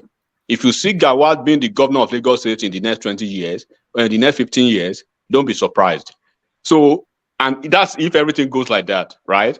But now I think I've answered the question. But all of a sudden, you are seeing Gbadebo in the hands of an ex-convict. Imagine an ex-convict. What's his name? Bode George. And then Buknari Akrele. Akrele, when she was the deputy governor of Lagos State, go and look at what happened. Do you know Akrele she was nominated by Pa Adebanjo? That's where their problem started. This Pa Adebanjo that you are seeing now, it was their clique, their corner of the AD, Alliance for Democracy then, that nominated her. Pa Adebanjo. Another thing I want to say is just like, if you look at a state like Lagos State, I don't think a newcomer can just come without experience. Look, I was listening to what's it called? This governor of Kaduna State, El Rufai.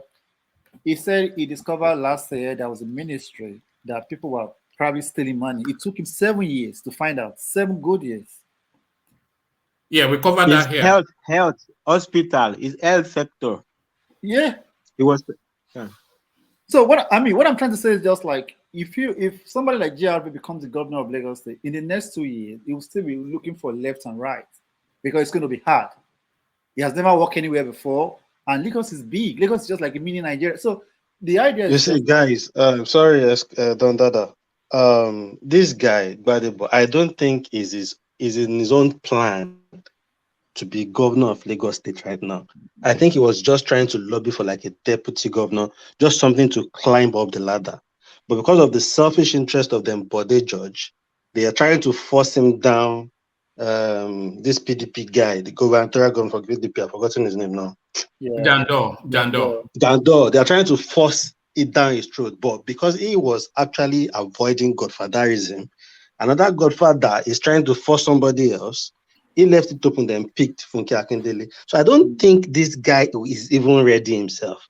That's why I agree with somebody that said earlier, maybe he's an enigmatic guy. He's like a cheat. He's reading a script. He's just coming to say things. And to me, for me, as a person, I think there's a difference when somebody sounds intelligent, unlike when you do the job. That's why they say talk is cheap. So if you don't have anything to show for your intelligence up to at the age of 40, if you look at track record, like they said earlier, of them, Sonwolu and Fashola and co., you will see, okay, there is projection. They've started from somewhere. There is nothing to show for it. You are not even prepared at all. So I think the guy himself is not ready. He was just being pushed, and they know they can push him around. Another thing I want to say. So do we say DOG? They already told us what should happen if you don't have experience. One voice, yeah, brother. They already told us what should happen if you don't have experience, and that's what they told Showore. They say you should go and be local government chairman. Exactly, you're right. Let Gbadebo go and first be councillor. But we know these people. I wonder why you stress yourself with these people. We know what they say. They will never. Let Gbadebo when go they and be say councillor, things, they are correct. After he became when you say your councillor, things, they don't want to listen. let Gbadebo first start with councillor to have experience, and then after local government, and then after maybe he can be House of Rep, and maybe after he can come back to contest for governorship. But you have to learn Yoruba treatment. as he's doing that one. Showore treatment should be for every. If that was the standard for Showore, it should be standard for everybody. But another thing I want to talk about is just like a lot of Obedience actually say they don't want PDP because PDP destroy Nigeria. But from this interview I listened today from this Jandor, it actually shows that PDP and Labour Party are the same. Because he said, Atiku called, Obi called, they want to work together, how they can, both of them can work together. What did you say about PDP, bro? Sorry for what did you? I said most Obedience actually claim that they are different from PDP, right? But from the look of things, it looks like PDP is Labour Party is PDP. What are you taking their words? Because they would have voted for PDP if not for their disappointment in PDP. They've been voting for PDP since '99. They've never shifted. They've never shifted ground, and that's why you see Obi'S, this massive wave because it took PDP's vote. Yeah, but most Obedience are actually claiming that they appear like they are saints. They are different from other people. But you say that the PDP and Labour Party, they do everything together. I don't actually understand that. Do you know at the time they preferred Atiku? Of course they say, Buhari did this to them. He wiped their ass for 8 years and everything. But at the point, they were actually even saying they even prefer Atiku to even win the election than Ashwaju. So what does that tell you? All right, gentlemen, let's move the conversation. Yeah. One man, sorry, before you move the conversation, are we allowed to still promote our own self if we achieve something a little bit good that will still help the country? Of course, go on. Let's hear it. Yeah, actually, today is the first. Today, maybe 1 year, I'll be coming to your show because I have this. I don't know if you can see this. This is my expo card. I don't know if you can see the date. Right. Can you see the date? It's in Japanese. Go on. Yeah. Today, you can see my company name. I was in the expo. Right. 1 year. That was the first day I came to the show, and I went to this expo and I met with people. It's about renewable energy, and we started doing business. And like I said, I have some business going on in Tanzania. Then there was the second time I went to the show. You can see the expo. You can see my members card. But this time around, I'm going to the expo. You can say I'm invited. I'm going as a VIP member. Sorry, I don't know if you can see. You can see the expo. Yeah. Yes. It's taking place. Okay. Hold on. This is my VIP ticket. I just blocked some this part out, which is very important. As my VIP ticket, you can see my company name, Bugatti International. So this I'm doing. What we're doing, we are bringing a solar grid to. I'm meeting with some big energy company like Solar Edge and some other. My partner will come and pick me. I'm trying to bring a solar panel to Nigeria, like off-grid and on-grid, but on the scale of like NEPA. We want to cut corners. People can install and pay monthly. You understand me? Yeah, I'm listening. Yeah. Carry on. Yeah. Yeah. So today, with this VIP I got, I can lecture. I can be in a lecture with big companies, big fair, and I can still lecture or take lectures and have opportunity to talk with, interact with big people too, that are investors. So I hope it really goes well, but we are on the last phase. If we can get a signature today, maybe in a year or two, we're going to have a big solar farm in Nigeria, courtesy of Bugatti International Limited, which is me, Obi'S, and my partners from Senegal, who maybe I will extend at least a better distance to people here to be high investor in a better percentage. That I will send to you one man privately about this thing when I finish by today. One man. That was what I'm trying to say. All right, brilliant. It sounds like a great idea. Does anybody want to say anything to what? I would just like All they to say is wish to align you. with Tinubu now. You know, what you want to do actually fit into APC program. Do you agree? No, leave APC for. I think it's promoting his business at the moment. What piece? I would just like to. I would like to say good job. Wish you the best of luck, and I wish everything comes true for you. Thanks.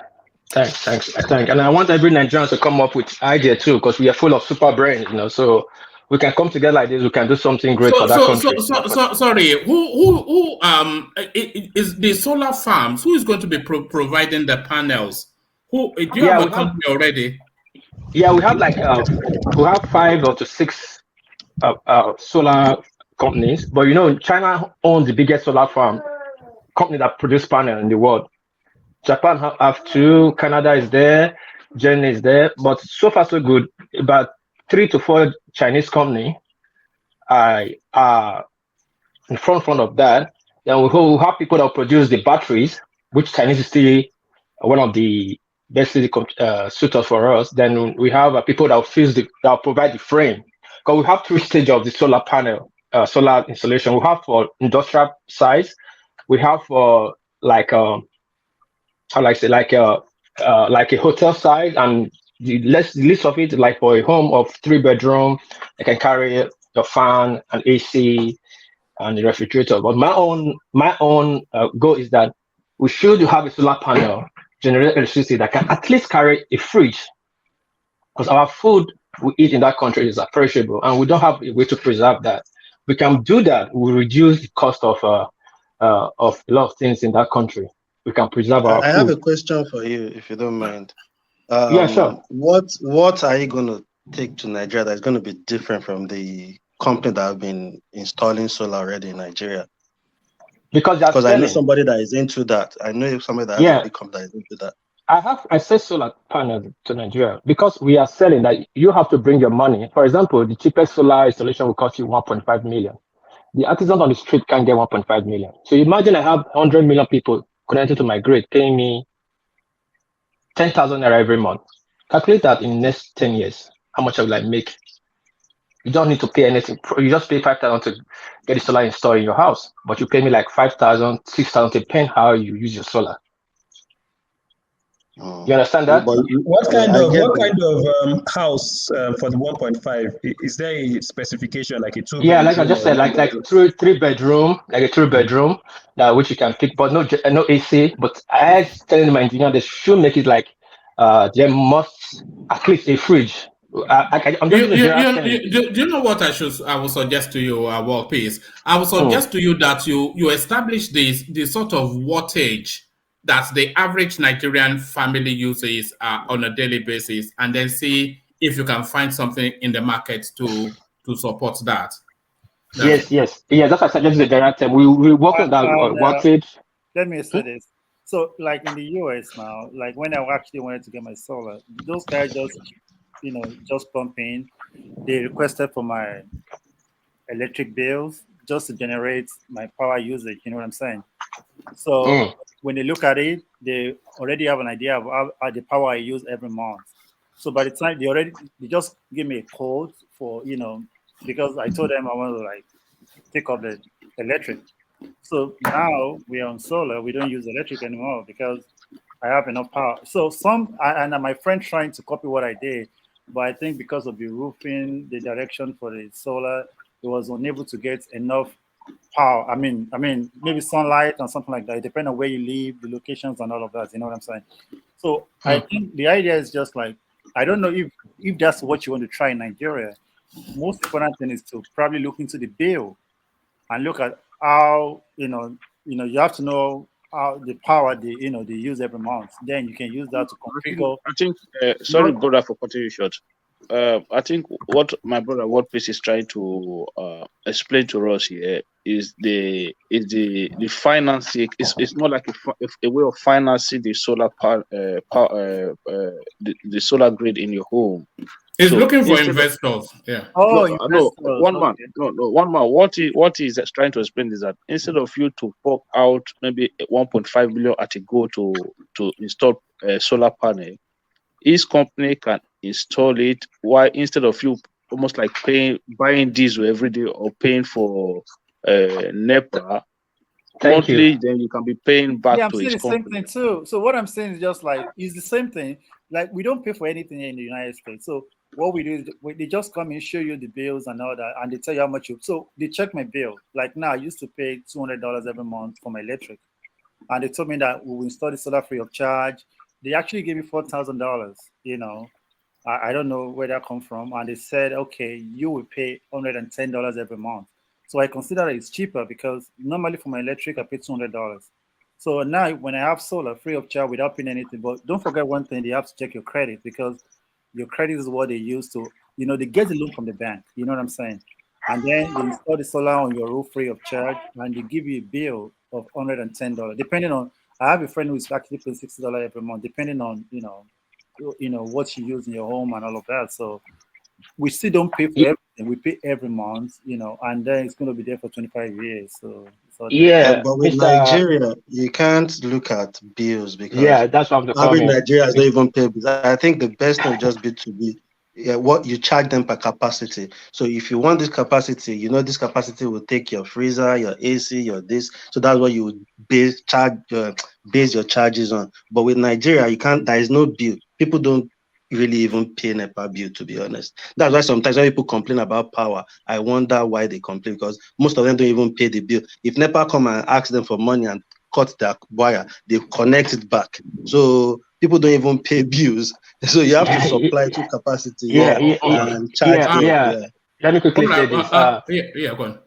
Let me quickly say, yes, all this, not everything I can say online, but we have all the security measures put on ground. Because this thing now try to bring here, we'll be trying it we're already trying it in Tanzania, and we're trying it in Senegal, but not in the large scale, but communities and some area, and it's working fine. And bringing it to Nigeria, we're going to add more security features. We know all this, but what I'm going to say, I'm trying to say again, what I'm trying to say, I'm going to say it again, is this: we're going to bring a solar panel to Nigeria as cheap. The cheapest people can lay their hand on, then run it through, put security there that you cannot short circuit and all that. And we are thinking of the option like what you can spend just buy a package a month, and when it runs out, and we're still taking of after you spend, you pay for what you spend. But all that are in play. But at the end of the day, be very assured. If you get through, we're gonna bring it. Hold on. Are you an agent or an investor with this? No, I'm not. I'm not an investor. Like I said, it's on my card. I used to go as a look at my card. I mean, I have a company that like I buy a solar panel. I deal with companies. So I don't know how to put places, but with this idea, I actually brought this idea up. I actually brought it up on the conference last. Where are you located? Huh? Where are you located? Where I'm trying to invest. It's in Japan. Okay. This expo, I'm in Japan. Okay. Because I'm thinking that if you're looking at the United States and you have some group of people who have good credit, you could get good money from the bank to finance. No, we have people that want to invest. Not like that's not the issue. It's me executing mine. I have engineers from, like, I just make sure I'm not supposed to disclose some certain place, but let me just say one from Solar Edge. You can look up Solar Edge. I have good engineers, and good part of they are Africans. Okay. The Africans are top notch in solar Silicon Valley. So, but what I'm just saying here, because what I'm saying is this: with this, if they approve it, it is people that is going to, because they are bringing their materials. Not like they're going to give us money. We have companies that produce the panels. We have companies that produce the frame. We have companies that produce the batteries. We have companies that produce the avatar. We have companies that produce the meter and step down. You understand? So all these people are going to come together and bring this thing to Nigeria. Then we'll bring engineers and we'll train a few people to locals to match all this thing on. But the end point is, if this idea is going to really materialize, how we're planning it, how to get the money from the end user, and how the end user is going to get the product they're selling to them. It really works. You understand? So, okay, what about if I don't want to pay monthly bills? I just want to pay one time. Yes, I said there's a package. Okay. That's there too. No, I mean, just install it one time, and I don't have. Yeah, you can buy it too. You can buy it too. You can buy it too. Like we having a plan. We have some solar panel like 10 million naira, 20 million. Depend on the battery you're looking for. Like there's a lithium battery, there's a dry cell battery. Depend on the battery. It really makes it more expensive and more or less cheaper. Okay, you can share your contact, and if by the time you get anything for, just let us know. Just keep us updated and see what we can do. All right, brilliant. Excellent idea. Speak to me about it offline, and then we'll see how we can present it to the platform. All right, well done, Warpies.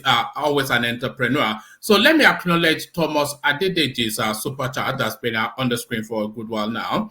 It says, woman, you killed the guy when you said your last election you used Chinedu as your name. The guy got stung. I think he knows your platform. You can see his face. So I think it was my little excursion on the AY space that Thomas was talking about. So thank you, Thomas.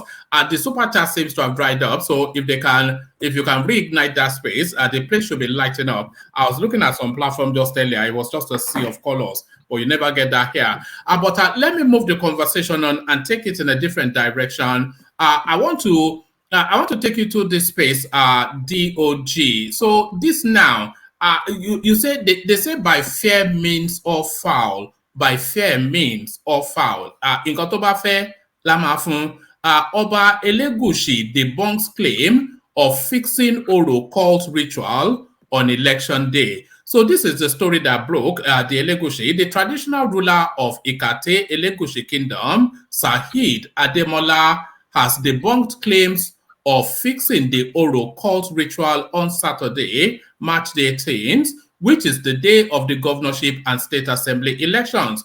The Oro Festival is an event celebrating male descendants of a specific location where it is taking place. During the festival, females and non-natives stay indoors, as oral history has it that Oro must not be seen by women or non-participating people. In a memo addressed to residents of Ikate Elegushi, the monarch said there would be restrictions of movement to perform the Oro rites in the community. The restriction, which is from 12 midnight to 5 a.m. daily, will last from Wednesday, March the 15th to Friday, March the 17th. Debunking claims of the ritual being part of an alleged plan to disenfranchise non-indigens from voting on election day, Temitope Oyefeso, the special assistant on media to Ikate Kingdom's monarch, said in a statement, the restriction of movement for the Oro rites in Ikate Elegushi Kingdom, Eti Osa, is from Wednesday to Friday, election day not included. The restriction is from 12 midnight to 5 a.m. on each day, whilst residents are free to move before and after this time. This clarification is necessary for those peddling falsehood as to the motive of the rights. The peace and progress of our land is the responsibility of all of us, and we must be alive to this responsibility. So what are you making of that then? So suddenly, coincidentally, Oro Festival now necessary, right smack in the middle of elections, non-indigenous and women not to move. So are you buying this now rebuttal from the palace, or is this just a move to disenfranchise, especially the Southeastern DOG? Thank you, woman. Even when you started reading the whole thing, I was thinking they don't do Oro during the day anyway. So, and from what the media person has said from the palace is actually correct. Oro is in the middle of the night. And like we said earlier, there is no reason anybody, if you've registered in your neighborhood, there is no reason why you need to go and sleep in a polling center over the night because you want to vote. It's because most of those people don't live in those neighborhoods. So you need to register where you live, where you can ask, because there is restriction of movement. You can't drive to places. So you have to register in your neighborhood. So most people, if you don't register in your neighborhood, that's your headache. But to be honest, Oro is done in the middle of the night. And there is time, election starter is 8 or 9, the accreditation and everything. So there is time to go out and vote. So I don't see how it affects each other.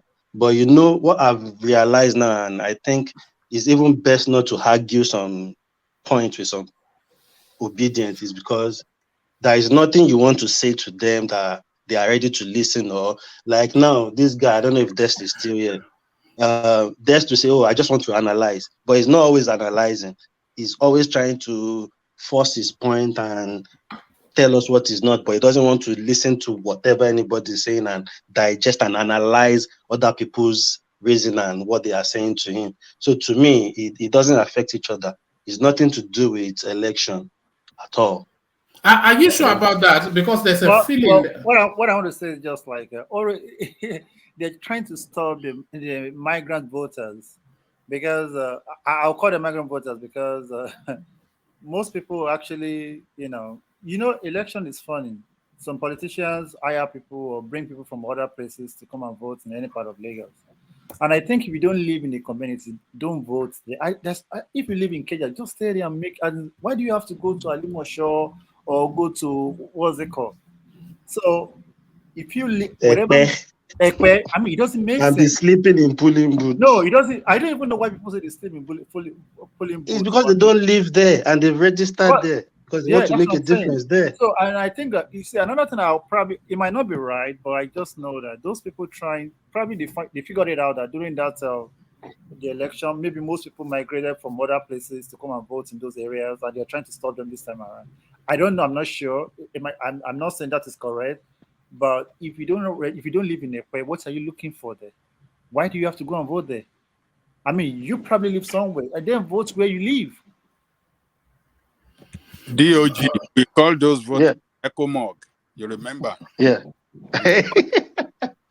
but is this not some sort of bullying to disenfranchise it's essentially targeted at the Southeasterners. Let's be honest. Let me explain something to you. In America, people always refer to America, great democracy and all that. During the last election, Trump did not want people to do mail-in ballot. Everybody wants to protect their base. If you know it's going to work against you, you're going to kick against it. When the Democrats started asking for mail-in ballot, they were shouting, "Oh, it's this crime! Oh, it's cheating and all of that."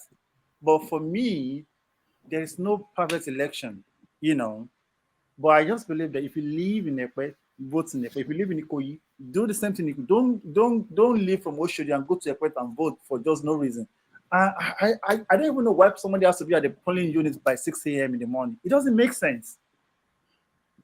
One man is a ritual that in Yoruba we carry it out annually in our society. Peace to our God and Orishas and all the rest of it, for peace and tranquility to reign in our society. So it's an annual event. I know about it. They do it every year. It's not just, it could be coincidental with the election period, but the people should not read any meaning to this that is meant to deny some people from voting or something like that. It's an annual event, and it is good. It did not even happen it ended on Friday, Friday night to Saturday morning. So when it ended on Friday, people there will be no movement on Friday night. So it simply means that you're going to stay. No, Friday the who moves at 12 a.m. Yeah. Oh, okay. But it's going to impact on the election now. There's no way it won't. That's for sure. That's for sure. Election. What I feel is, you see, this obedient, if they really want to do something, they are stubborn. Forget all this already they are talking about. It won't affect them. They will go. Once they say it's finished at 5, they will go and troop and go to wherever they need to go to, if that is the problem. So I don't think the obedient are even scared of all these things. If they are trying to scare them, I don't think if they want to do what they want to, they are going to do it. Forget all this. And for me, Oro is in the middle of the night. Oro might be one now. Anytime, 12 a.m. No fellow man. Oro will finish. Oro I've gone to school in the area that they do Oro to as a student, but it happens in the middle of the night. So are you going to be working at 12 a.m.? Why are people going to polling places to sleep over the night, past the night, till the Because morning. because they don't Go live and in wait that. for INEC They official to come don't there live at in 8 that area. o'clock. That's the truth. They don't live. One man, can I come in, please? Yeah, come in the progressives. Yeah, I came. Good to see you. Thank you very much. Thank you. My brother, World Peace, good luck on your journey. Yes. I wish you all the success. What I want to say is this: I don't understand. There's a governorship election in Kaduna State, in Zamfara State, in every other state in Nigeria that are holding governorship election. Why are some people so fixated on Lagos State? I don't understand I don't understand what is going on in this election. Why is this Lagos one now different from the one in Kaduna, from the one in Bauchi, and every other place? Why is people so invested in Lagos State right now? Because it's almost like the election is in Lagos. No, the election is in Nigeria. They have election across the country. Why are people so wound up about taking Lagos or doing one or two? I don't know what is going on. One man, could somebody just please explain to me? The people who want to change Nigeria, are they not supposed to be changing Nigeria by investing in Nigeria? Why are you so fixated in one state? I don't understand. Well, some set of people were talking about Agbero. They said they don't want Agbero in Lagos, and they believe that the APC is the one, promoting Agbero in Lagos. And I think some other section of people were also talking about maybe they don't really have sense of belongings, and they feel it's time for them to. So those people, they have sense of belonging in Kaduna. They have sense of belonging in Zamfara. The problem I have with people in Lagos is just like, for the fact that Lagos actually was the capital of Nigeria does not mean that. I mean, it's no longer the capital of Nigeria. Lagos is Yoruba land. So when people go there and they claim ownership and they claim it's actually, I understand when you talk about it, they say, oh, well, you're in the US, you are this, you're that, you can claim anything. I understand that. But we also know in this country there are things you cannot claim. Because even in this country, some people still tell some people to go back to where they come from, even from top politicians. Yeah, but what I'm trying to say is this: why not just play the politics, right? Play the politics. Forget about all of this. We want to take Lagos. This one doesn't speak Yoruba. The thing has been. It's almost like Lagos is a country that is now. It's almost like the governorship election in Lagos is being run like a presidential election again, like what we've just experienced in the past 2 years. Progressive. I blame the first person I would blame for this is Obi himself, because he actually played on people's emotional intelligence. Yeah. He capitalized on tribal politics. He capitalized on religious politics because of the Muslim tickets as well, and the way he was selling himself and how he's preaching the message to his followers is what got us to this point today. On this platform, a lot of people actually complained about this in the earlier stage of the campaign.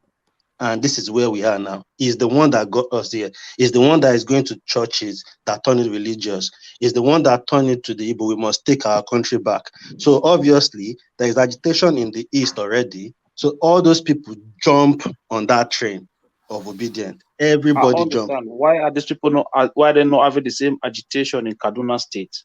Why are they not having? Because Lagos is where they are. They are not in Kaduna now. Lagos is their target. The good thing about it is just like Lagos actually is home to everyone. I understand that.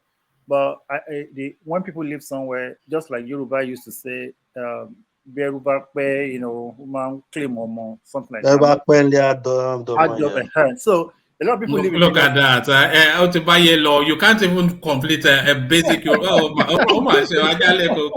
have lost another one. We have lost another one. Look at that. I'm sure he can give you an American proverb. Look at that. So my major problem is that people just come to Lagos today and tomorrow they are Lagosians, and everybody wants to feel like, oh, Lagos belongs to me and all that. because I also know that Lagos is the only place in Nigeria that you can go and claim Lagos. If you go to Kaduna now, even the Igbos that live in Kano or Yoruba, I'm sure they can say there's a little to what you can claim and all that. And it's possible because of Lagos politics and because of so many other factors. But it's not just Lagos, my brother. It's everywhere in the Southwest. Yorubas are welcoming. I can remember perfectly well. Many years back, I think one of the late Olubadans actually stopped all those Ezendigbo that they normally do in Ibadan. That he said they should go and be doing their Eze in their hometown because they've turned. It's now more like you have Olubadan and you have Igbo King too in Ibadan. Why do they need? Why? See, that's another thing I don't understand. Why? But the Northerners do that as well. You know, they always have some sort of No, with the Northerners, they just always have like a Sheikh in Sabo that is the leader of the Hausa group in Sabo market. You know, Sabo is the area where the Malams are. So they always just have like a leader, not like a king. The Igbos is more like a king. He dresses like a king.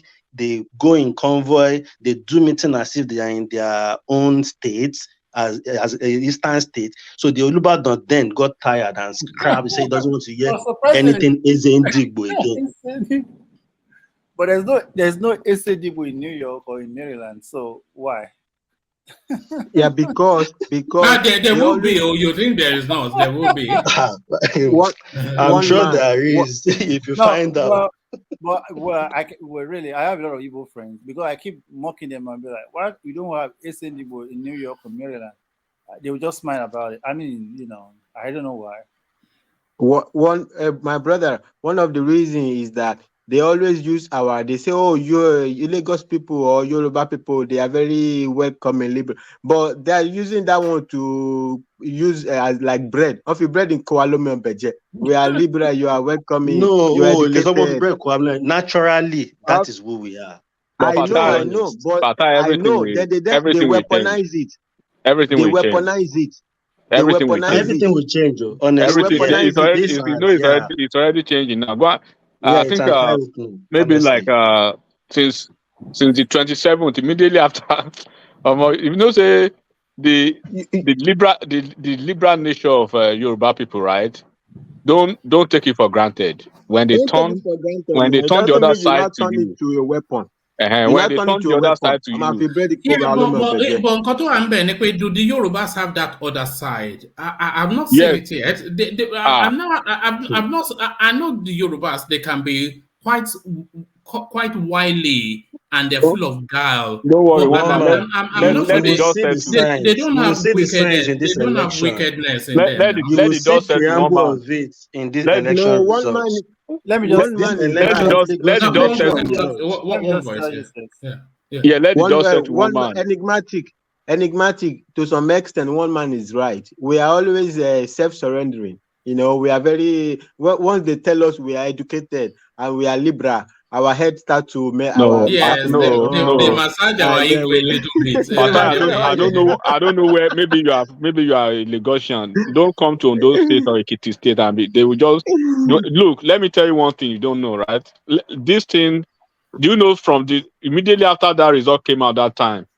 Go and look at the circulation. The most of all these Obi'S, especially the Ekate you are talking about. Most of the Obi'S in Lagos, they'll be passing some memo around. You know, the throwing all those Igwe of your boy Igwe of this Igwe.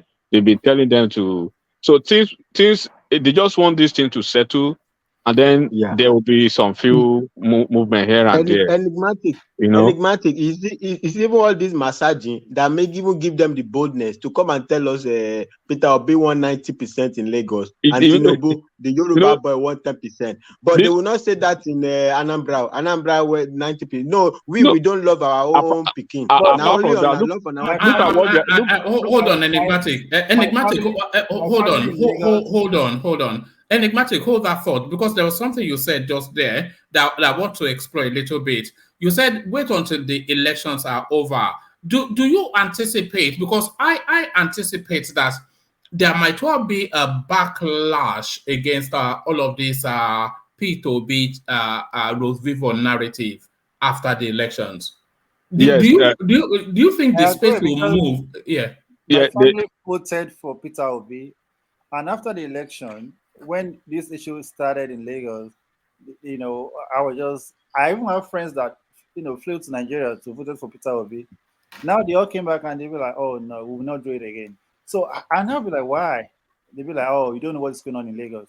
So I don't know what messaging they are getting, but I think a lot of them, they don't really feel good about these candidates anymore. Yeah. One man. No, One man. hold on. Sorry, I want to clarify. I'm actually talking about the Lagos space, not so much the disenfranchised Southeast. Yeah, let me explain to you, one man. You know what? What first thing what they've done, right? Is that people wouldn't have even cared much about this Obi or whatever. They would have said, okay, it's just an election. They've taken it like, okay, it's an election, it's gone, right? Even Ashwaju said, everybody, calm down. Okay, so we lose some, but when they start their narrative of, okay, they are taking another phase, and then they say, oh, this is what you guys, this is the agenda. Okay. So now an enigmatic, and when let me just inject, and then they started to say Lagos is no man's land. Like you are rubbing it on our face, like it's a Yoruba land. That is where they killed this guy, and that is where the Lagosians are stunned. No man's land. But they've been saying, Fatai, do you know that statement has been as far as 1940 or 1950? They've been saying that for a long time, but this is now we know the meaning. So what you are seeing now, right? One man, there's a bill that has been sitting. I think it's been sitting in the Lagos State House of Assembly for over maybe 20 years, if not more, over 15 years, if not more than that, right? There's one that I know for a fact. They call it maybe primitive and something non-indigenous something bill, something like that, and then this Land Use Act and stuff. So there's when this is where I'm telling you that when the liberalism of Yoruba land, when you take it for granted, you will not see them come to the street and behead you or beat you. No, diplomatically, they will just roll out policies upon policies, bills upon bills. That's what you will see, and then gradually you will see the handwriting, you will see the tone, because this has been the audacity of the highest order. The effrontery has been too much in this electoral period. For the fact that, in almost all the phases of Lagosians' life now, it's like they feel threatened to the bone marrow for the very first time. And then they are looking like, Ekiti people are looking at them like, are you guys part of Yoruba? Are you guys crazy? Is it because of wokeism? Are you guys losing your head because of wokeism, quote and unquote? And then the people you call... Enigmatic. I know the conversation that goes behind the scene now with my... Enigmatic. Yorubas give them that audacity. No, you cannot say that we give them that audacity. Let me say this.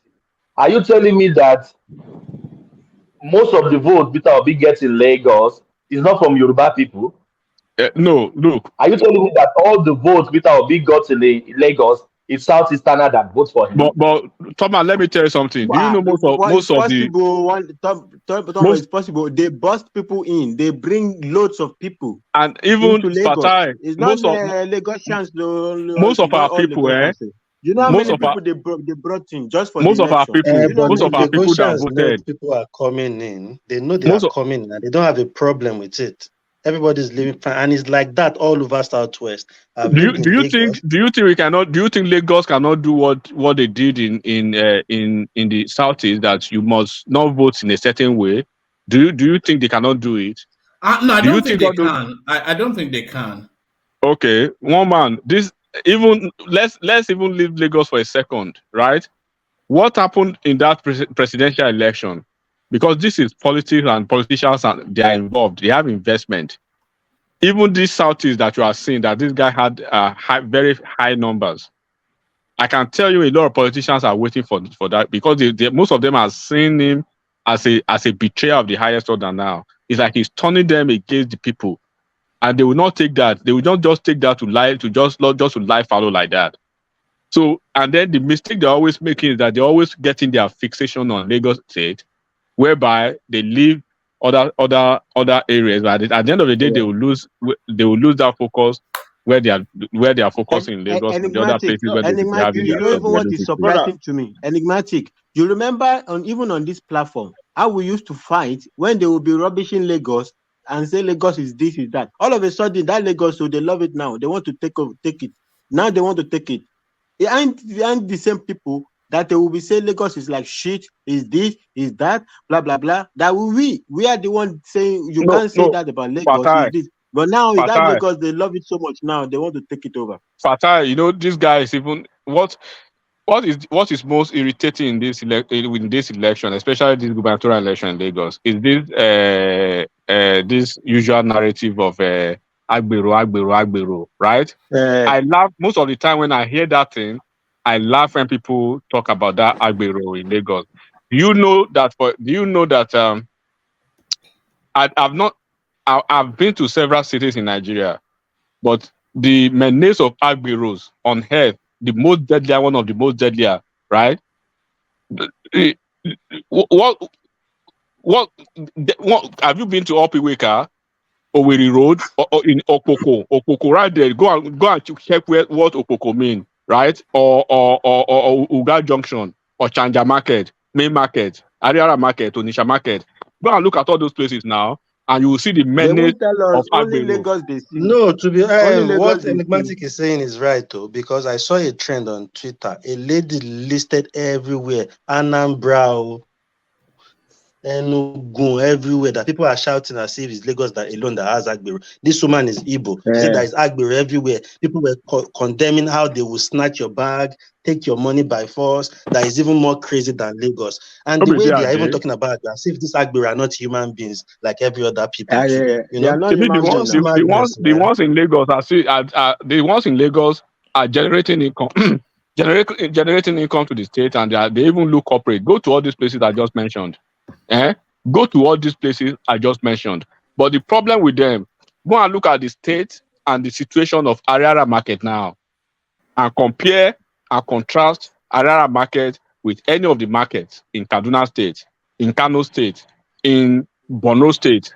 I'm deliberately not mentioning Lagos now.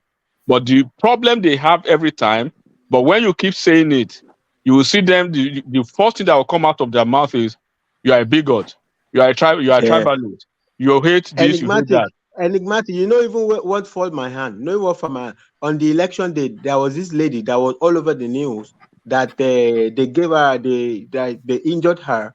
You know, I think her name is Jennifer or something like that. She became You like mean the the one face of the that was election. injured in the eye?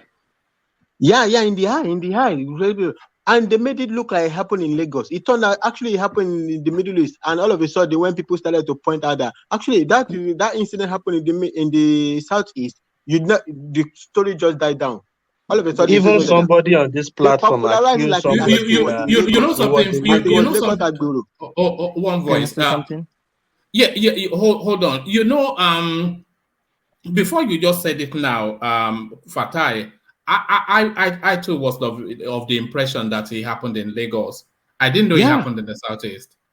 It happened in the Southeast. They popularized it as if it's Lagos Agberos. That is what they did to prevent people from voting. But as it turned out, it happened in the Southeast. And when people pointed that out, they quickly just said, one man, you are right. Like, look, what they did in Southeast to prevent people from voting, they cannot do it in Lagos. They cannot take a pound of, they cannot take the same pound of what they give the people. The likes of Arise and Rufai, they will not. If they did 10% of it, you will see Rufai on the next day. Arise is becoming Fox News, you know. No, it's very right wing, isn't it? It's very right wing. Yeah, it's becoming Fox News, man. Because they brought that guy, that Atedo, is it Atedo Peter said they call that man. That man, that man has no shame, man. That man, if you want to see a shameless person, just go and watch that man. Just go and watch that man's interview on Arise yesterday. That was garbage. It's coming up with one voice now, Thomas. One voice. Yeah. Sorry, carry on now. It's coming up It's coming It's up with not in poly unit. Surulere. That thing happened in the southeast. Though whoever wrote It's that coming up. It's Surulere, coming up with poly go unit and check your result, facts. right? Yeah, Just let's hold hear on one from second. let's hear from progressive. Carry on. It's coming up with poly unit result, and then just 5 poly unit result he brought up there, which infractions from APC to Labour Party. He never showed anything on the Labour Party side. Then these idiots, these are the people who make these Obi followers No, what? hyper sometimes, Yeah, you're right. right? You're right. Make Because them a walk lot of out. people, a lot of people actually watch This Arise idiot now TV. said, just imagine if you can get up to 1.5 million vote swing the other way. No court, no tribunal swing vote anyway, idiot. Yeah, there's no way the tribunal take vote from APC and give to PDP or Labour. They don't do it that way. You fool. Yeah, you think tribunal is a forensic. You know something, Akim. That tells me you don't follow this platform enough, because I did a whole 45, nearly 50 minutes reaction to that. Go and watch it later. I had to abandon it eventually because it was irritating me. It was saying that that they should remove 1.5 million votes from Tinubu and give it to Peter Obi. And give it to Peter Obi. And Charles Yagoro was saying yes. That's what it was. One man. It was scary stuff. Just remove 1.5 million from Tinubu and give it to Peter Obi. That's Where why. is Atiku? That's why you see. Atiku will ask for his own now. That's why you see most of this obedience, right? You saw when they come over here, and I was basically speaking to this earlier today, that they should if they've been following the Osun Tribunal, right, they will understand most of these things, and they will probably know what is going to happen at the end of the day in this Obi'S case. This Obi'S case is going to be one of the most embarrassing tribunal cases in Nigeria's history, because when, like I said, they over embellish their own or whatever they believe is an advantage to them too much.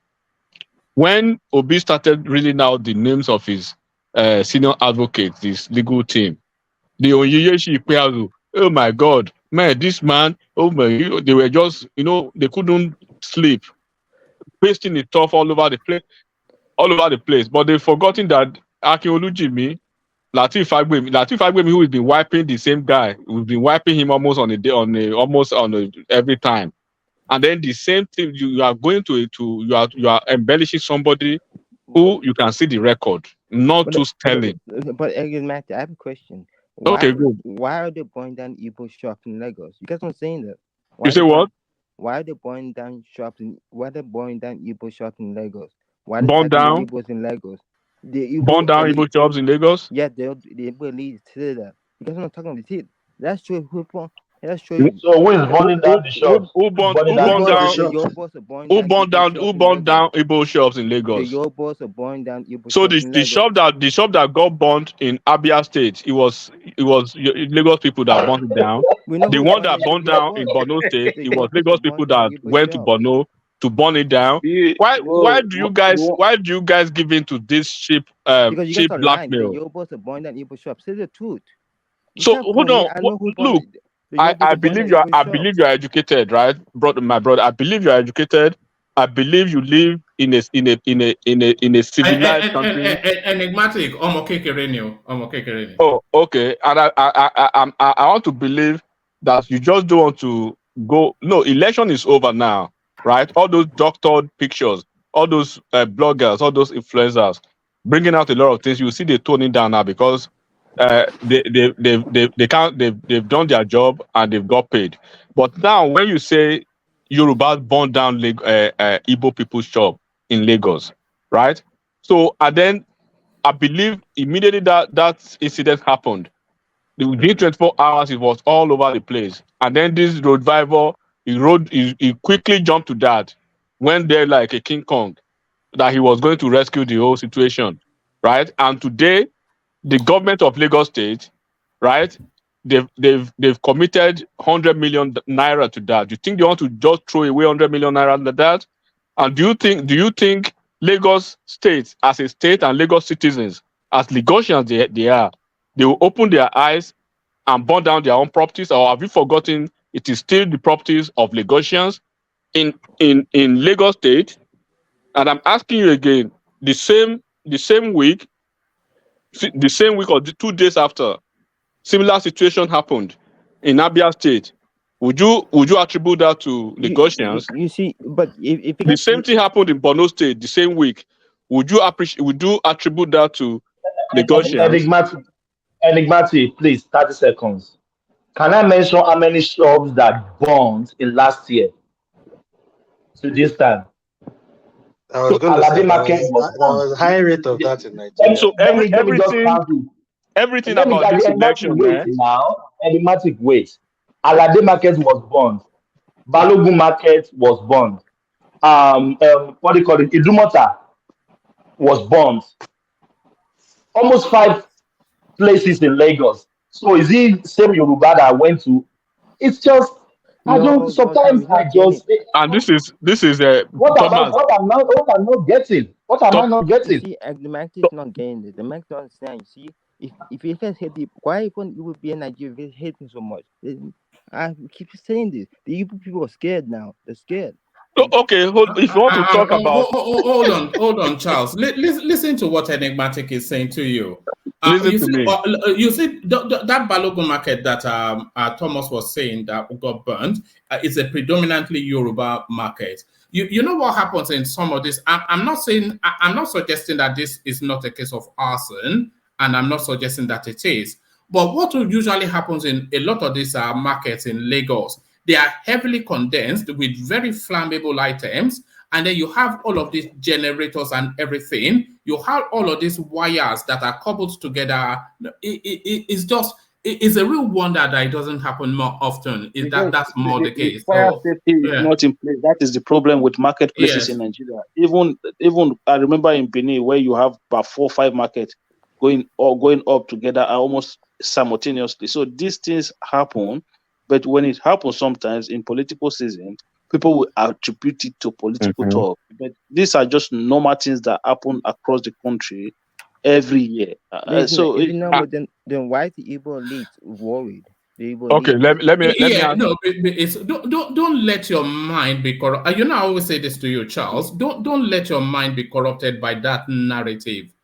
You must always try to maintain some sort of, look beyond. If you go to those sort of spaces, they'll fill your head up with this sort of stuff. I'm not saying that those markets were not attacked. I don't know if they were, but it's easily explained. And not only Igbo markets get burnt in, Thomas just cited 2 or 3 examples of predominantly Yoruba markets that were burnt to the ground. Okay. Just because there's no safety, Charles, let me just, I believe, I want to address you like, a how would I say it now? On a neutral capacity now.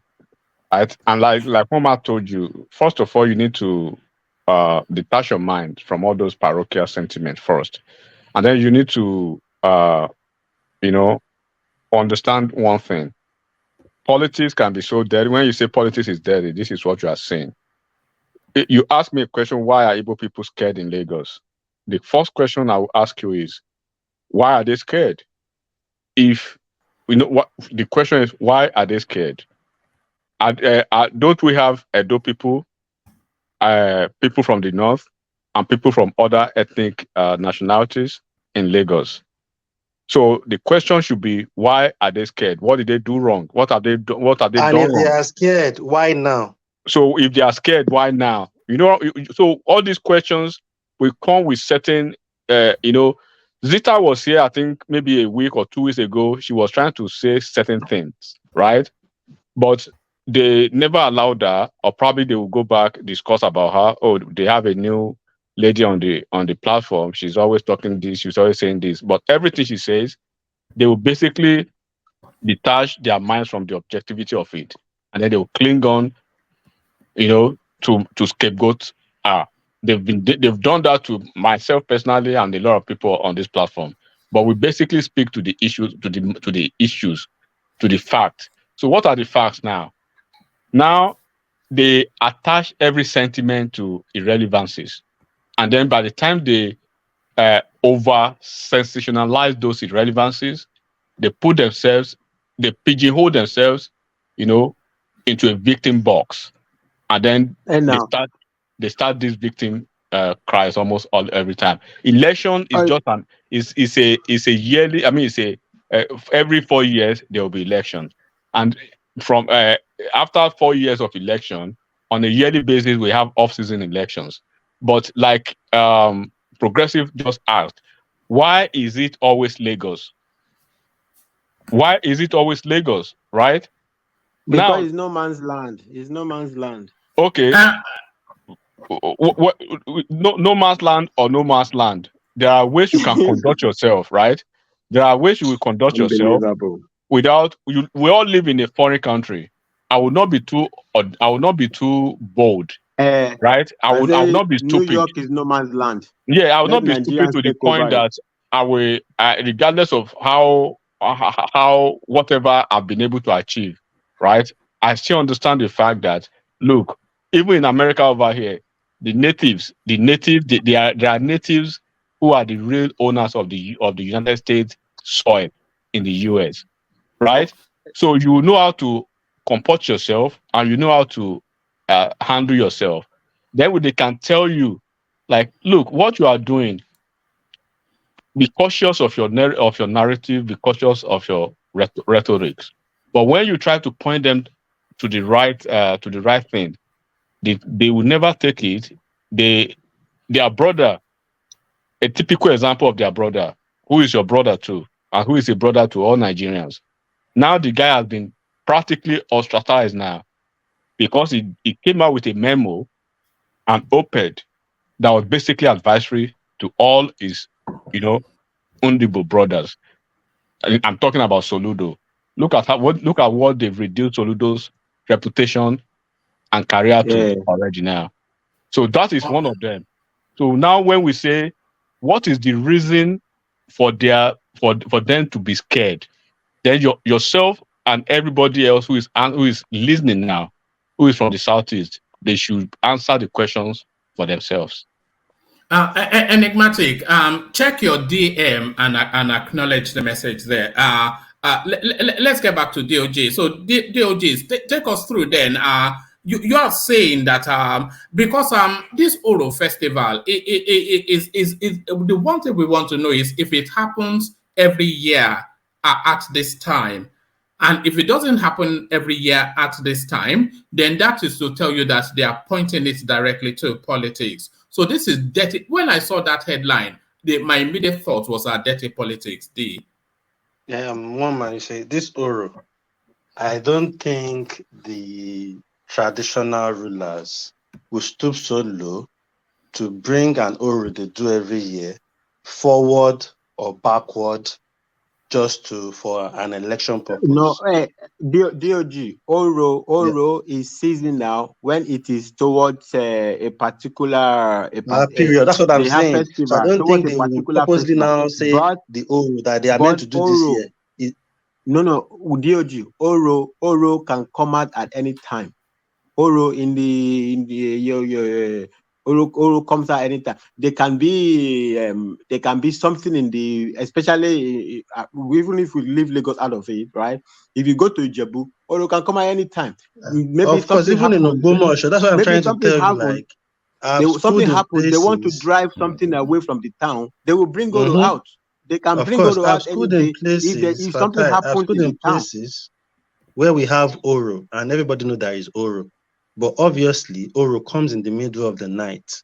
So at 12 a.m., because they have all the people in that village or town too, won't be walking around at that time. Everybody will be in their house at 12 a.m. and it finish as early as between 4 and 5 because everybody needs to continue their life the next day, including the indigents of those that town. It's not even for that. It's in the night because women cannot see Oro. So it's in the night. It happens only in the night. One voice.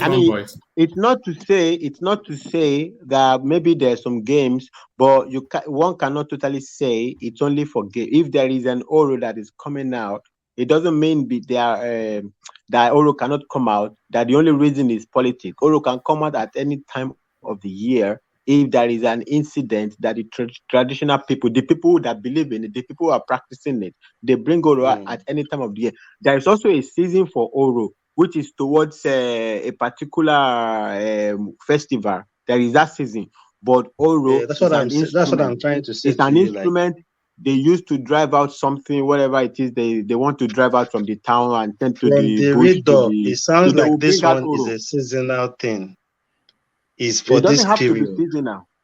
I It doesn't know, have to be I seasonal. agree with that, but they you see, this thing is more like when you appease and It's led by divination, isn't it? It's led by exactly, yeah. exactly. So that But is it too much of a coincidence that the oracles have divined that are I don't during the see election? it as a prayer because it doesn't even interfere with each other. It's now the era we've now got to when the obedience now have reasons to go and sleep over and pass the night where they are going to vote at 8, 9, where they will still even be doing accreditation around 9, 10. So why It do you could need be to a go game and for sleep? that. It You know, could be why a do you game need for to go that. there and pass a night when there is nothing happening at that time? Nothing will even happen until almost like 12, 11, 1 o'clock in the afternoon. So I don't see how it affects each other. But if we look at how this election has been coming from the presidency election and all that, you will see that the obedient, they jump on everything to try to tell you that, oh, see what they are doing again, see where they are trying coming at us. And if you look at this thing properly, because I believe every Yorubas that knows the tradition of Yoruba in Lagos understand this Oro, because I believe some of them want to vote for Obi'S. I don't think they are the ones complaining. I think it will if you still look at it, it will still be the Indigos in Lagos that are complaining about this Oro. Yeah, but And even this this is part Oro of the in problem. Lagos, even Yeah, in this this is part Oro of in it. You Lagos, can't come it's to my very small land. area. DOG, Yeah, I It's differ a very little small bit. area. You see, something like that, you can't afford to do it closer to a major election. You don't, okay, what about, we don't know the logistics around the election materials. And we don't So we know should kill how, the tradition because of election. We should kill the tradition because of election. see, whether tradition, they are made for women. Women are not made for all those stuff, right? So We know you now can, in the general, we understand, but if so they claim it's their tradition, right? Should we throw it out because there's going to be an election? no, Now, the Oro, as if DOJ it is is explaining, tradition, happens no, only in the night. no, Fatai, Happens if only in it the is night, not in the Fatai, day.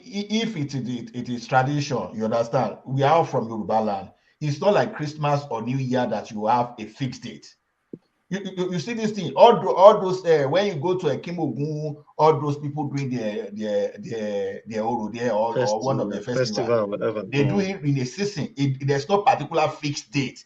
You know, is the council of the council, those people that are in the palace and those people that are from the family, they decide on the day they want to do all those things. It's not as Ola, if they cannot shift. Ola, I see your point. Ola, I see your point. I'm not arguing against. I'm not saying totally. If they said an Oro wants to come out, that there's no shenanigan there, I can't say. But the question I'm asking is, are we going to bury their tradition?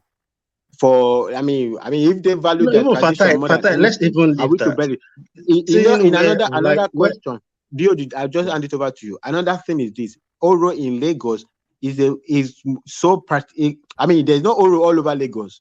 They don't do Oro all over Lagos. In one somewhere, I mean, maybe 3 the houses indigenous there, or areas, maybe it's not all over Lagos. They are doing Oro of somewhere, course, maybe in down Ikorodu. It's not Oro all over Lagos. Maybe it's in one street that Oro is happening. Oro is not a feature of Lagos. It's not like Eyo. It's not Eyo where it will be all over Lagos it Island or goes something round, like that. yeah. There's no Oro in Lagos Island. They want to bring Oro And out to Lagos every Island. indigenous area in Lagos have the way they do their Oro. In Then Ekpe, now I'm it's sure they just do one Oro in street, Ekpe. two streets. Yeah. How is So that one if going in to swing the election? How is it going to swing the from election? The Oro they will do in 2 streets. exactly. So from where Ola is coming from, I get your point, Ola. But if you look at it as well, there is no reason how the timing of the Oro will affect the election and anybody that wants to vote. Because there is no movement anyway. So if you live in that area, Once you wake up 7 a.m. in the morning, everywhere is shops are closed. It's not like you are going to any market. You can still have chance to go and vote because we'll finish at 5 a.m. So it's not left for the people that don't live in that area, that probably registered in that area, that want to go and sleep in the school that the election will take place overnight. Those are the people that will have problems. So why should you even put yourself? Somebody came, I don't know whether it's Don Dada that said earlier, like, why are people going there to sleep over?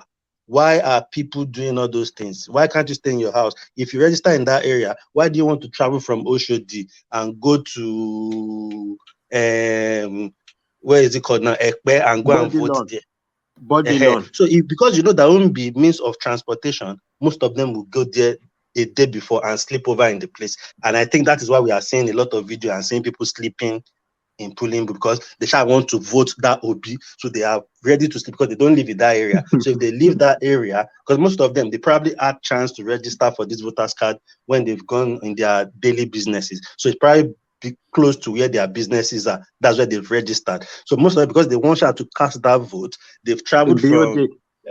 DOG, you're even being nice. It's not their businesses. They brought them in, they buzzed them in, lots of them, to come and take their just to make it at least. That's the problem, Fatai. DOG and Fatai, I got your point clearly well. Yeah. But to me, just someone that anything that can bring some kind of story. Yeah, I've got your point of the boundary of that or all those things. See, one of the most popular festivals you can find in Nigeria today is when the Ekim Ogun Day, when they are doing Odoro. If that thing happen to fall within an election day, I'm sure they will shift it.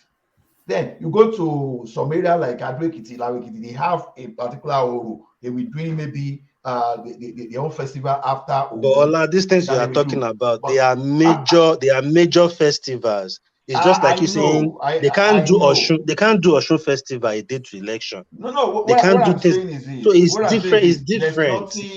There's nothing that is not flexible. Okay, for example, now let me give you an example. Some people will make issue out of this. No, DOG, this is just what I'm pushing. No, DOG, I don't argue too much with Ola. Actually. No, I think he gets the point anyway. What he's saying, I think Ola gets the point. Arguing, we cannot kill our tradition. We cannot kill our tradition because obedient want to vote. That's all. I see the point Ola is making. I don't argue too much about it. I don't know what they are doing. It could also be a shenanigan. I don't know. I'm not there. I don't know. I don't disagree too much with Ola. But the only injection I have is, okay, if it's their tradition, should we kill it because obedience want to vote? No, I'm not saying they should kill their tradition. No. But even if not for Emefiele and Buhari, we wouldn't be talking about this Oro, because the Oro would have been election would have been last week. So God bless you, because there are some couples online too that were complaining. Most of those couples were saying they are meant to have their wedding because they've actually put the date, because they believe the gubernatorial election was meant to be last weekend. So they've shifted their wedding. Can you guys not mention Emefiele name again? Because I don't want to be hearing that name. So there are some couples that also have. The name is giving headache. I don't want to be hearing that name at all. That guy. So if the traditionalists have made their preparation towards this Oro and they've thought, okay, there won't be election, they were not expecting they will shift the day, because obviously I've seen several couples come out and complain like, what would they do now? Because they actually hold on, Fatai. You know that space, DOG, is a space that I don't think we've yet brought up in the course of all of these things that have been going on. You know, like you just said, not just those couples, countless weddings will have to be cancelled. You know, no refund in Nigeria of refund the kidney. Say me money canceling. So no funerals, all sort of events that have been planned that, okay, they will have their election, they have 1 week to settle, so we can go back to normal. A lot of people. And funny enough, Nigeria, the more we see breakups and divorce and all that, people wed every weekend in Nigeria, especially in the Southwest. There is always party wedding every weekend. So imagine all those people too. But nobody is talking about them. DOG, do you know the risk that most men are taking these days? I don't know if all of you are maybe noticing that. Do you know Nigerian men are taking one of the highest risks in the world, taking unemployed and jobless women to the altar these days? People that have no means of livelihood, they just get married, they just marry them. And then how do you want them to Enigmatic, that's your job But now. That's why it's Providing for the highness. house. hold on, Enigmatic. What other options are available to the Nigerian man? How many employed women are there? Now, if you don't want to marry a woman that is unemployed in Nigeria, you will stay single for the rest of your life. Yeah, but One man. that is The employed stigmatization, man. That thought that a lot of our women are not engaged just because they are not in payee employment doesn't mean they don't have private businesses that they engage in. So yeah, you're right. Anyway, you're right. The men are the chances are meant to be jobless and not engaging in anything is more higher than women not even engaged in any form of activities. Women are a lot creative than men. Industrious, In that yeah. our space. Nigerian Yeah, they are women, more yeah. industrious. They will They are doing put one cake counter next to the into house now and start selling. Yeah, even don't be surprised if cups the and all women that. that are taking the men to the altar these days. Yeah, some women I know some I heard a lot of story now that is the wife that's even funding the wedding, you know. So my own problem with Nigerians when it comes to marriage now is a lot of people are getting married for the wrong reason. And that is why you see in 2 years to marriage of people, in 3 years, you will see a lot of things happening, people getting divorced, people beating each other because they are not That even one is human compatible in the nature. first place. It's not only Nigeria, it's human nature. But it's more Civilization. common now in Nigeria. It's more common. It's more But common today, now. modernity. That's why you see another man fathering another man's child. Fine, it happens, but the way it's rampant in Nigeria now. If somebody will have 5 children, 3, 4 of them will be somebody else's kid, and it's part of DOG. It got to stage I'm beginning to doubt even the DNA testing. So because that results now they are now beginning to sound too good to be true. Because how come that it is true? No, because the DNA is true, to me. but they arrange with the doctor. They arrange with the doctor. I understand you, Sha. Sometimes it's so unbelievable when you it's hear so the scary story. that I'm beginning to say, oh, are this thing really accurate?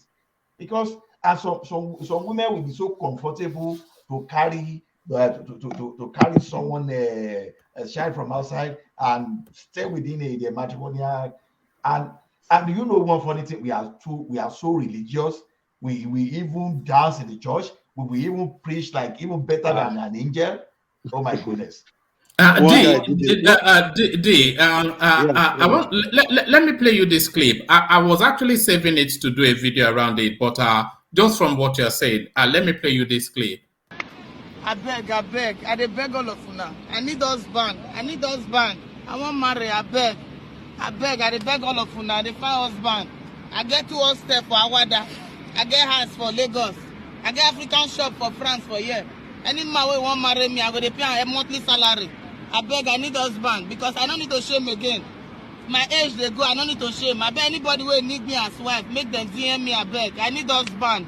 I don't tire. I need husband.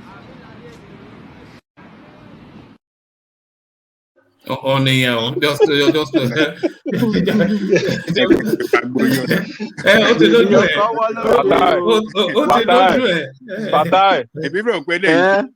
you go. There you go. Hold on. Let's hear from Ajale Koko. Ajale Koko.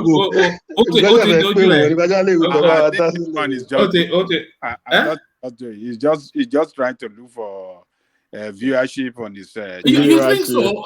No, I don't think so. She was serious. Look at her face, and if you Yeah. look at her, if you're looking at her, I'd say she's round about 38 thereabout, and then she's gone through her 20s thereabout trying to escape the Nigerian space, and then she's gone abroad, and it's taken her a good 10, 15 years to settle to where she wants to be, and then suddenly she's looking at 40, and then she feels the need to do this. I beg, I dey beg all of una. I need husband. I want marry, I beg, I dey beg all of una. I dey find husband. I get 2 hostel for Awada. I get house for Lagos. I get African shop for France for here. Any man wey wan marry me, I go dey pay am a monthly salary. I beg, I need husband because I don't need to shame again.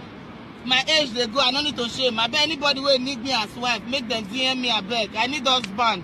I don't tire, I need husband.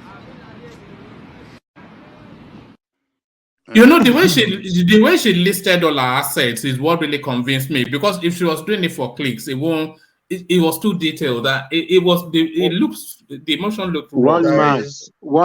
Are you sure? Yeah, Are you this sure one that they some call. Colorado is still involved in that? We've seen a lot No, of no. people I do think that. that, you see, I think there is one thing too, again, when it comes to France. A lot of men are single, a lot of women are single. I don't know what is going on in France. I've seen a lot of people leave France to go and look for wife in Nigeria. I've seen a lot of women in France leave France to go and look for husband in Nigeria. I don't know what's going on in France. I've been trying to look into Such it. environment. The Liberal problem with the Western nation these days liberal that they don't society. support family. They support a single person to live alone. So that's the problem. Because back DOG, in Nigeria, Yeah. DOG, is France worse than UK? I think UK is the most No, prevalent. UK, the only problem with UK is there is a lot of single parents, and you blame that on youthful exuberance. You get, so there's still a lot of couples in UK. There's still a lot of married people, both any culture, any country you are from, Pakistanis, Africans, Cameroonians. You see a lot of Zimbabweans getting married to Nigeria, a lot of Ghanaians getting, and they are living good. Everybody's living well. The thing is just single parenting, because a lot of girls have gotten pregnant. I even know some girl that got pregnant in the name. We thought the guy was the one that actually had the pregnant. He went to meet the mom. When this girl, Toma Bimo, this girl gave birth to half caste. How can two black people? So obviously the girl did the white boy when they were dating. So it was the white boy that owns the pregnancy. So if the girl was dating was a black, that's how the guy would have been fathering another man's child until maybe something happened, they go and do DNA. But because obviously the person that actually got her pregnant was an Igbo, that's why the baby came half caste. So that guy would have been the one fathering that child if he was a black guy. Are you sure it's half caste or Afin? Are you sure it's half caste or Afin? Proper half caste, my brother. And I know these people I'm talking about. I'm just Whatever, when I joking. talk about all these personal things, I'm telling you about things that I know. I don't Yeah, I Fatai, was just joking. I was just joking. internet. Do people still use that word, half caste? I thought it was mixed race Mixed now. race, yeah. Just DOG, you sit in Nigeria, but your body there abroad. yeah, exactly. Yeah. DOG, like I was saying the other time, I was still telling someone today that in the next 100 years, there may be something like demographic, in terms of demographic, that the thing must have changed in like a century from this time. Because you see this Western country, now, like Canada now, all today, they brought in 17 million immigrants. 17 million immigrants. What's that telling you? When you see proper Canadian, the Caucasian, they don't want to give out, we can't raise children, we can't do this, we can't do that. And they prefer to make dog, all those things their son, because the system supports them. Even those people that are even coming from Nigeria and other country, the system support divorce so that you can claim, you can have support for rent, you can have this, so that the thing encourages, the system encourages people to stay on marriage. So that's just the way it is. But you now see the Asian guys and some African people that have not had this mentality of Nigerian adopting everything Western. They are populating the space. They will be the one to reign and rule and occupy the land in like 100, 200 years to come. So maybe we even My brother, in the UK, me, I believe, I always say to people in the UK, I think the Asian has gone so deep into the system. If you go to in like banking 500 sector, years, you may not even see the Home Caucasian may even Office, be very look at rare. who is the Prime Minister now? Yeah, one voice, yeah. The Prime Minister now. Where's the Prime Minister from? Home Office, anywhere. If you go there, He's the mayor of Asians London. But hold on, D. You know, there's a curious thing happening in the UK. The Prime Minister is an Indian, the mayor of London, a Pakistani. That's what I'm talking about. Even the Home Office, the banking sector, all these top guys in these banks, Barclays and all that, they are not British people originally, all of them. But you know, DOG, even in the US here, right? There are certain professional careers here in the US, certain profession that, you know, it's like a revolving door. You when you for you to get through that door, it's like, you know, these people, they have this chain of, is it a chain of event, how it is, a reactionary chain that when the HR is probably going to be publishing some new rules, maybe the next 1 month, right? For the sake of formality, probably, and then for, you know, auditing and stuff like that, they probably, you just see the jobs. But before the when you are applying for the jobs, or where people are applying for the jobs, if you have an insider, you will see 95% or 90% of those jobs already being filled up by certain demographics, and probably most of them are Indians, especially in the IT world. So They are what good with what they that, do. and that's where me I have problem, my brother. Right in the UK, that's where I have problem. If you see another Africa like you, they probably are trying to even obstruct your way from getting there. But all these Paki, Indiana, Asians, they help themselves. They help themselves. They will bring themselves from their country. There's something you're not taking into consideration. You know, Yeah. sometimes when we use the word black, we just generalize, but we are not how do I say, monolithic. So it could be, you see, an Indian is an Indian, right? But a Ghanaian is not in Nigeria, but both of them are black. You understand what I'm saying? So sometimes these are issues as well, whereby if you was to see, maybe you go to an institution, maybe a bank, and you meet maybe a Ugandan there, you expect, you in your own mind, you to go as a black person, but They are his also own diverse, reasoning, so they are also diverse. So like Of course, they are India, not. the They are, but I get Punjabis your point, are though. yeah, but they are also they are one diverse. So. country. Yeah, but they are one country. This is what I'm saying now. But for us, But my brother, if you go to somewhere and you even meet at a that, Uganda person, even Nigerians don't help themselves the way these people help themselves. Let me give you part of their pattern in the UK. Part of their pattern in the UK is they will bring all their families. They will all, instead of how somebody will come from Nigeria and people will say, go and find your square root.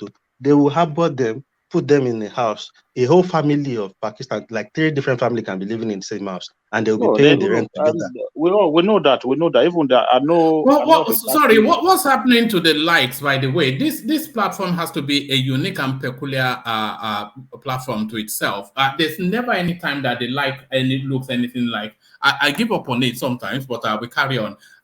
Sorry, land that point, and then I want to. There's this thing that is going on. Okay, finish your point first. There's something I want to. Yeah. I know of a taxi man. Like, this is a very close person, someone who I know very well, who used to who I used to use his taxi then.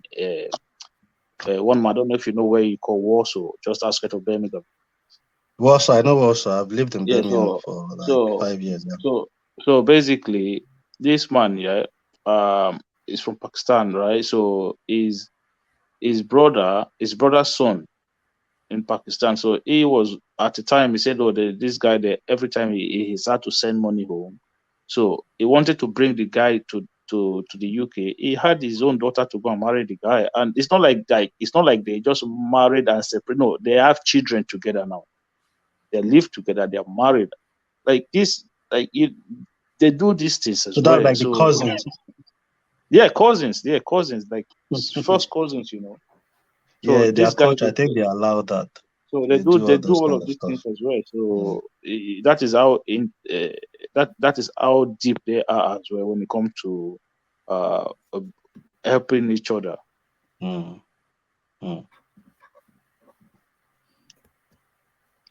Yeah, one man does it. If you want to tell me, yeah, no, I wanted to.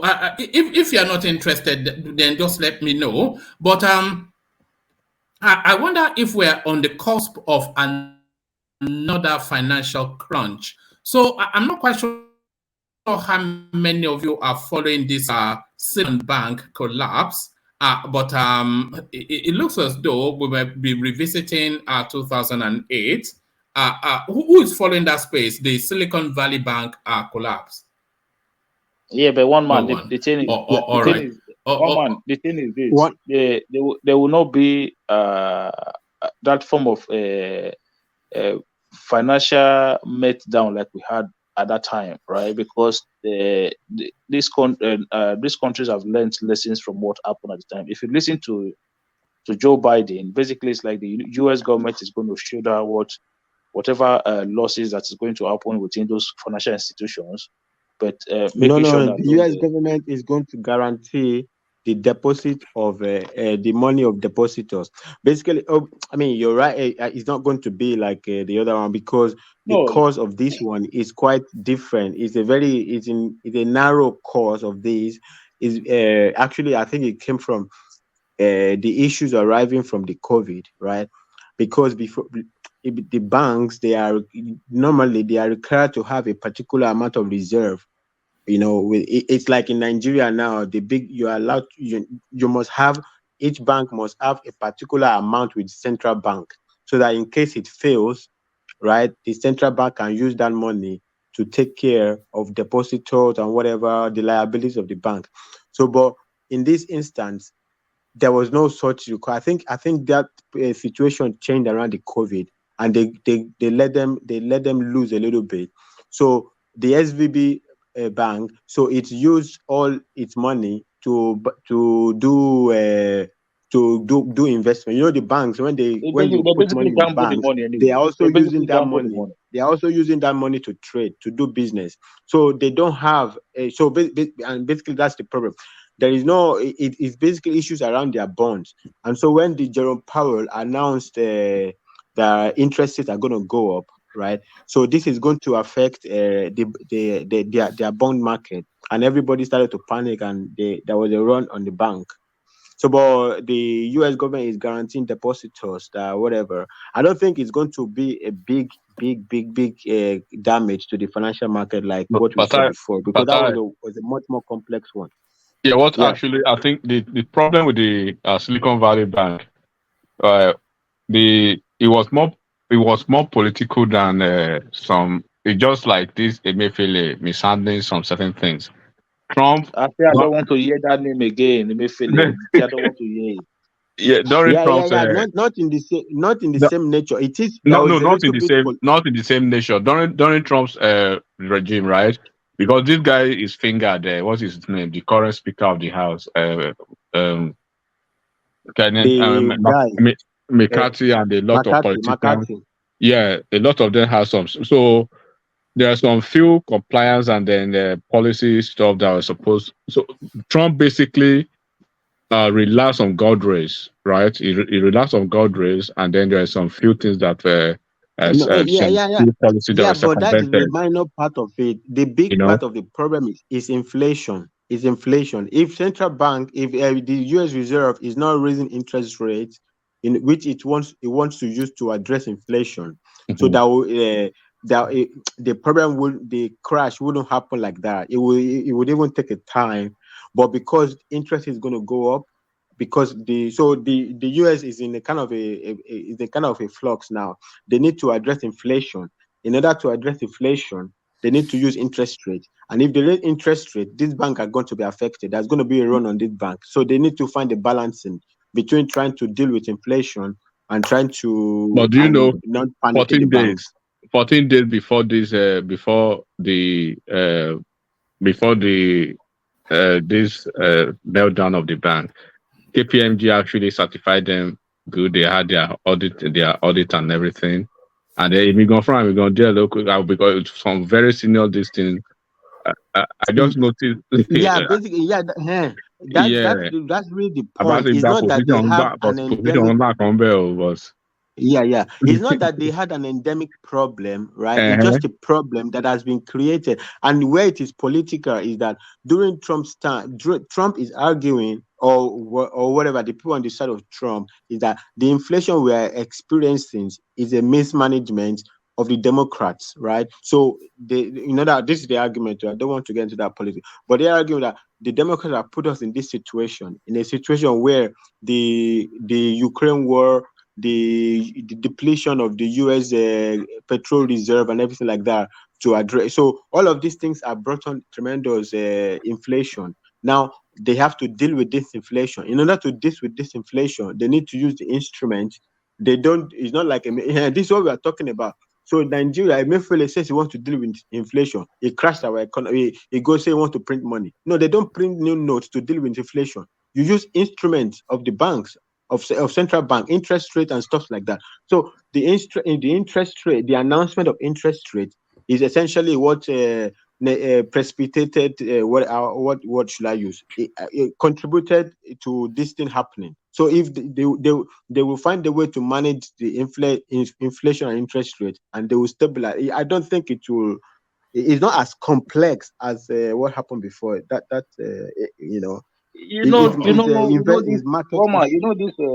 This issue. I'm not against free market and capitalism, but one of the biggest drive of this current inflation that we see today is energy price, right? It's energy. That is what Trump is arguing. How can anybody justify the high cost of energy at the moment, and then these energy companies are posting records profit? I don't understand. How does that work? How do you even make that to work in the first place? Whereby people are struggling. The politician got stupid, and these guys are very smart guys, right? So the politician got stupid, and the smart guys take advantage of it. These the politicians that they can't find a solution to the Russia-Ukraine problem, right? That is a big contributor towards energy. The politicians US. My brother. Those politicians are investors as well. This is one thing I get to find out. It's all a circular game they are playing. Yeah, politicians are investors as well. You see, one of the problems we are facing in Ireland now is cost of housing, right? You find out that a lot of the politicians are landlords as well. So it is not in their interest for the prices to go down. It does not favor them. So it is for their own interest for prices to go up. If I tell you that rent in Ireland has gone up in the past 1 year by nearly 100% in some cases, you will not believe it. Why is that? Is that because of Brexit? One man just don't know. I think some people are attributing it to this. The country is a small country anyway.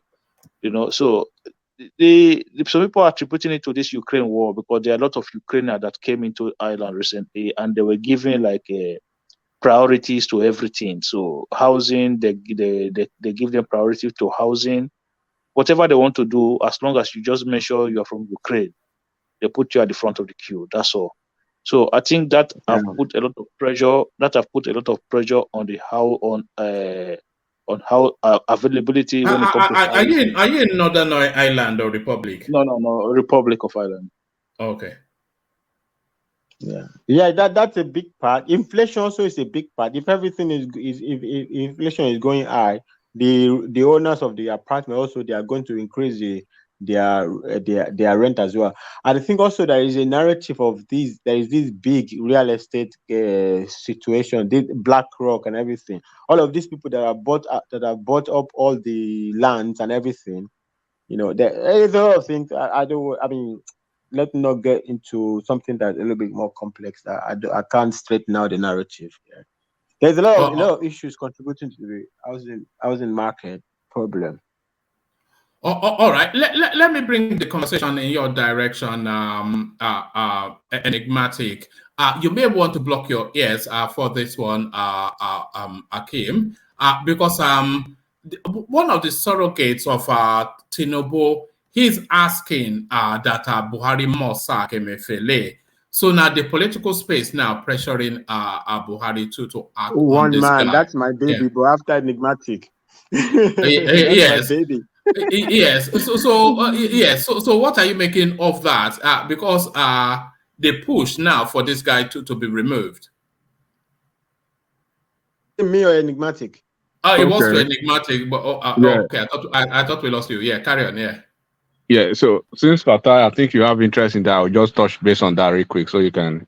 But what I think is happening, right, is first of all, already we know Buhari is. I don't even think people are even reckoning with Buhari again as the president of Nigeria in the political cycle now. So they are all jostling around to, who is going to be the Senate president and everything. Everything is cloudy now because people are adjusting for various offices, by the way. So Emefiele, as it is, he knows the game is up. So it's just about what decision is he going to take now? Because if you look at the last memo that came out from the presidency, via Gabashio, he was neither here nor there, because he was basically more or less like a very stupid excuses coming out to say, because the way I see it, the box stops on the desk of the president. So you cannot say you cannot try to be abdicating the president, and then at the same time you want to blame Emefiele and Attorney General of the Federation for their actions. No, you are the president. So regardless of what you guys are trying to do, but of course we know they will find a fall guy. They've seen four guys now, Emefiele and Malami.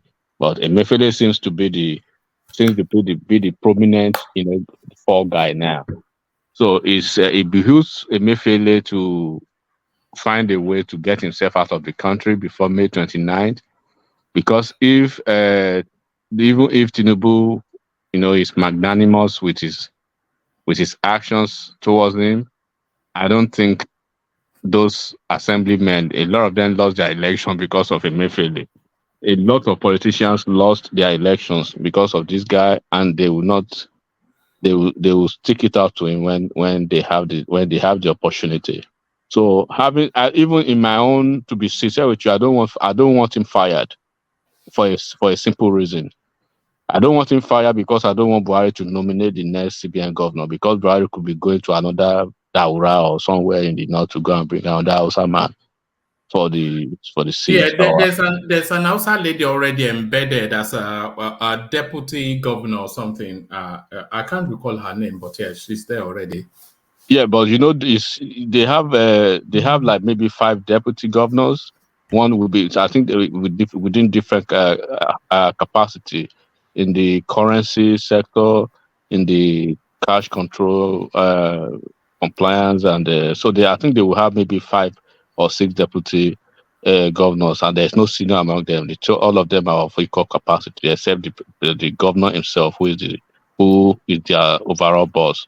But to be honest, like I said, to be honest with you, I just want Emefiele to ride it out. I don't want Buhari to do anything again. He should just wake up and eat his kunu and then sleep and just go on the 20. Enigmatic. I agree with you on that, but what I don't get is when you say they can't just blame Emefiele alone.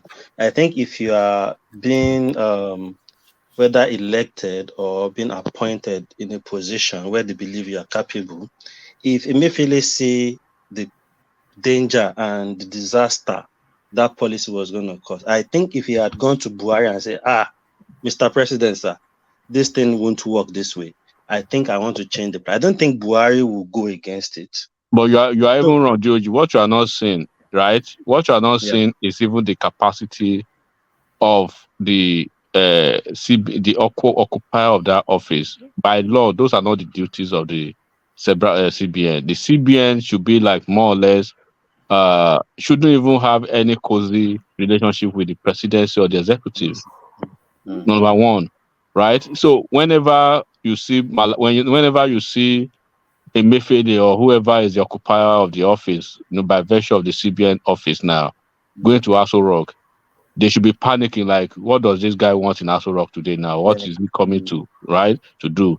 Because if there's anything that is going to be coming out from the government, either from the legislative or the executive part, right, the Minister of Finance even having to be the financial controller of the country, quote and unquote, telling Buhari to say, okay, this is how we want to spend some money, this is what we want to do. The president should be asking, have you confided in the CBN? Is the CBN governor going to approve it, or is he going to take this? So the CBN governor should be like somebody. I just want to follow what you are saying now. So are you telling me if Emefiele see the disaster and what this policy could have caused, he could have just changed the decision and just make it known to everybody straight away without even getting any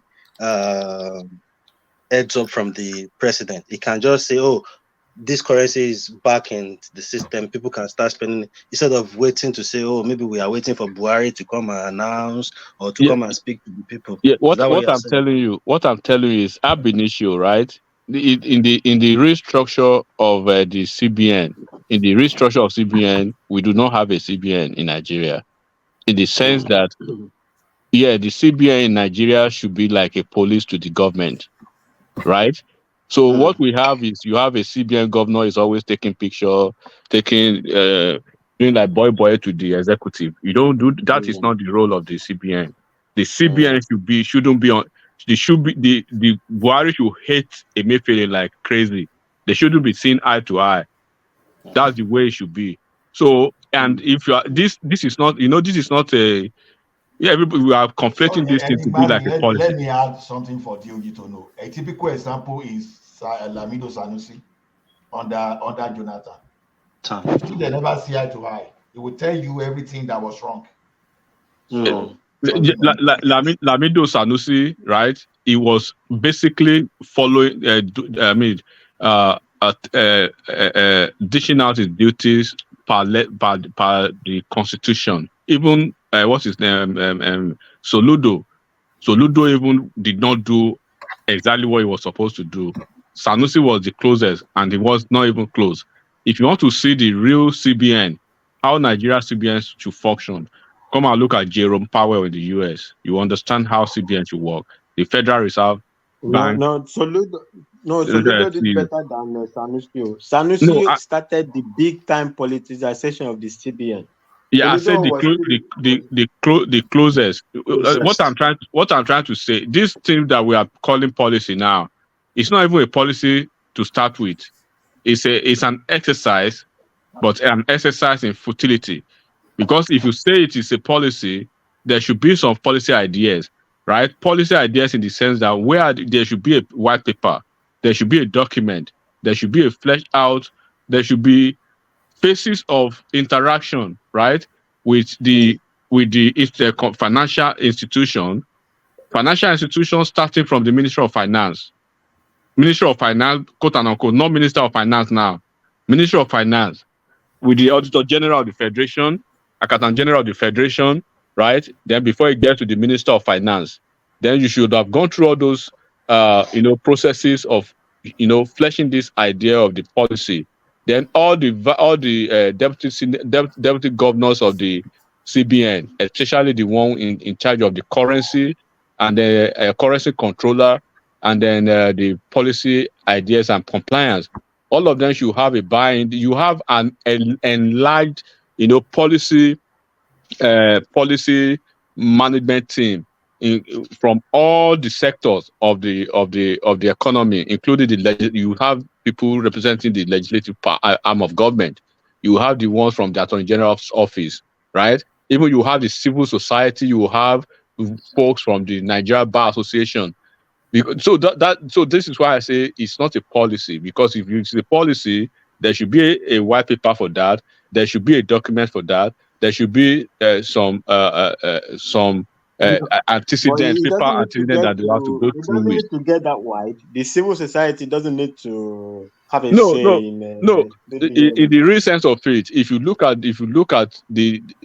at what it means, right, to have a policy idea on naira, on currency policy, you understand, because the civil society we are talking about the people from maybe Nigeria Labour Congress, right, trying to tell them the Nigeria Manufacturers Association what the naira means to the economy, what the naira means to the labor union. So it's an expansive thing that after you take a position, a consensus position, at the end of the day, it could take maybe 2 months, 3 months. You are going through all this.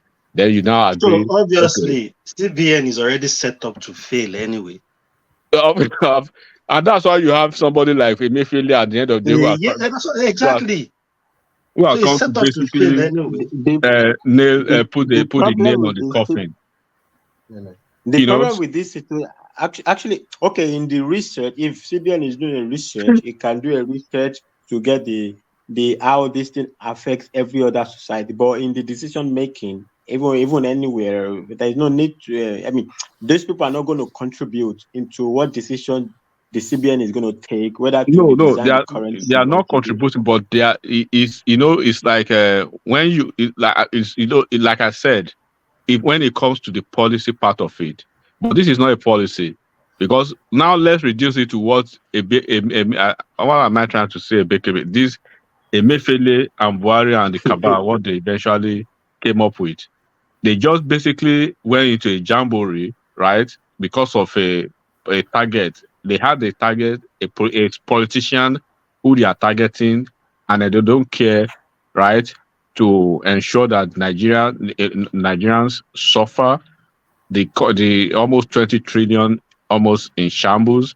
The people just so they don't care what has happened, and then the most horrifying part of it, the most horrifying part of it, are the most, let me say, the one I could say most of these disparaging politicians taking sides with these policy ideas.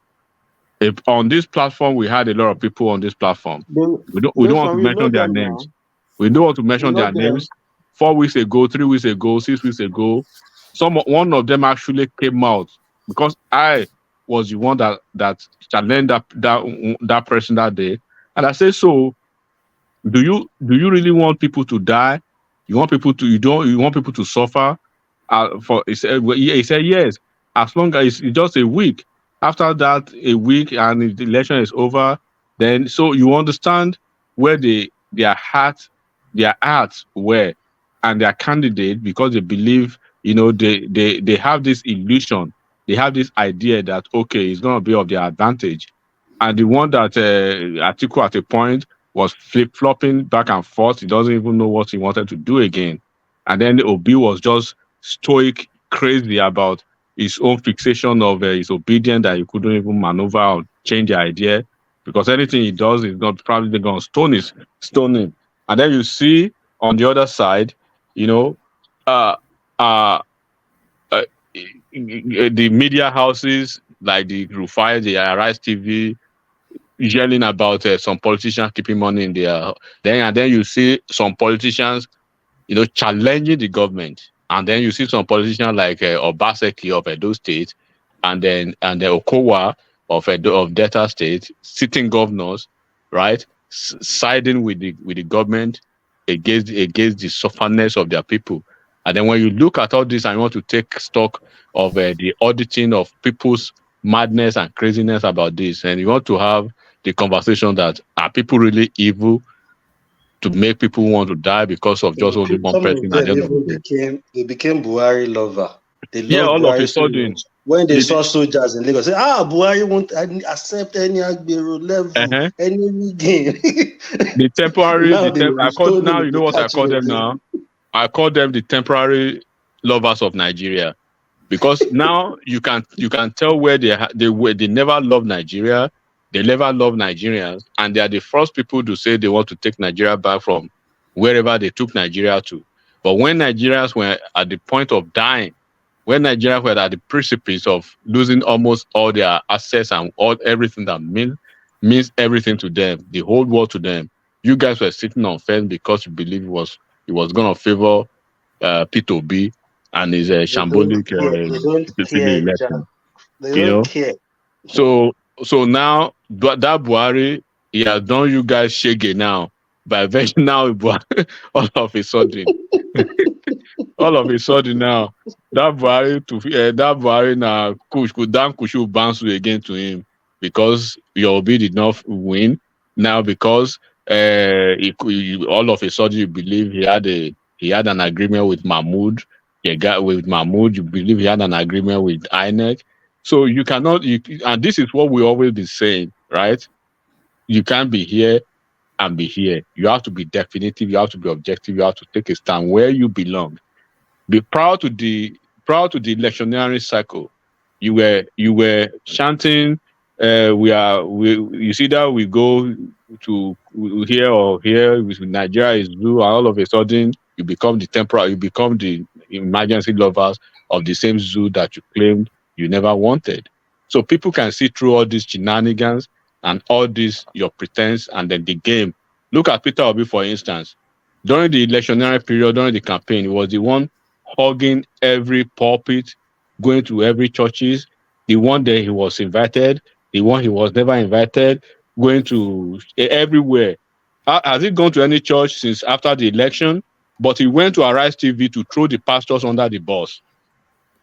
Because the same pastor that went on the podium that was saying, your name is in the Bible, you're going to be this, you're going to be this. And all of a sudden, I think Rufai was the one that asked that question, Mr.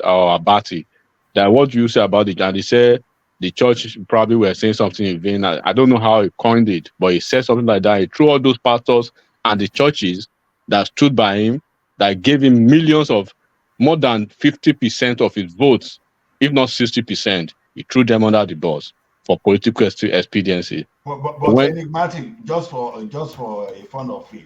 But do you know that one of Tinubu's name is Abraham? Are you aware of that? But even I don't know. He has a. Tinubu said Baba gave him Abraham.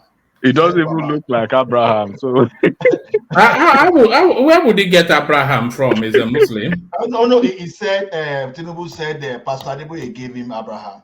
Oh right, so it wasn't a birth name, not from birth. That's a political Abraham now. No, I think I don't know. Was that during the Muslim ticket? No, I think you know his wife is a pastor in Redeem, and I think maybe Tinubu attended and Baba Adeboye gave him that Abraham name. So and Tinubu said he had an interview on it that said. It's like he said, Baba Adeboye said, "Watch out." Or thereabouts. If I see the interview, I forward to you. Yeah, it was a religious nickname. Like he was going to be like he was essentially saying Pastor Adeboye was saying that Father, like Abraham is the see him father in of the future. nation. Yeah, father of a nation. Like you see him in future becoming president. Bible, something like that. According to the Bible story, he's just referring to that's what the Abraham, father of the nation. Speaking of one day be president.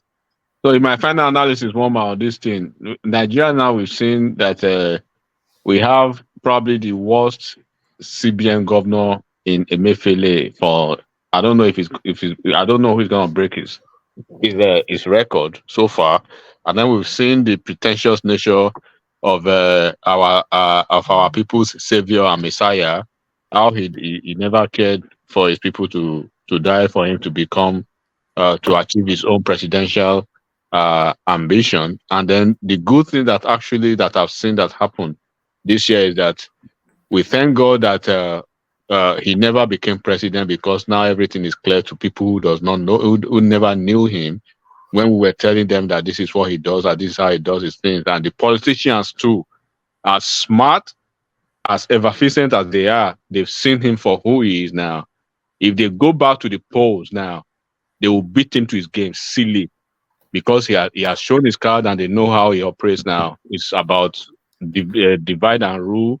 And he can't pull this stunt again, Peter Obi. Never.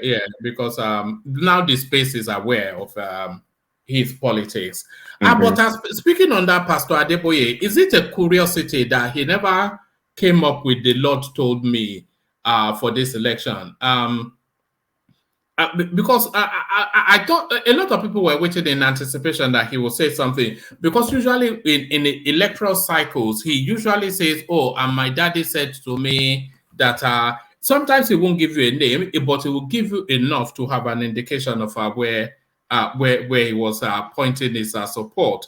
But throughout this election, they kept asking him. He says, "The Lord has not told me anything, and I cannot make it up." So do you think he was smarting from the fact that his son did not get the ticket?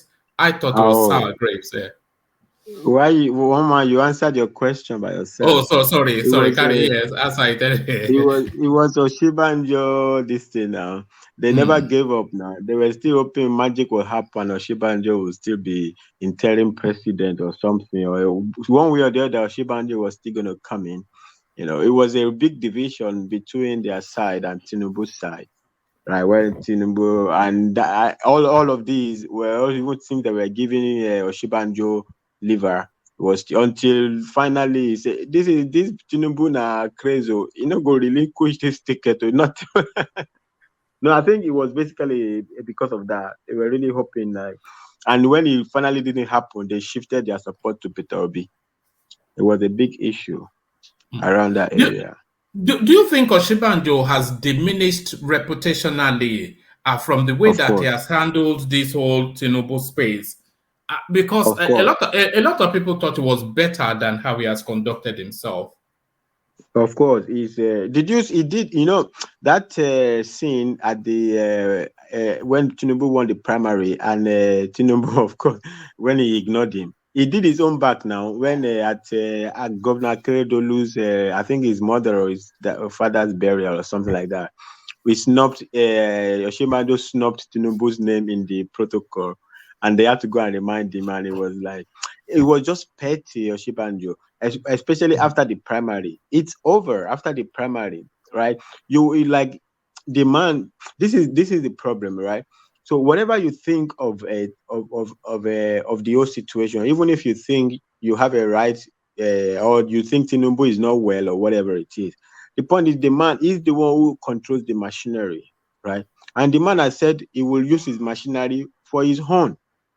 Now you don't have a machinery to win. Even if you clinch the ticket, you will still have to employ the machinery of Tinubu to win. You can't win on your own. And the man says, okay, I'm not giving it up, right? And then you just went petty, right? He displayed himself as a very petty person, like ungrateful. It's already my problem with to be a him. vice My president. problem with him, Fatai. My problem with him is, I think he got pushed, but he didn't think through it carefully before he made his decision. And of course, and the people that even pushed him more were like these Atiku's side of the APC. They made him to believe he would do it because they know that if he clinched it. So those when they were playing a game with him and Lawan and Amechi, they know that there's under no condition they can never defeat Atiku. So they were playing them all, playing up their ego to make they didn't want Tinubu. The fight was going to be bloody. The saving grace for this bloody fight was Peter Obi, right? Because if it was left to Tinubu and Atiku, this election will be bloody.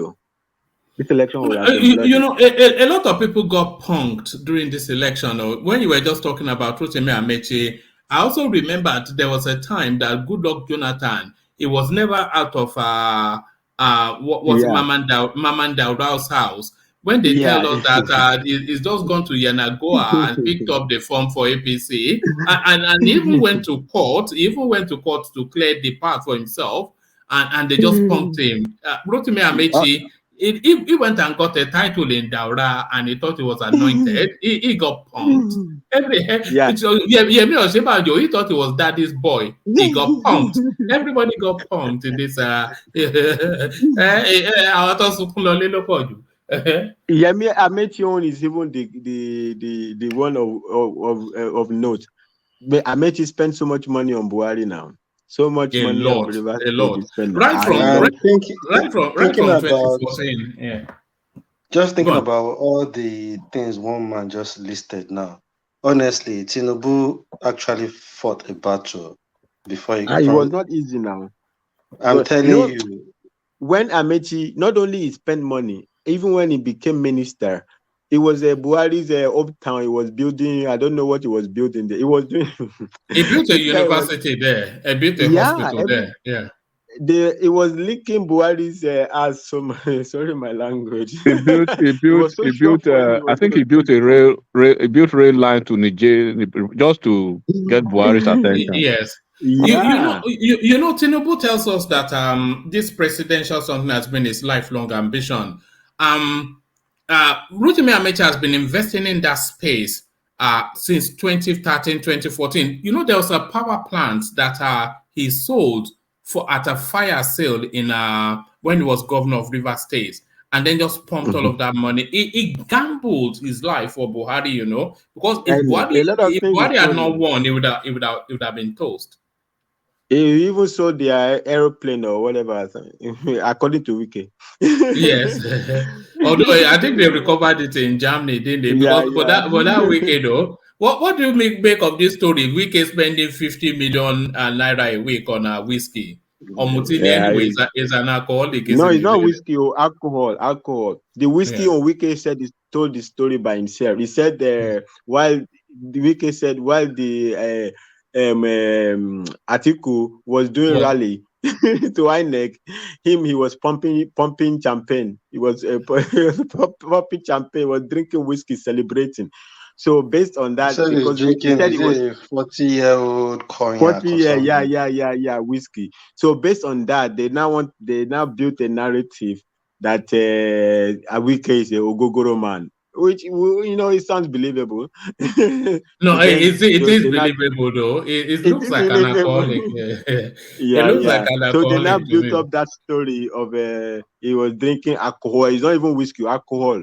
Is it 5 million or 50 million per week or per day or something? I mean, okay, that's ridiculous. Nobody drinks alcohol 5 million. It's not even as a matter of practicality, he cannot drink how much is the beer that you the liver cannot how much is beer?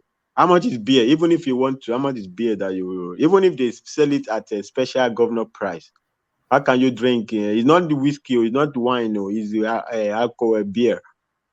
Say drinking. There's no beer They just try to build that special narrative price for around. governor. They just try to build narrative around that Ogogoro man. This headline that's making the rounds, Nigeria decides Article PDP withdraw fresh application. So what they're saying is, did you see that space? What's going on there? I saw that title, but I didn't read it. Yeah, I think it's more of a technicality than anything else. So they are in court. Let me just give it to you. It's not that long. It says Nigeria decide 2023 Article PDP withdraw fresh application filed against INEC. The People's Democratic Party PDP and its candidate Atiku Abubakar on Wednesday withdrew a fresh application they filed to compel the Independent National Electoral Commission INEC to allow their agents to participate in the process of sorting out ballot papers that were used for the presidential election that held on February the 25th. PDP and Atiku, who are separately challenging the outcome of the election that was declared in favor of the candidate of the All Progressive Congress APC, Bola Tinubu, told the Presidential Election Petition Court,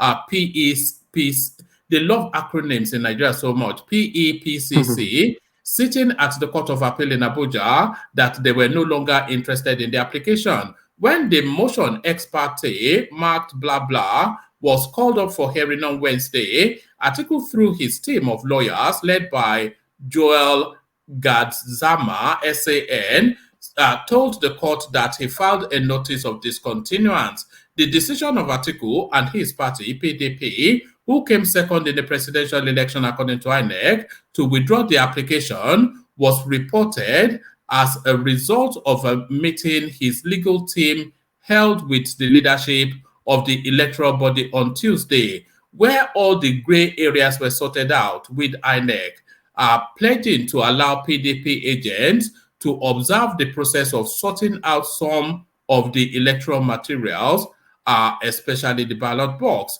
Since that was the primary prayer the PDP filed in their fresh application, they felt it would not be necessary to proceed with the hearing. So, to save the judicial time, they filed a notice of discontinuance, which was accordingly granted.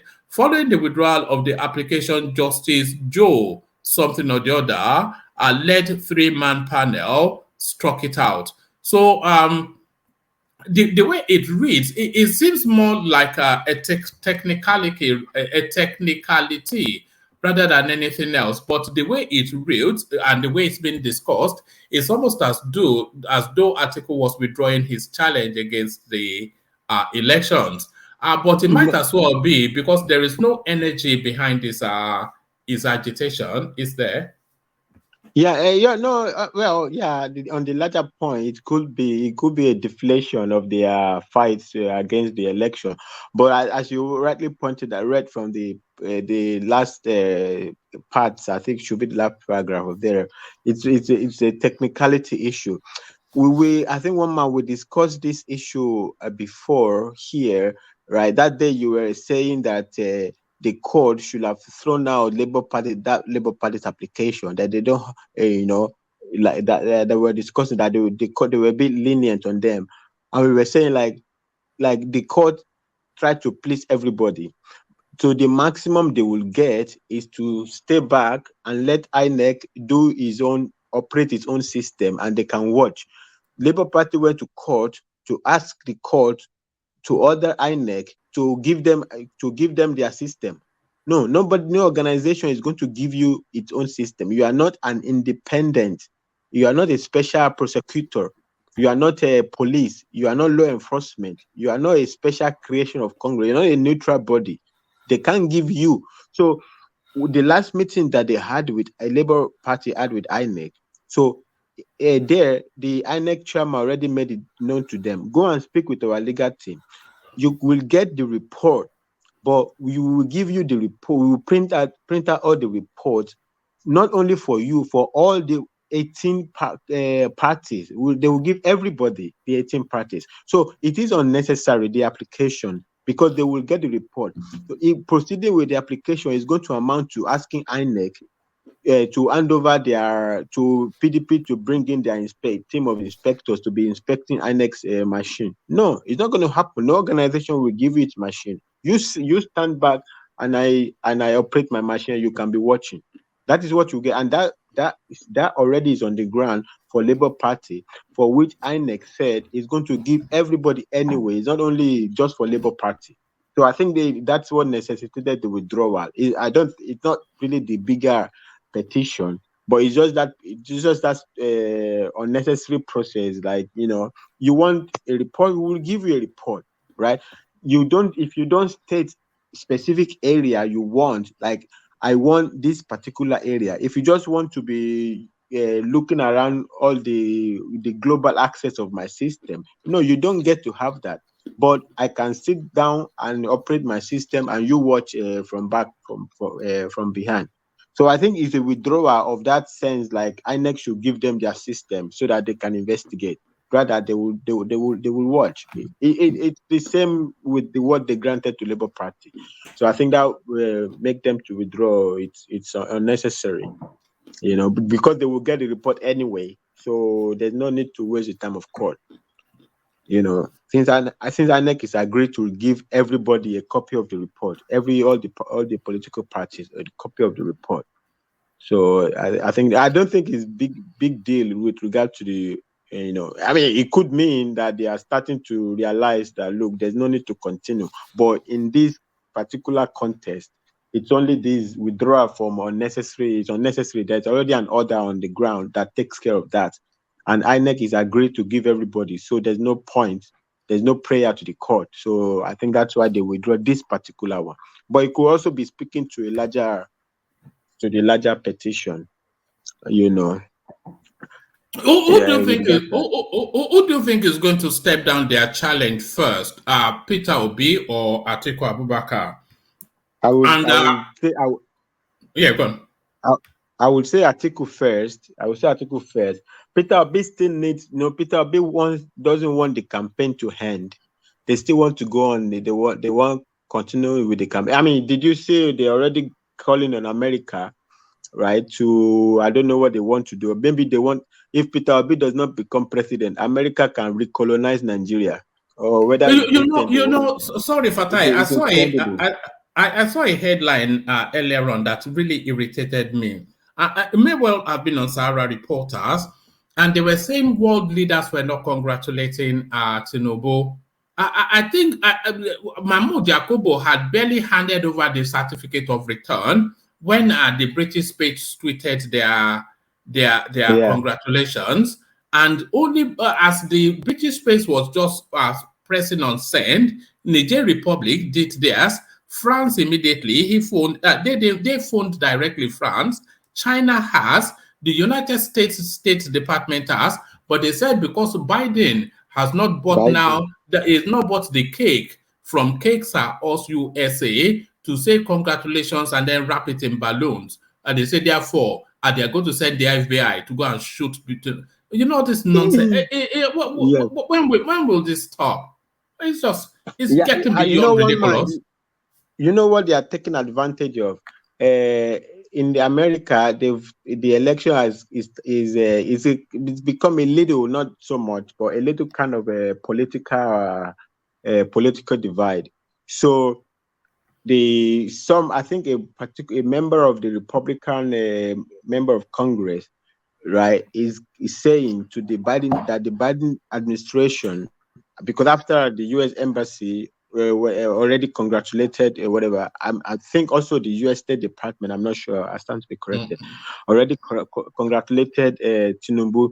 So the Republican was saying that America should exercise a little bit of patience to get a clarity as per they should exercise with regard to this Nigeria election, that America should not jump too ahead of this, right? Because Biden wants to make a deal with Nigeria, right? Because it's not just for fun. That all of them, the whole State Department, even Joe Biden, leading up to the election, they're all making a video, do this, do that, whatever. They have their military guys, the naval guys, doing already on some training contract or whatever with the Nigerian Navy. They are doing whatever they are doing. And Joe Biden depleted so much U.S. energy, petroleum reserve, right? So they need to replenish it. There's a whole lot of things. There's a whole lot of deals to be made with Nigeria with regard to this international situation. But the Republicans are trying to put a break on Joe Biden's administration's rush to embrace Nigeria. So it's like, let's put a little bit break on this jumping to embrace this new administration. I think that's what they are trying to latch on to. The U.S. government on ground has already congratulated them. So I think also Fani Kayode also tweeted, like, requesting that Joe Biden should personally call and congratulate Tinubu. I think Joe Biden hasn't called, right? And so they are but Joe Biden hasn't called because some members of the Republican Congress, they are telling Joe Biden to put a break a little bit to let there be clarity with regard to the election. I think that's the space they are jumping in. What even annoyed, that is not even my issue. My issue is these people, I will start to call them now the new Nadeko, right? So they go and make a conference, right? Asking America to do this, to do that to Nigeria. Somebody sent me that clip, but yeah, carry on. Is that supposed to be a joke? We're a sovereign country, right? We are in a democracy. There was a rule of this game before you went into the game. You all agreed to the rule of the game. The rule of law is that when you have a problem, right, there is a clause in the contract how if you have any dispute will be resolved, and that clause says everybody goes to court. So you go to court. You're not going to do mob action. Nigeria is not going to succumb to mob action, right? If you don't agree with the process, go to court. It's very simple. America is not going to do anything to us because you don't agree with the process. Even the what is disgusting, then they now single out Tinubu. They say Tinubu, they say all sort of rubbish, right? Why Tinubu is a player just like Peter Obi? Why the singling of Tinubu say he was part of the essentially the bastardization of the process? How? It was Tinubu snatching ballot boxes. How is Tinubu the head of INEC? Why would you single out Tinubu? If you want to call for the head of INEC, for the head of a chairman of INEC, okay, go and call for it. Why Segla Tinubu? This same Nadeko were alive. The same Nadeko that was set up, the founding members, Tinubu was a founding member. They set up to fight military, to fight Abacha. And they were alive. Obi was also part of the founding members. Don't forget that. Yeah, no. On the opposite side, he was working for Abacha, not against Abacha. He said it on Arise TV. He said he was. Yeah. He said a lot of things that is not true. He was working for Abacha, while Tinubu was fighting against Abacha. That is the difference between both of them. So they think the election is crazy, but this same Nadeko was alive when Obasanjo did his do or die election that brought Yar'Adua in. I mean, that makes more sense for them to have come out and ask America to recolonize Nigeria. This election, Fatai, whatever you think of it. Fatai, hold on 1 second. Sorry to cut you short. How can anybody that has followed election process in Nigeria since 1999, these dumb-ass individuals, we say this is the worst election in Nigeria history. A lot of them say this very election that's just concluded, where 20 governors lost. 20 governors lost in this election.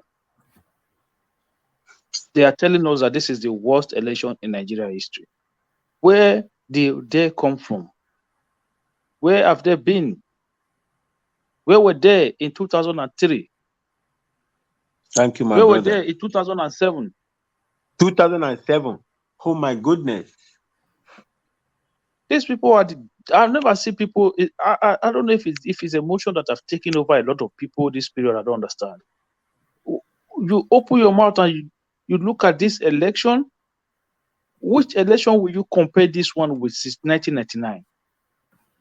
Just because the person that you are supporting lost, you don't want to accept it, and you come up with languages like this is the worst election that has ever been conducted in the history of Nigeria. You're dumb. Anybody looks. That's why when people just talk on something, I just quiet. I don't listen. I don't just involve with all of this nonsense. It's almost like you're talking to people who have not followed the history of our elections, right? If not for this electoral reform that we have, whereby they basically killed over voting, destroyed over voting. Do you know what this used to be? Akim. Yeah. All these things you are saying here with your passion, calling these people dumb. You can't go to Nigeria Watch and say all this, so you'll be massacred. you know something funny? They will smoke him. You know something funny? Are you not one of the founding fathers of that channel? He's a shareholder now. He's a shareholder. I'll say whatever I want to say anywhere I want to say it. That's it. But they will smoke you now. They will smoke you there. Look. It's like you've not followed up. That you see when we started doing this debate on Nigeria Watch, right? Most of the time I used to be on the opposite side. Smoking somebody is not, for me, is not an issue when it's based on when we are actually debating on the issues, not personal matters. Not when you started. I'm not going to be somewhere like I'm not going to go to somewhere where someone like HO will start cursing. My God, you know somebody has to stop that. Akim. That is no longer out of control. We're no longer talking about the issues anymore. So you're cursing, directly cursing. So that real curse. So not just you are stupid or real, quite dark. Oh my God. So that is why for me, I sometimes I just don't want to participate in issues the progressive. The progressive, it wouldn't have been so ridiculous to me, right? If it was Showore that comes out and say this whole election is challenging the process, right? So he would say, they allocated to me 14,000, right? But like my own 14,000 is pure. So my 14,000 has more weight. Is bigger than all of you 8 million, 7 million, 6 million. Because my own 40,000 is pure. These guys are calling for our country, essentially calling for the recolonization of our country, based on the the guy that you think was at the receiving end. He also rigged. You know, I was watching that interview, right? I was watching that interview, and Obi said something. He said the process was not good, and that is what they are coming to correct. Say they are coming to change all those processes. Process is not good too. Hold on. What did he I want to say contribute something. to the process being good? Hold on, Fatai. The law stipulates to you as a governor that you should conduct a local government election, right? So what happened when you was a governor? Why did you not correct it at that time? Why did you not that feel process necessary? was not good too now? Why did you not feel? Why did you not feel the necessity to correct that process to make sure that you conduct local government election? You didn't see that one. So when you were calling a cement seller in Aba market to come and supply cement for you to build governor house without due process, without following due process, why did you that not time feel process don't matter? No, why did you not feel the necessity to follow the law, the rule of law at the time? All of these things are so garbage. Somebody would just open their mouth and they would throw out all sorts of garbage. You will not even look at it from a neutral avenue and say, look, okay, you had the opportunity. It's like when Obasanjo speaks sometimes, I don't listen to people like Obasanjo because you had the opportunity to do what is right. You didn't do it. So why are you coming out now to tell us that you are the angel? No, you're not. You just because you don't have access to power now you are being irritated by the same thing that you were doing on steroid at the time, right? You conducted elections. You conducted. Imagine Obasanjo walking to INEC to complain. What audacity! Akim, can I imagine of an Obasanjo walking to INEC to go and complain. Can you imagine? Right? Akim, can you hear me? Yeah, I can hear you. Can I ask you a question? Apart from this, what else did you see with Obi or in that interview? How does it look to you? Listen, to me, it looks very tired and it looks like he's done actually. It looks very weak and tired and it's not tired. Done. Look, go to he knows the truth. He knows the no, his face, if you look at his face and the way he's talking, you will know that I think they are just pushing him. He's done. I want you to go to that. Patrick, can I say something? You know what I think Obi is doing? I think it's just trying to hold this momentum or hold this energy. Yeah, for the gubernatorial. Once the gubernatorial, it will just pack it in. It's done. It just wants to see what it can still use from this energy to capture all it can from the. And then after that is done, because like you said, it looks done already anyway. You see, right from day one, I would never allow myself to be sold all this above made politics right from day one. Because if I ask question from because this man that you guys are telling us perform, I've never seen it this evening. Above made dumb. Wait till they use all this kind of thing. No. I've never seen. I'm going to say so. I've never seen a performing governor that you guys said perform extremely well, right? He left the party, and since then, every candidate he has endorsed have lost governorship election in Anambra. All of a sudden, you're telling me that is the best, is the leader in Imo land. Is this okay? Why were you not supporting his candidate then? The candidate he presented during the last election. Why did you not support that candidate? Why did you not vote? So okay, this guy is going to follow Obi template. Let's vote for him. Because you didn't believe all this trash you're talking. You didn't believe all this nonsense you're telling us now. So why is it now? I think it was the Southwestern people that gave Obi the boom and the positive energy that spilled over to the Southeast. The way they saw that the Southwest young youth, especially when he went to that program on platform and all the speaking engagement he has had in the West, in Lagos, in Abuja, like that. So when they saw that, they now saw that, okay, this could be a leader. Before then, they never really believed he was a leader. I think so. I want to ask a question. Oh, sorry, go on. No, I'm going to ask you a question. No, I want to ask a question, and if it's a dumb question, just tell me straight up that it's a dumb question. But I've been having the thought that there's a sense of deja vu. All of this narrative that wraps around the Tinubu space, all of these just wild things that we're hearing.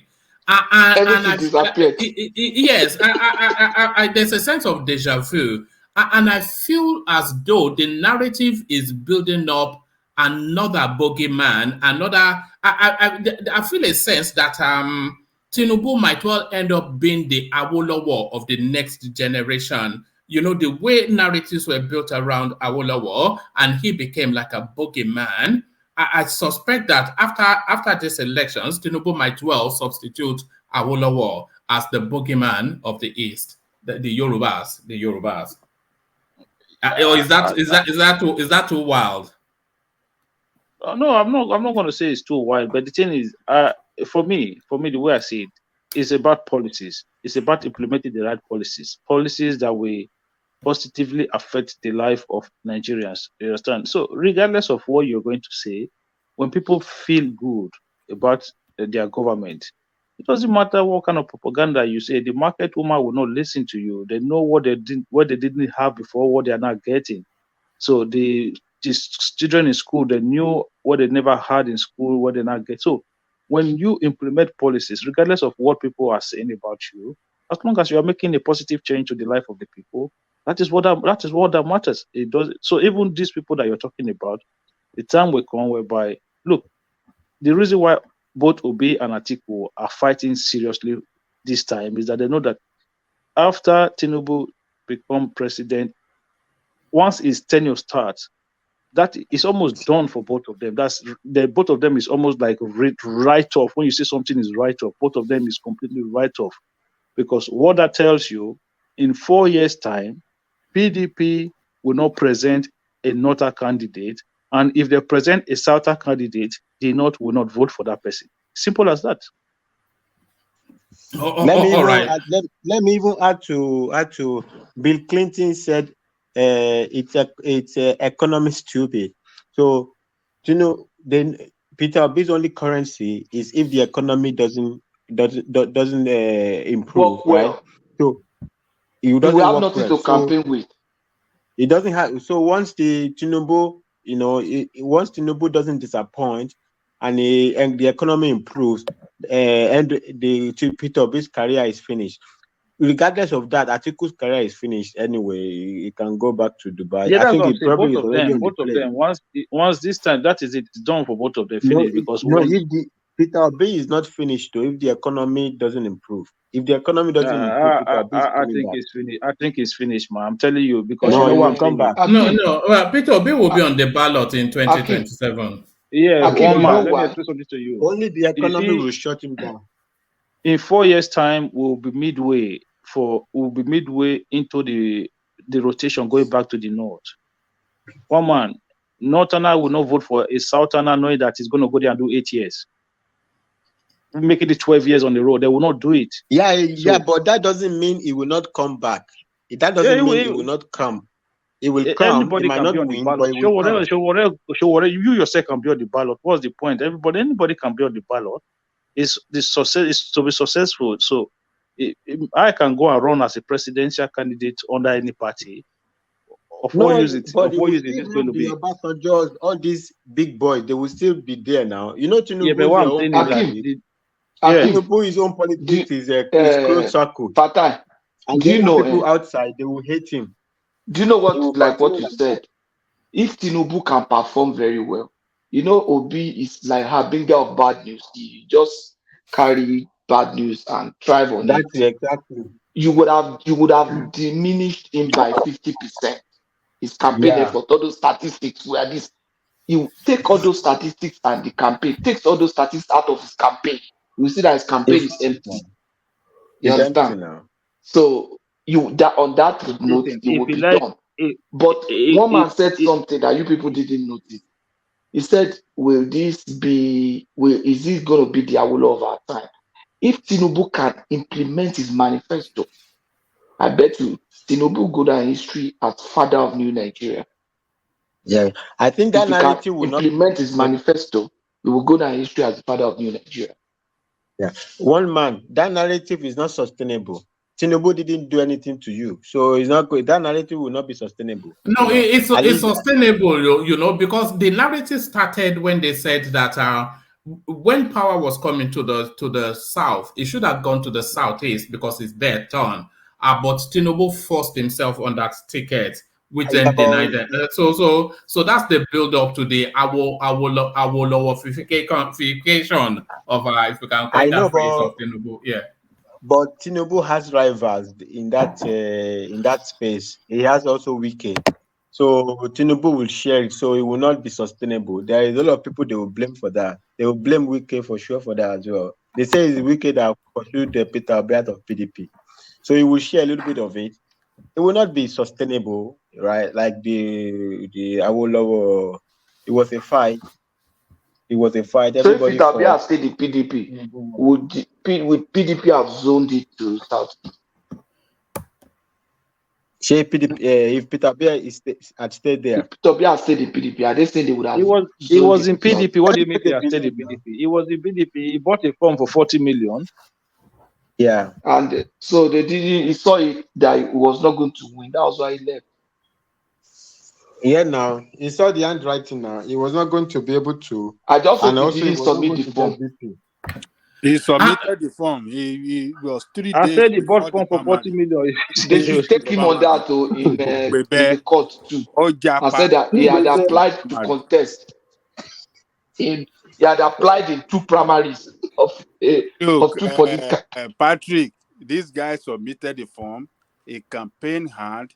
He campaigned hard from state to state among the delegates to come and vote for him.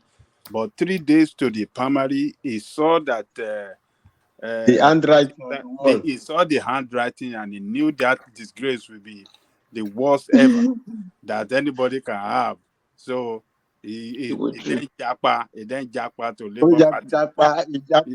Atiku even said he did not even inform him. Atiku said when they had arranged that interview with Atiku, Dr. Abati and that Tundu, that he didn't know. If he had informed him, that Atiku said he had a plan for him. Although he could just be saying it, yes. But he said he did not even inform him. He said he just learned 3 days after that Peter Obi had left. No, I think it is God that wants to go as president that made that to happen. Because if he had stayed in PDP, I think Tinubu would have lost this election. Gideon, we've not heard from you. Are you still with us, Gideon? You don't go sleep, Mama picking. Mama picking. You remember Mama Bomboy? What was Mama Bomboy? Was it not from who was it? Uncle Beke, that one Uncle Beke that year. So my goodness. And Nigeria was fun once upon a time. When you didn't have responsibility, it was fun, Yes, I suppose that's it. You only see it from let me find some money to go and buy gala and katanga and all of that kind of business. Let me bring you this headline. Maybe you want to kick this off. Is Ola still there?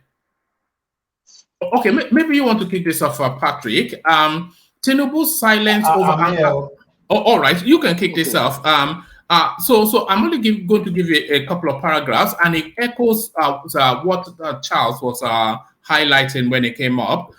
It says, Tinubu's silence over attacks on Igbo in Lagos is dangerous. Well, who is making this headline? It's the Labour Party. But the inherent hypocrisy in this, and irony and hypocrisy, the chief spokesperson of the Labour Party, Dr. Yanusa Tanko, has said the loud silence of the president-elect, Asiwaju Bola Ahmed Tinubu, over the continuous ethnic profiling and hate propaganda against Igbos in Lagos State as dangerous for Nigeria's corporate existence. He said Nigerians expected that Tinubu, as a leader and former governor of the state, should have spoken out against the threats and intimidation being targeted at the Igbos and Nigerians from the South-South region in Lagos and any other tribe. Tanko said this in a statement mailed to correspondents. He expressed regret that Tinubu's silence has gone a long way to support the impression in many quarters that he's the main enabler. So this guy now inviting Tinubu to speak. I thought they said Tinubu had not won the election. So in what capacity is he asking Tinubu to speak? But then, of course, should Tinubu, because I think now a couple of markets has been burned, and there is just the feel that the Southeasterners have been targeted somewhat in Lagos State. But should Tinubu come out and speak? And if so, to say what? You know, it is unfortunate what happens. By no capacity, you do not support any kind of destruction of property or threat to life. But if we must say the truth, the person that is accusing Tinubu, when some people went ahead to tell to the face of Lagosian that we are going to take Lagos away from you, Lagos is no man's land. All these people that are now asking Tinubu to speak, what did they say that time? Did they try to douse intention and let people see senses that what they are trying to provoke will lead to some kind of escalations that will become unbearable? So if you didn't do that, and suddenly you are now accusing Tinubu of not talking, so I will say this thing is more of political, that just to make sure you mobilize some kind of sentiment against Tinubu for you to gain whatever political advantage that you are targeting. So now, they even told us that the Lagosians don't want Tinubu again. They don't want to listen to his voice. So why again they want Tinubu to speak again? Exactly. They said Lagosians are tired of Tinubu now. Exactly. Suddenly the voice they would not like to listen to, you want the same voice now to try to down the tension. So you have to choose one. You have to be very straightforward and let us know the side you belong to, not dancing around. Okay, now Tinubu is not speaking. Is Sanwo-Olu speaking? Why are you trying to ignore Sanwo-Olu? As you speak today, Sanwo-Olu is the governor of Lagos State. Are you saying Sanwo-Olu is not capable, so that you have to bypass Sanwo-Olu and you say, okay, it has to be Tinubu that must speak? In what capacity?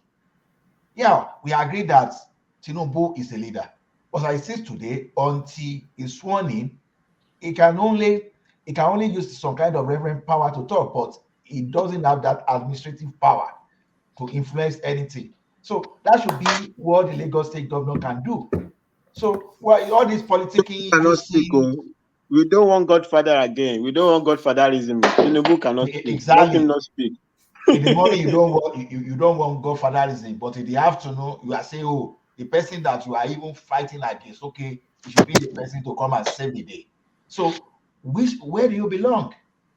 So to me, all these are just kind of unfortunate political game at the detriment of the people that are the receiving end. So, well, I don't know. To me, I think this type of politics should just stop. That's where I see. But unfortunately, so people that play such kind of politics, they always have their audience and they have their followers, and they have some people that are going to be swayed by whatever they are selling.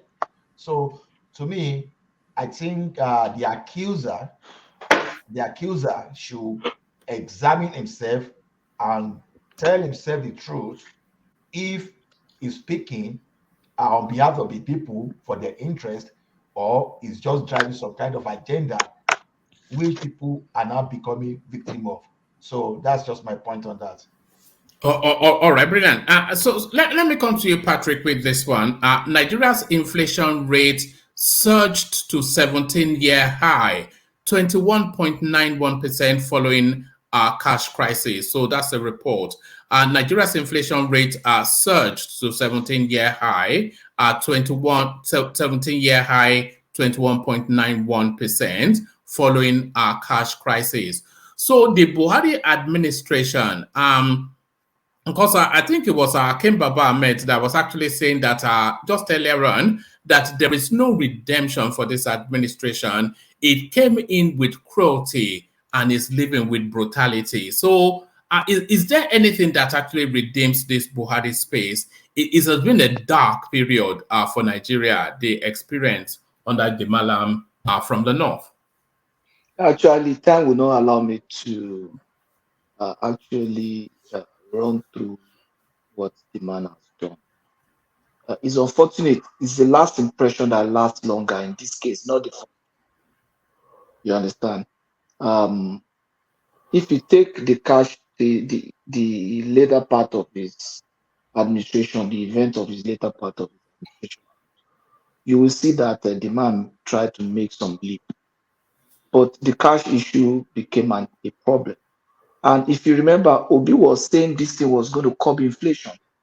If you actually remember that this cash, with this cashlessness is going to help curb inflation, but he's He obviously does doing not the opposite. understand economics. We have said it many times. He does not know anything But about these people economics. were arguing with us that day.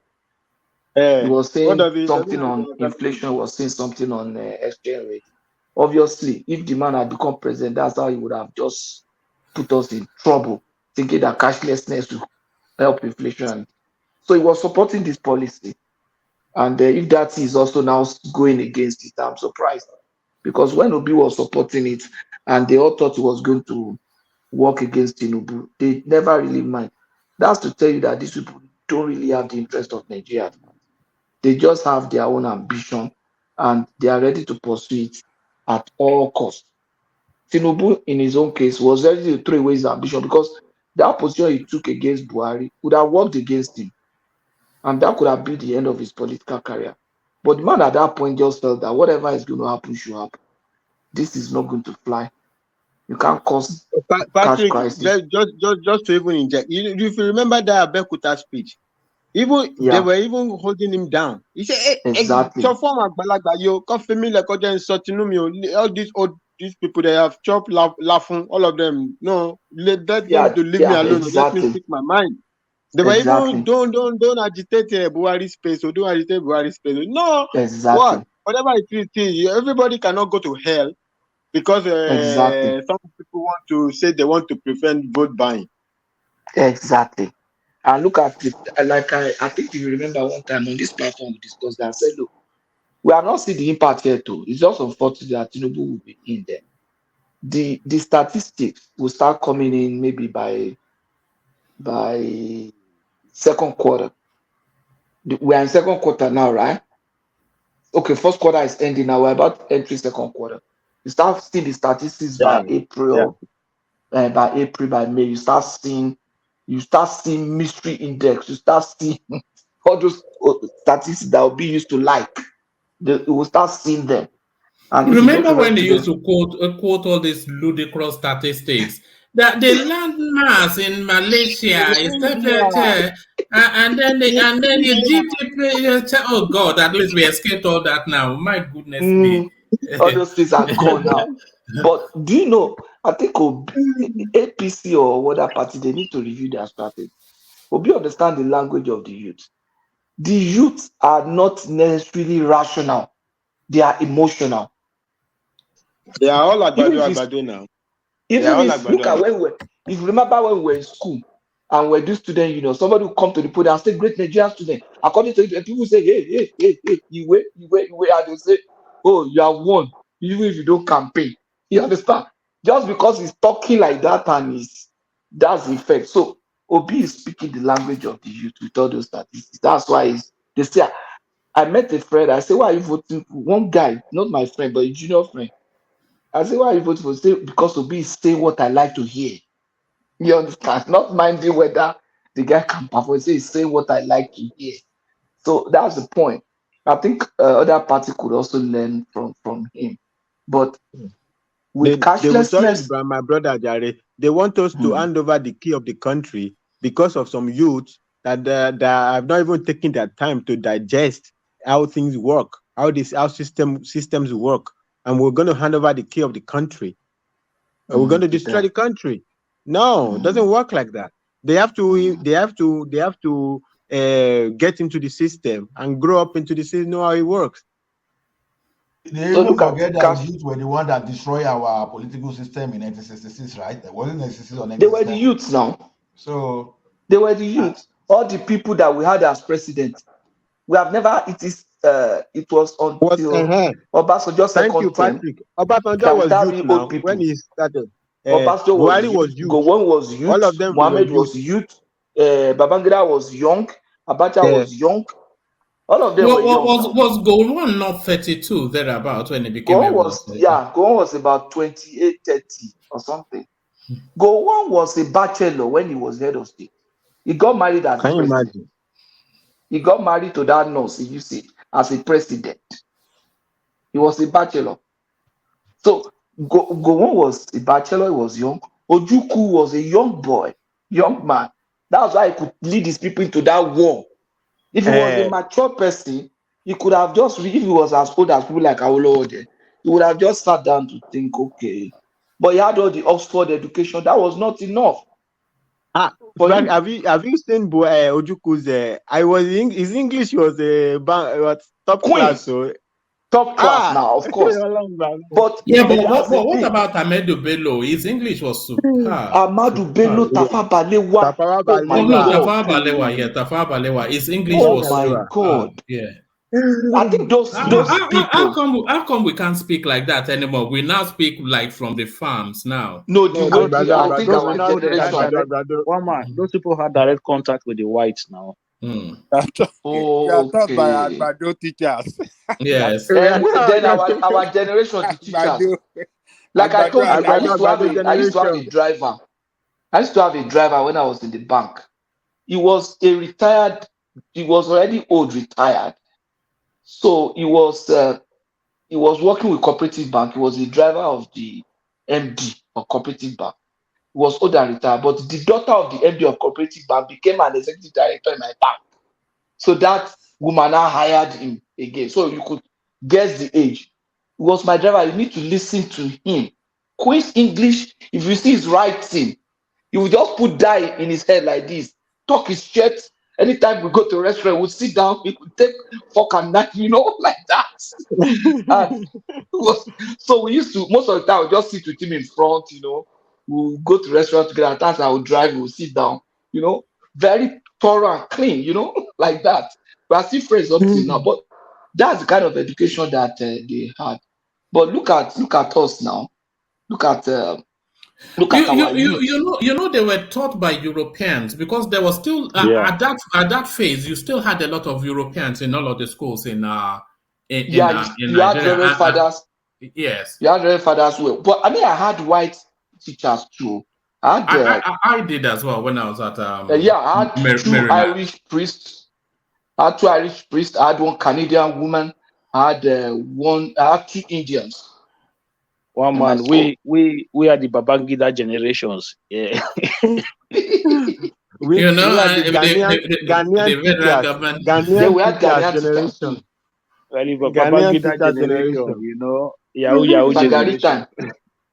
Yeah. So the cashlessness thing, we'll start feeling the impact from May. It's going to be very terrible, but hopefully by after May, if Tinubu comes in, definitely even without anything, by the time Tinubu comes in, the whole thing is going to ease up. But the recovery will only come maybe by December. You understand? I'm sure we're going to recover by December. If they don't fire Emefiele now, the guy is going. Actually, it was that headline that made me even say, "Oh my God!" Since I've been dreaming to comment, thank God. If they don't fire Emefiele now, Tinubu, he cannot wait. He cannot wait until he assumes office before Emefiele is gone, right? No. Because it's not going. All the mess. Let the mess go with Buhari. Let them all go. I think it was enigmatic that was saying he wouldn't like him to be fired now, so that Buhari will not nominate. Buhari cannot nominate. It's not the president. His tenure should be rounding off now. Tinubu will nominate the next CBN governor, even if it's today. Buhari is going. He will go with his Emefiele. His tenure is supposed to last. His tenure should be rounding off now. He came in briefly before 2015 election. I think he have 5 months to go. 5 months. Now, yeah. Yeah. So I'm sure his tenure is almost done. It doesn't So they matter. can just Let him leave go him. already. Let No, him they go. can leave him. You know what the tragedy? No. Do you know what the tragedy is? That guy will probably now go and get a pension after all he has done. He will still get a pension from the CBN. I'm sure he's getting pension from Zenith Bank already. So. My God. And his pension at Zenith even Bank will need even be pension more now. than his pension at CBN Bank. So He doesn't need pension now. All the money he has made. did at CBN. Irony of it is that Tinubu is not going to collect anything from him. I don't see Tinubu chasing anything. One man. I just hope Tinubu does not do Buhari part 2, where you have to wait 6 months before you start appointing minister. It better His not do that. cabinet is ready. It better His not try that cabinet nonsense. is ready. I'm sure. No. His cabinet is I ready. think Emefiele will do a great favor for himself if he can retire before Tinubu is proceed on terminal leave, right? Babajale Koko, you know what? Yeah. Babajale, he doesn't want to resign because all the thing that went down, he will not. Nobody. He doesn't want anybody to find out, and that is the problem of Buhari. If you don't fire this guy, you will never know how to deal with this problem. This guy has to go so that people can understand exactly. Because to solve a problem, at least you have to know exactly what is the root cause of the problem. Only Emefiele knows 100% what the root cause of the problem is. Like nobody even knows. Is it even that they have destroyed all the money? Is it even that they didn't print the money in Nigeria? There's a whole lot of things. What led to this problem? If Emefiele does not go, he will be advising you. Meanwhile, he's not going to advise you on the thing that will open his own ass. So he needs to go. No, I think they've started releasing the old note now, according to information, because the commercial banks are releasing the commercial banks, but it's not enough. The commercial banks are releasing. I think the ones that the commercial bank already gave back to CBN, I think they have destroyed those ones. No. They don't This is what they thought. We don't know. We don't know. The reality is we don't know. Mutilated one, but I think the original old notes, I think they have them intact. Yes. I believe that Central Bank will even have the new notes, the new pieces of the old notes. Oh yes. Yeah. So that's not the decision to change that money is just. But why is he not releasing them now? Why are they not releasing them? Before the question before was that we had too much naira in circulation. So apart from a vote buy, the objective is to say, okay, let us convert them to electronic money. But because of the poor planning and which was stupid anyway, because even if you bring back all the money to CBN, are you going to buy pepper soup and beer and start eating the money? The purpose of money is to circulate. It's not a one-way traffic. No, you want to bring all the money to CBN and then start and then what? Fatai, what if you replace them electronically now? The monies are in the bank now. They are not in central bank. If you want to implement the cashless policy, right? The commercial bank takes them back to CBN. The traders. No, you encourage the traders to get POS machines on the computers of commercial banks. Your money today, if you take your money to the bank, they record 100,000 for you. That money is that 100,000 you are seeing on the computer. The actual cash that backs up that money could be in the commercial bank or could also be in the CBN. But you don't have to spend the actual cash. Yeah, I understand that. So, but we don't have the infrastructure to do that. That's the problem. All right. Thank you, Patrick. So, Akim, I want to play you a couple of a few very short videos, and then which I'd like you to react to. So let me present them. So here they are. So this is from the verified Twitter account. You can see the blue tick of Rauf Aregbesola. So he's telling you video snippets from my engagement with party Video snippets are from my engagement with party leaders, members, and stakeholders in Lagos for our party, the All Progressive Congress APC, towards Saturday's gubernatorial and state assembly elections. So he's put out these little snippets touching all of the bases. But listen to this. Some of it might be in Yoruba language, but I'm sure you get the gist. mo kí á fi tó ní pé tẹ́ ẹ̀ bá tiẹ̀ lè fún wa ní 2000 tẹ́ bá lè fún wa ju tẹ́ bá lè fún wa ní fọ́ ẹni tó bẹ́ẹ̀ lọ ìbò àwọn tó rẹ́jísítà ń lò lè sí wọ́n tún 5000 tẹ́ ẹ̀ bá lè fún wa ní 5000 ẹ fún wa ní 4000.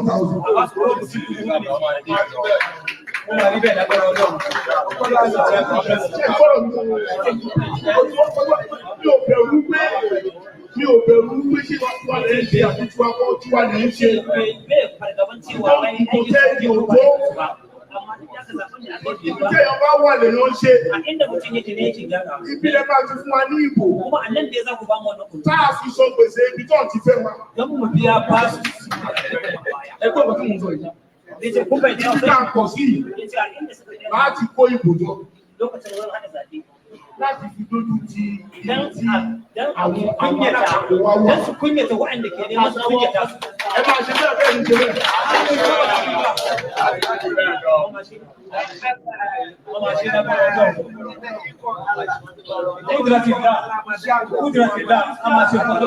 Oh, okay, so you get the gist. So that's Raul Faregbesola amongst the Fulani community, speaking in Yoruba with an interpreter, inviting that what he's actually saying is that we need your support, and it is from this gathering that we will get the vote to insulate the spaces where they don't want us. But let me play you the next one.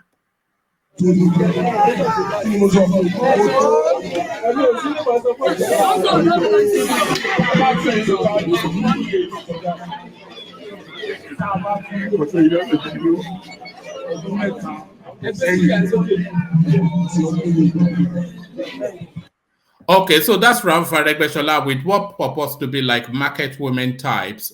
So I hope I'm not being derisory in that comment, but they look like really an association of market women. So let's go on to the next one. I call you up to beg. Whatever we have done to deserve this treatment, I've told you, you cannot run away from. We are now in the harvest season. All the efforts we have been making since 1988. This is the season of harvest. Only a foolish man will refuse to go to the farm to harvest his crop. I mean, we have labored. We have labored since 1988. We are now in the season of harvest. Don't let anybody drive you away from this season of harvest. Amen. Let us be part of those that will benefit from the presidency we have all worked for. So I appeal to you. Put aside your grievances. Support the effort of APC to continue the good work it's doing in Lagos. Whatever pains we have, I promise that by the grace of God, there will be things of the past. Amen. Is that clear? Yes, sir. APC can't get so.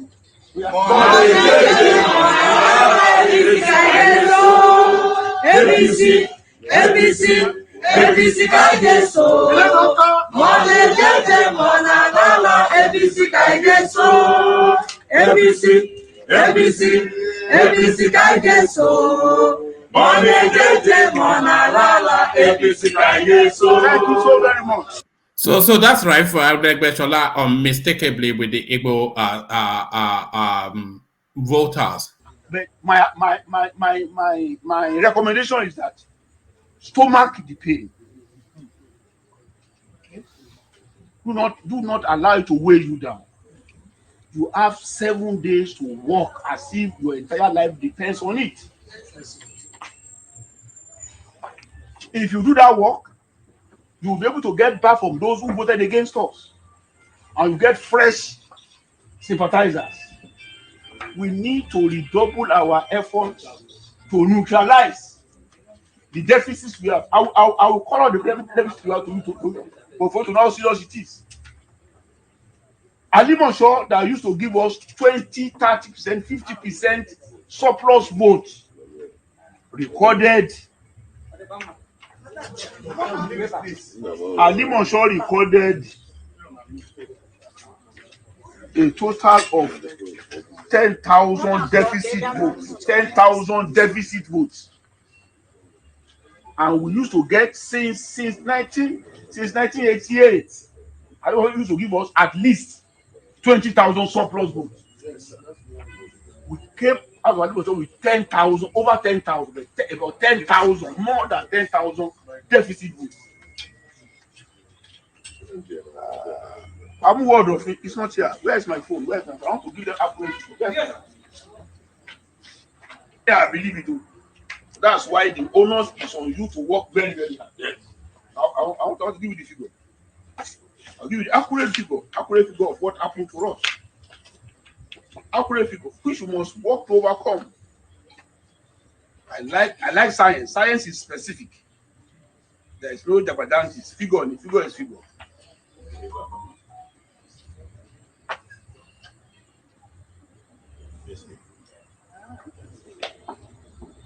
Secretary. Yes, let's start from Agege.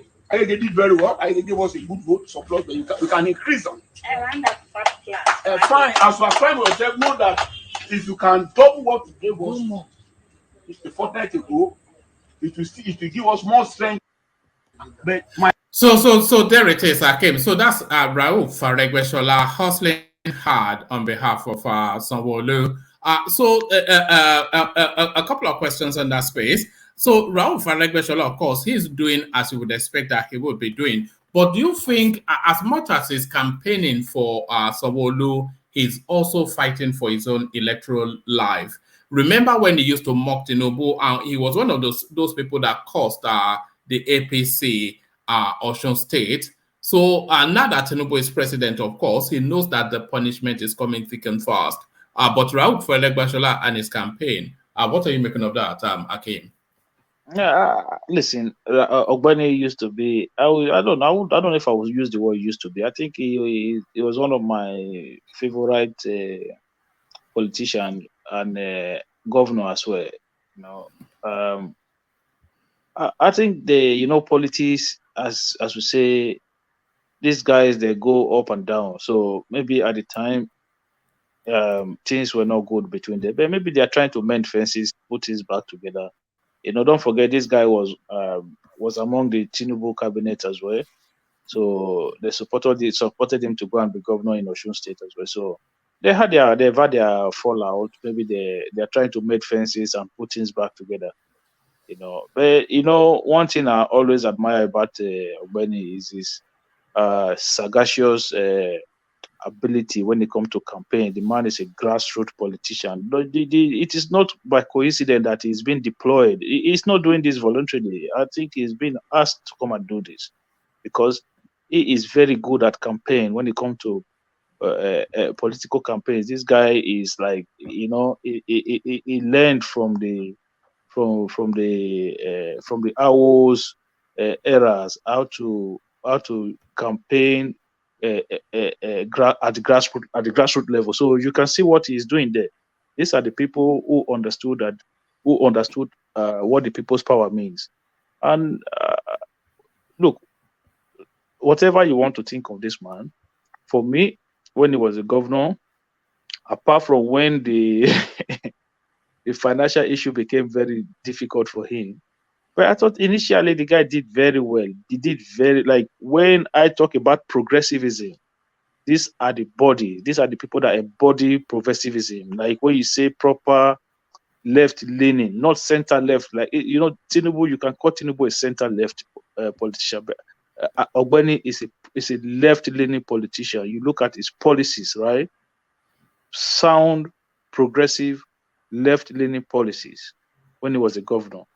But as he is now, he needs to get back on the good book of Asiwaju and see what he can salvage politically for his political career. And I think maybe they are trying to mend fences one man. But what are you making of his campaign, though? It's touching all of the bases, and what it's actually doing is taking numbers to the spaces and saying that either your complacency or your annoyance with Tinubu, this was what it cost. But you now make that decision now if you want that power to transit from us to another person.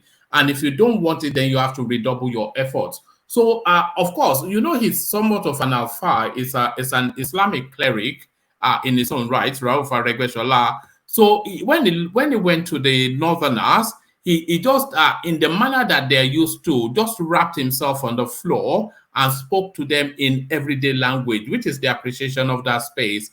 And then, of course, when he went to the East, he spoke to them in the language of profit and business, which is the language that they understand. But grassroots campaigning, which is where his strengths are. So the impact now, so they've deployed all the heavyweights to Lagos. I'm not quite sure if we haven't seen Fashola yet on the stumps. Look, you see, Fashola, these are backroom staff. These are people who work behind the scene. Fashola, Fashola is not that your average. Like you can't put Fashola. Even I think Bajamia, Femi Bajamia will even do a better job than Fashola. Fashola, he has his own work, his own ability, but I think it's mostly behind the scene. But Rahuf, Ogbeni, this guy is another. You know, Oshomole. That is one thing Oshomole is good at. Oshomole will be in the market.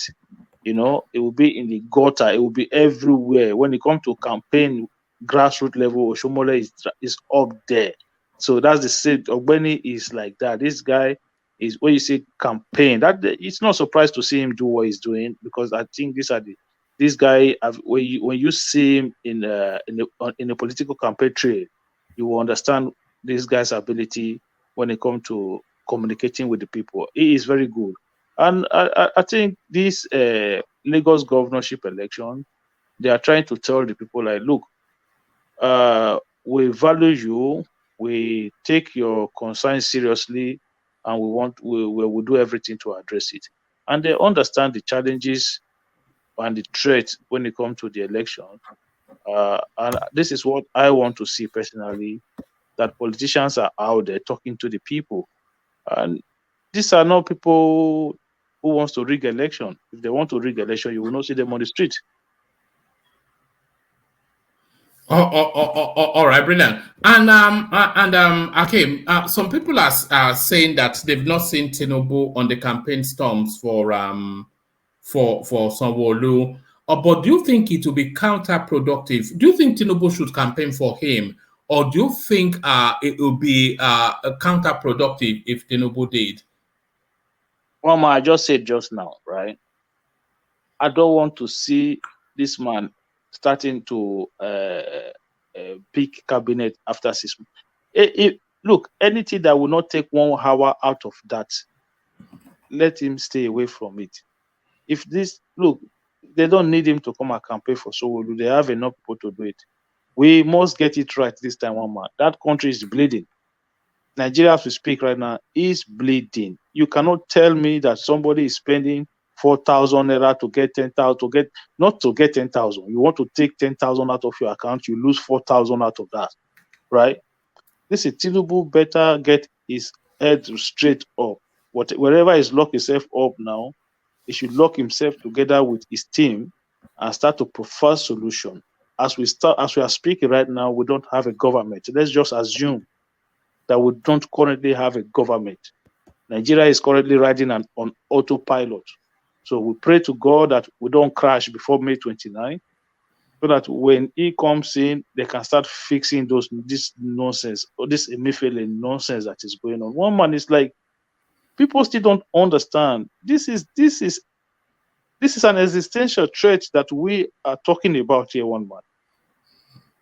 Everybody is complaining hard. I've never seen it before like this. I've never seen it before like this, one man. These are hard times. Tinubu should stay wherever he is, or start to put plans in place. If I wait 2 weeks after he become president, the National Assembly have been assembled.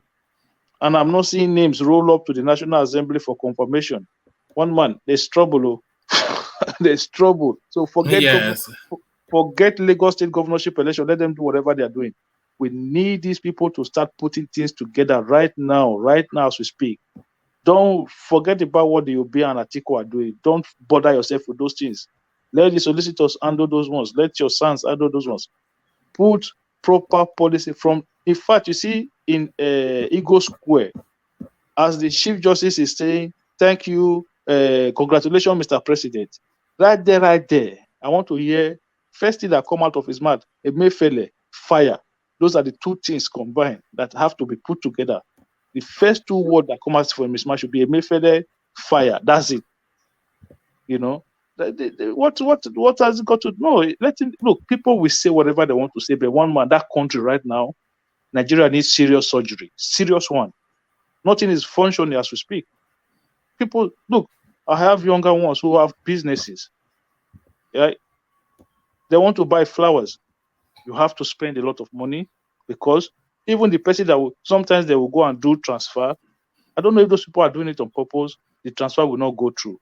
So they will not tell you to go and get POS person to come and do transfer for you. That one will not charge you. Why would there not be inflation? Because is she not going to apply that cost on top of whatever she's paying? She's going to apply it. This is crazy. And you know, my mom, she is telling me she would never ever take those money because it's you know these are religious people that she sees it like what's it called, like an interest money. So the woman is playing stubbornness there as well. You mean like one of those alajo sort of money? You know, exactly. those yeah.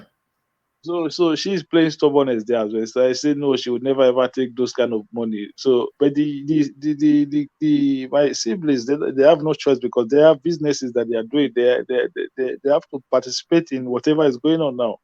But the truth of the matter is, it's very challenging at the moment. How can you be using naira to buy naira? That is the situation where we find ourselves today. You know. And there are people out there who are trying to tell us that, okay, now election is finished now. The people who say that you don't want them to buy vote, now they've won the election. So what are you going to say now? Right. So Tinubu should forget about campaigning in Lagos and just focus on the job ahead.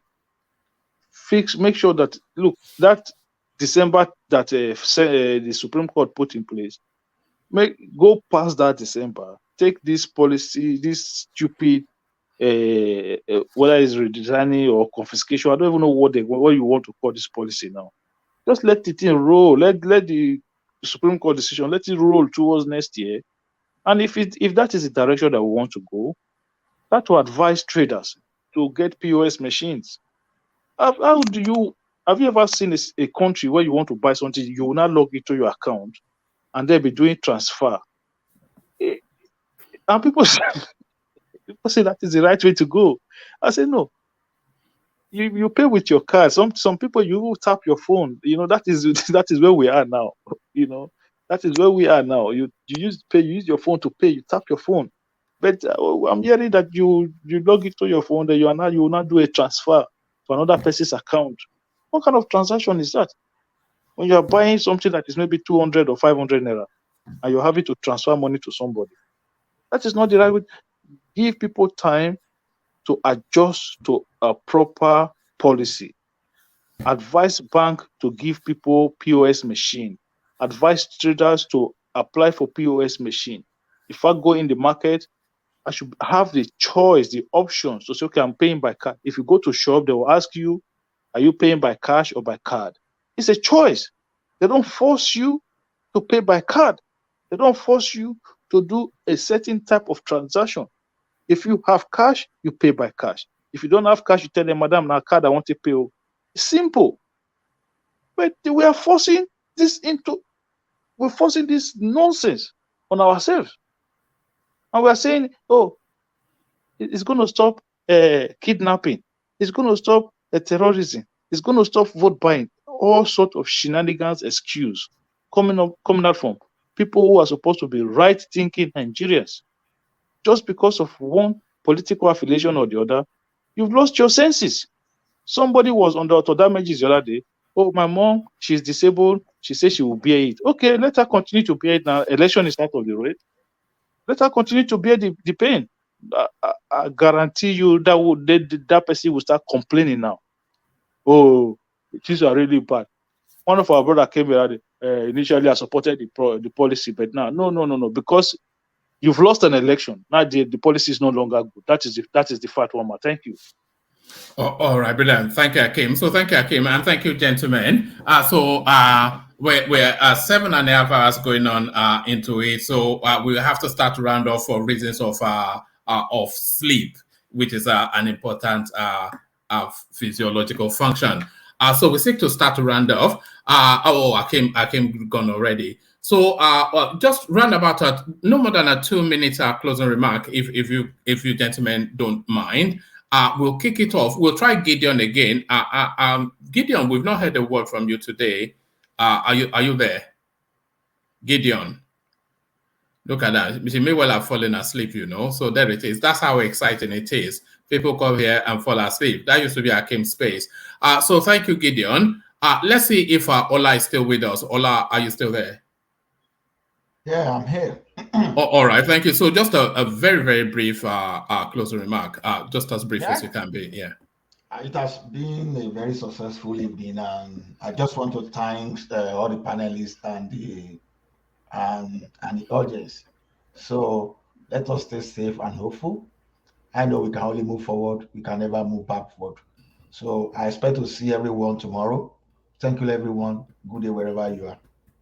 All right, brilliant. Thank you, Ola. So thank you, Ola. So that's Ola, of course. You all know Ola now. So thank you, Ola. Thank you, Ola. We'll see you tomorrow.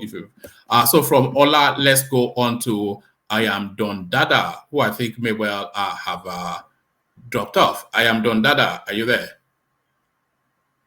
Yes, he is really.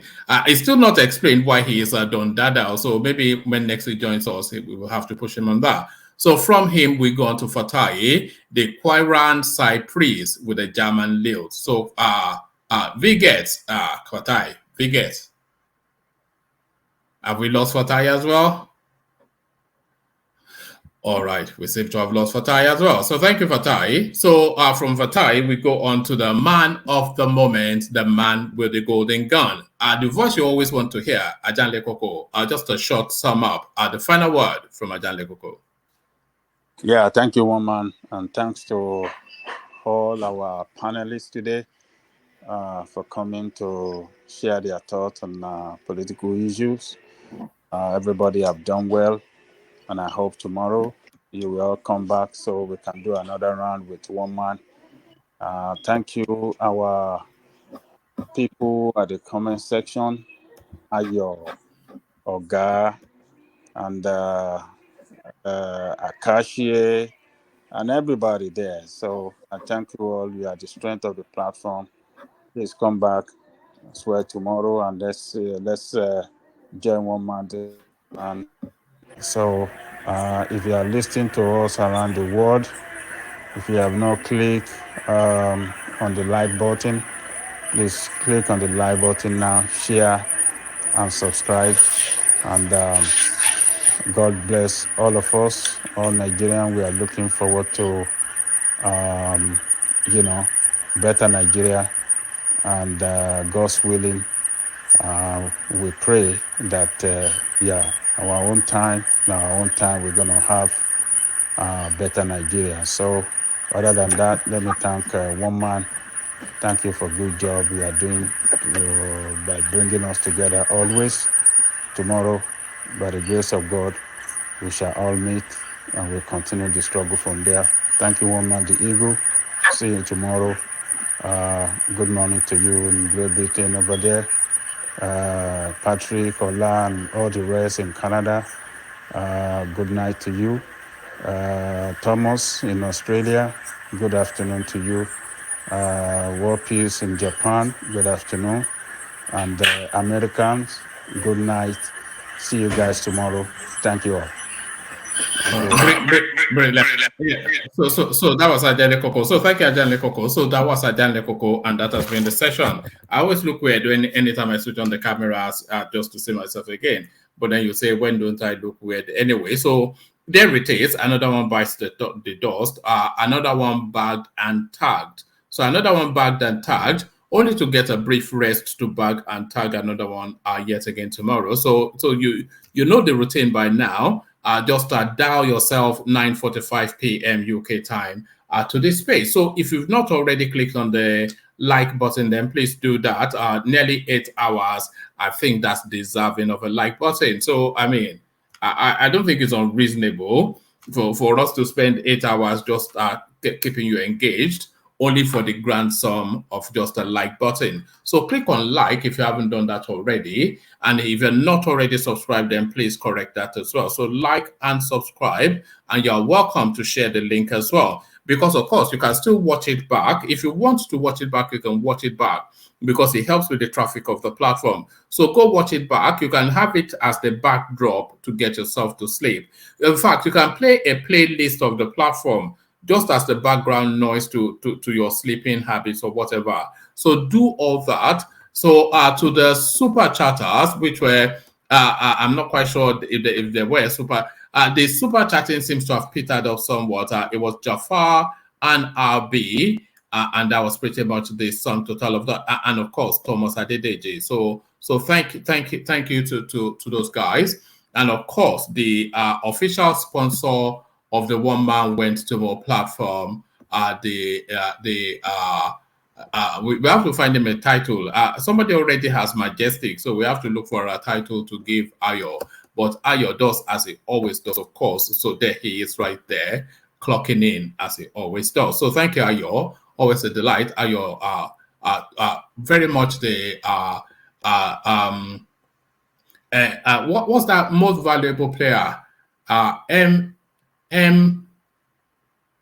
MVP, the MVP of the coffee space. So Ayo, very much the MVP of the coffee space. So thank you, Ayo, for that. So thank you, Ayo. So thank you to the super chatters, the coffee buyers, the happy clappers, and the in-betweeners. We love you all the same. Just give us your company is what we really want. So we'll leave it here, carry the conversation on within the comment section, but here I say peace.